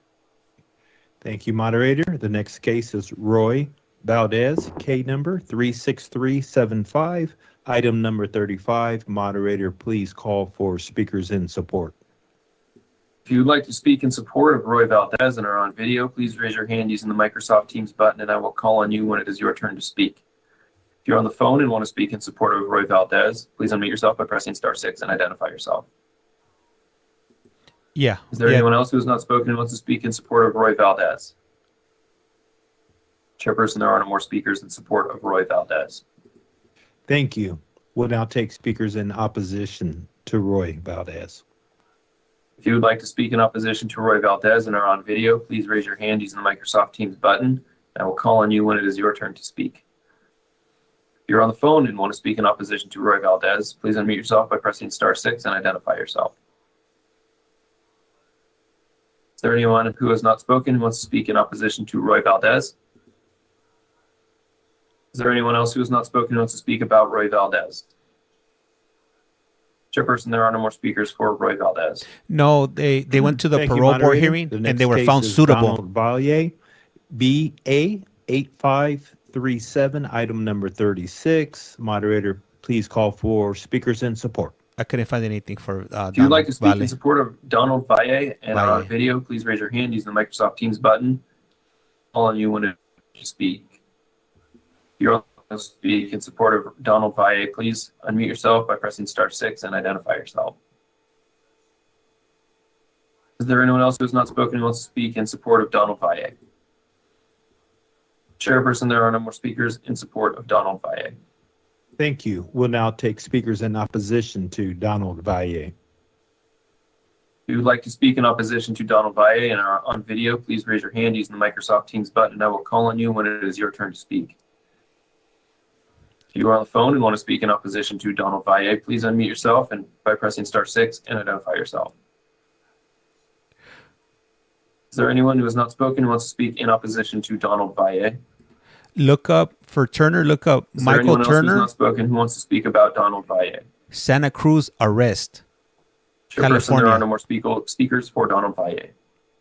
Thank you, moderator. The last case today is Michael Vargas, AP number 7872, item number 37. Moderator, please call for speakers in support. It's about to end. This is the last Support of person. Michael Vargas and are on video, please raise your hand using the Microsoft Teams button, and I will call on you when it is your turn to speak. If you're on the phone and want to speak in support of Michael Vargas, please unmute yourself by pressing *6 and identify yourself. Is there anyone else who has not spoken who wants to speak in support of Michael Vargas? Chairperson, there are no more speakers in support of Michael Vargas. Thank you. We'll now take speakers in opposition to Michael Vargas. If you would like to speak in opposition to Michael Vargas and are on video, please raise your hand using the Microsoft Teams button, and I will call on you when it is your turn to speak. If you're on the phone and want to speak in opposition to Michael Vargas, please unmute yourself by pressing *6 and identify yourself. Is there anyone who has not spoken who wants to speak in opposition to Michael Vargas? Is there anyone else who's spoken and wants to speak about Michael Vargas? Chairperson, there are no more speakers for Michael Vargas. Yeah, it's like that sometimes. Thank Some you, people get moderator. support. We'll now take comments from anyone who has not yet spoken and wants to comment on a case on Right. today's agenda. I told you. I told you that one was a bad one. That's why I couldn't Is mention there it on anyone here. who's not spoken who wants to speak in support of or opposition to any case on today's agenda? Hello? Ooh, Hello, can we you got hear one. me? Yes, we can hear Okay. you. Okay, my name is Judy Anderson, Judy. and it's concerning my mom, Joyce Gray, for Darren Little. Oh, I guess they were having some technical difficulties getting through, and we had a few people on the phone that after they called his name, it kind of cut off.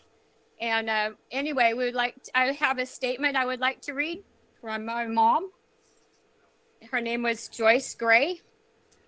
And I thank you for the opportunity to speak today. I just want to tell you a few of my thoughts. I was 26 when my mom was taken at the hands of Darren Little. He took her life so violently. She was a wonderful person. Not only was she my mom, but she was my best friend.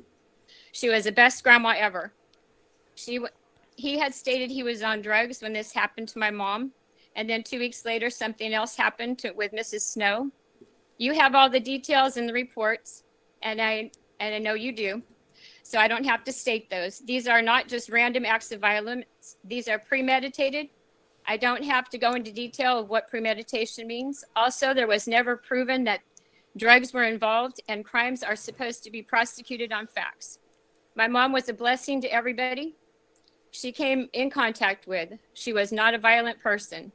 All he knows how to do is make people his victims. He has kept me a victim for too long. And one thing that stuck out is that he is very violent. No one knows the true extent of his violence. I don't care how many books he's read.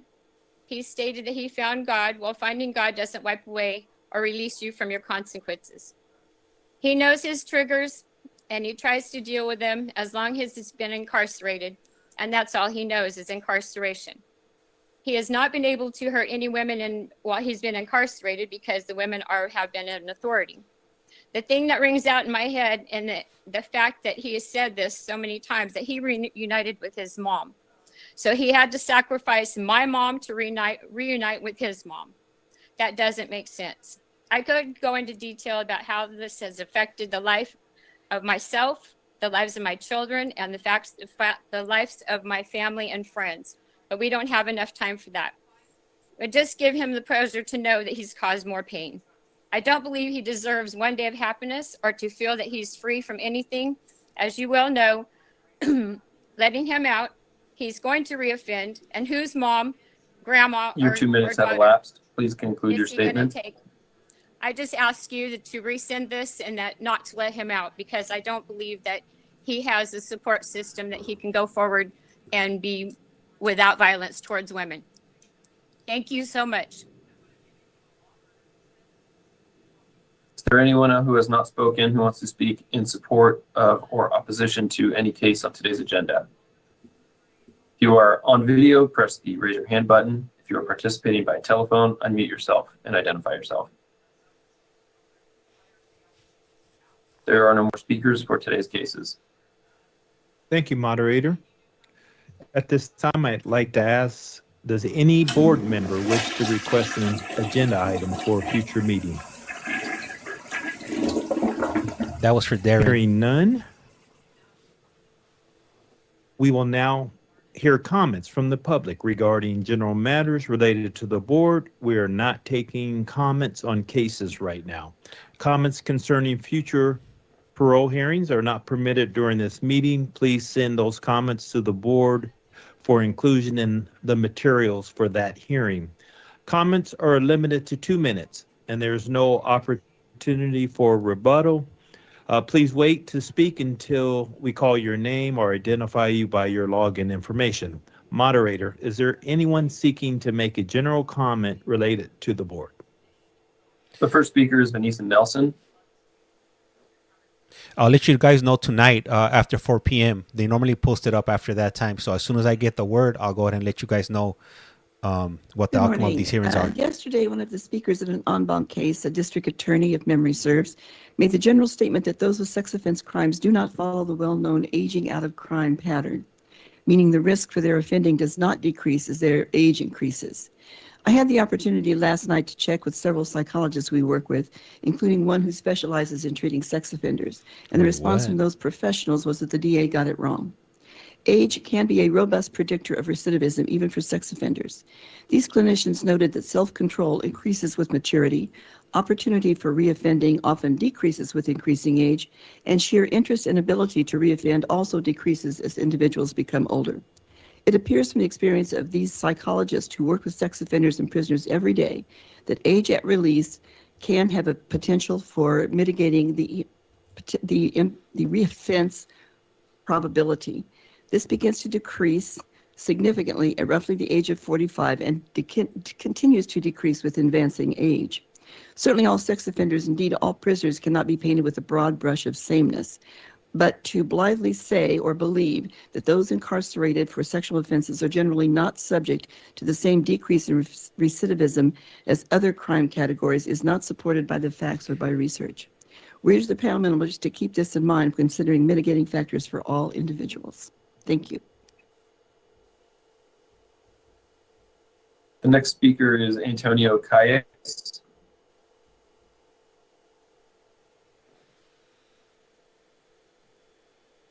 Yeah, pretty much. In other words, yeah, if you will.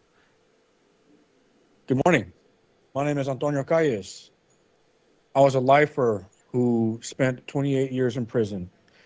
Recently, I was released from prison just over 7 months ago, found suitable by Commissioner CARLINE.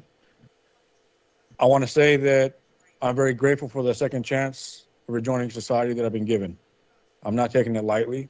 And the place that I have arrived at in Placerville, California, a transition house called Jesus Our Boss, a ministry run by members of the local church there, have surprised me with an enormous amount of support.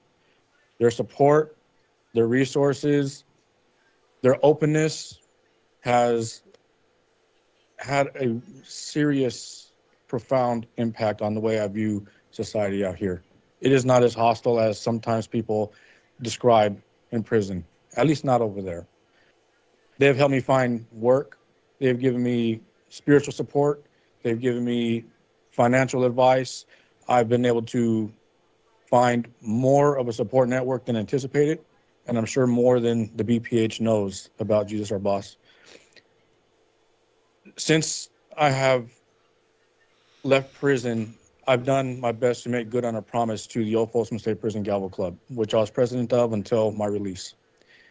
We had some ideas for policy that we felt would make the BPH process and some CDCR processes a little bit more trustful, understandable, and we think that it could improve the process if our ideas would be heard. I would like to extend an opportunity to members of the BPH to hear what some of those ideas are. I don't have time to go into them at length, but if anybody on the board would like to hear what some of our ideas are, I would love to share it. You guys have my phone number. Thank you very much. Thank you. Mic drop. The next speaker is Robert Knox.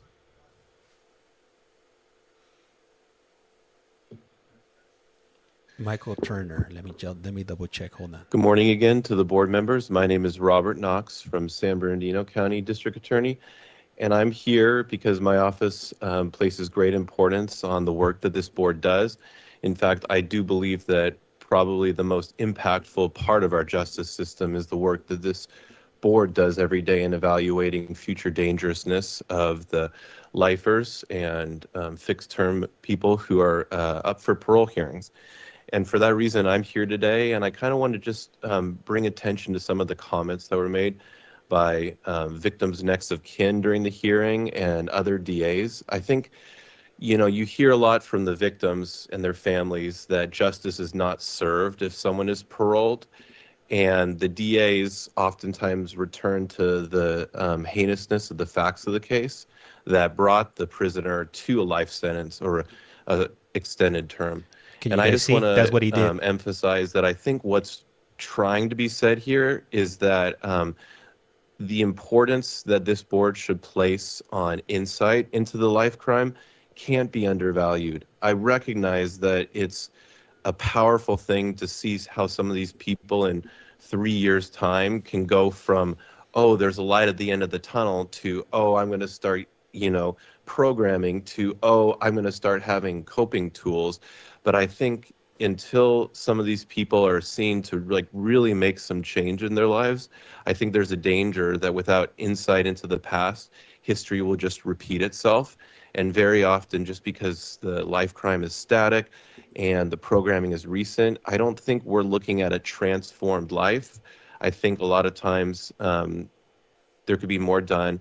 I do believe in this board as an institution. I believe in the decisions they make. But I also think it's ironic that if we want to focus on programming now, we have people saying don't focus on restitution skimming, because quite honestly, that's reflective of how much of a change they've made in their lives now. And so I ask this board to continue the work it's doing and thank it for everything. I believe we have another call for the Little case. Little? Oh. Yes, moderator. Let's see. I believe we may have one or some others for Little. So we'll. If you are we'll with us, circle please. around now. If you're with us, please unmute yourself and you may begin speaking.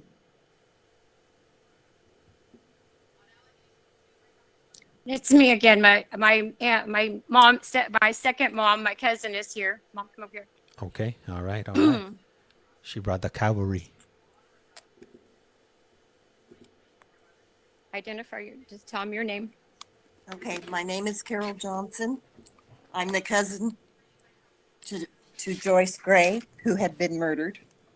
And I just wanted to say, I don't think anyone has the right to be out of prison when they've done the type of crime that was committed to my cousin. Her daughter has suffered for years, and so has the rest of the family. That's what I have to say. Thank you. Is there anyone else that would like to speak? I think somebody's mom wanted to speak. If you'd like to make a general comment and are on video, please raise your hand using the Microsoft Teams button, and I will call on you when it is your turn to speak. To make a general comment by telephone, please unmute yourself by pressing *6 and identify yourself.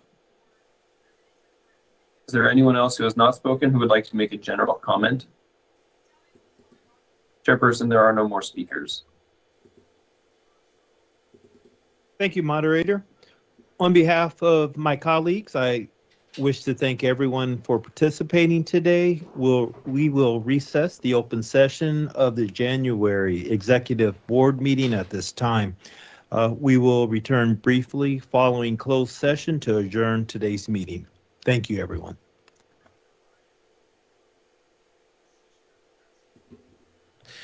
All right, guys, there it is right there. That's Michael Little right there. Hopefully you guys could read backwards. If not, then just go ahead and get a trusty mirror so you can mirror the text behind there. But there it is there. Hey, guys, I've been on for I don't know how long. I wasn't expecting to be on this long. I do appreciate you guys. If you haven't done so, please do so. Hit the subscribe button. It's free 99. Yep. No. This is Little. This is DARRIN Little right here, right behind me. If you haven't done so, please do so. Hit the subscribe button. If you're not tapping, you're napping. And also, sharing is caring. Whenever you see me jump on these lives, share with your loved ones, share with the ones you don't love. But get the information out. You might save a life or two. You know what I'm saying? This is reality. These are things that are happening out in the world. And I know everybody. You gotta at least know somebody that's been affected by incarceration. Thank you. Highly appreciate that, Tita, for the like. Chris, no fear. Cruz, gracias. Let me see. That's everyone's name. Thank you. Gracias. Are you done? I'm done for right now, but I'll be back. What time is it right now? So my time right now, it's 11. I gotta take a little break, man. I'm hungry. Hold on. Yeah, I'm hungry. I gotta eat something. I'll be back at 1 o'clock. So 1 o'clock California time. That'll be in 2 hours. I appreciate you guys. And whenever you guys get a chance, go, take a little stroll down my profile, check out some of the videos, forward those out too, drop a message, hit a heart, do something, help me out over here. I'm trying to get to that 20,000, and the only ones that can make it happen is you. Only you could prevent a forest fire, if you will. Anyhow, I am Collect Call James. You are watching You Have a Collect Call From, where we deal with everything that has to do with prison, phone calls, video calls, parole board hearings, court cases, just a whole bunch of everything. While the little situation is wild, I'm telling you, definitely read up on it, look it up. Not unless you can handle those type of things, which a lot of us can't. It's just awful. Anyhow, I am Collect Call James. And you are watching You Have a Collect Call From. And like I say, around here, like a candle in the wind. Texas doesn't, they don't hold any board hearings. They're closed off. They do them behind the scenes. I checked. There's about 12 states. Okay, so for those of you that want to know what states I do for the parole board hearings, I'll let you guys know. I'll let you guys know right now. Okay. All right. So one of the most popular ones is Connecticut. Those are due daily whenever they're up and running. All right.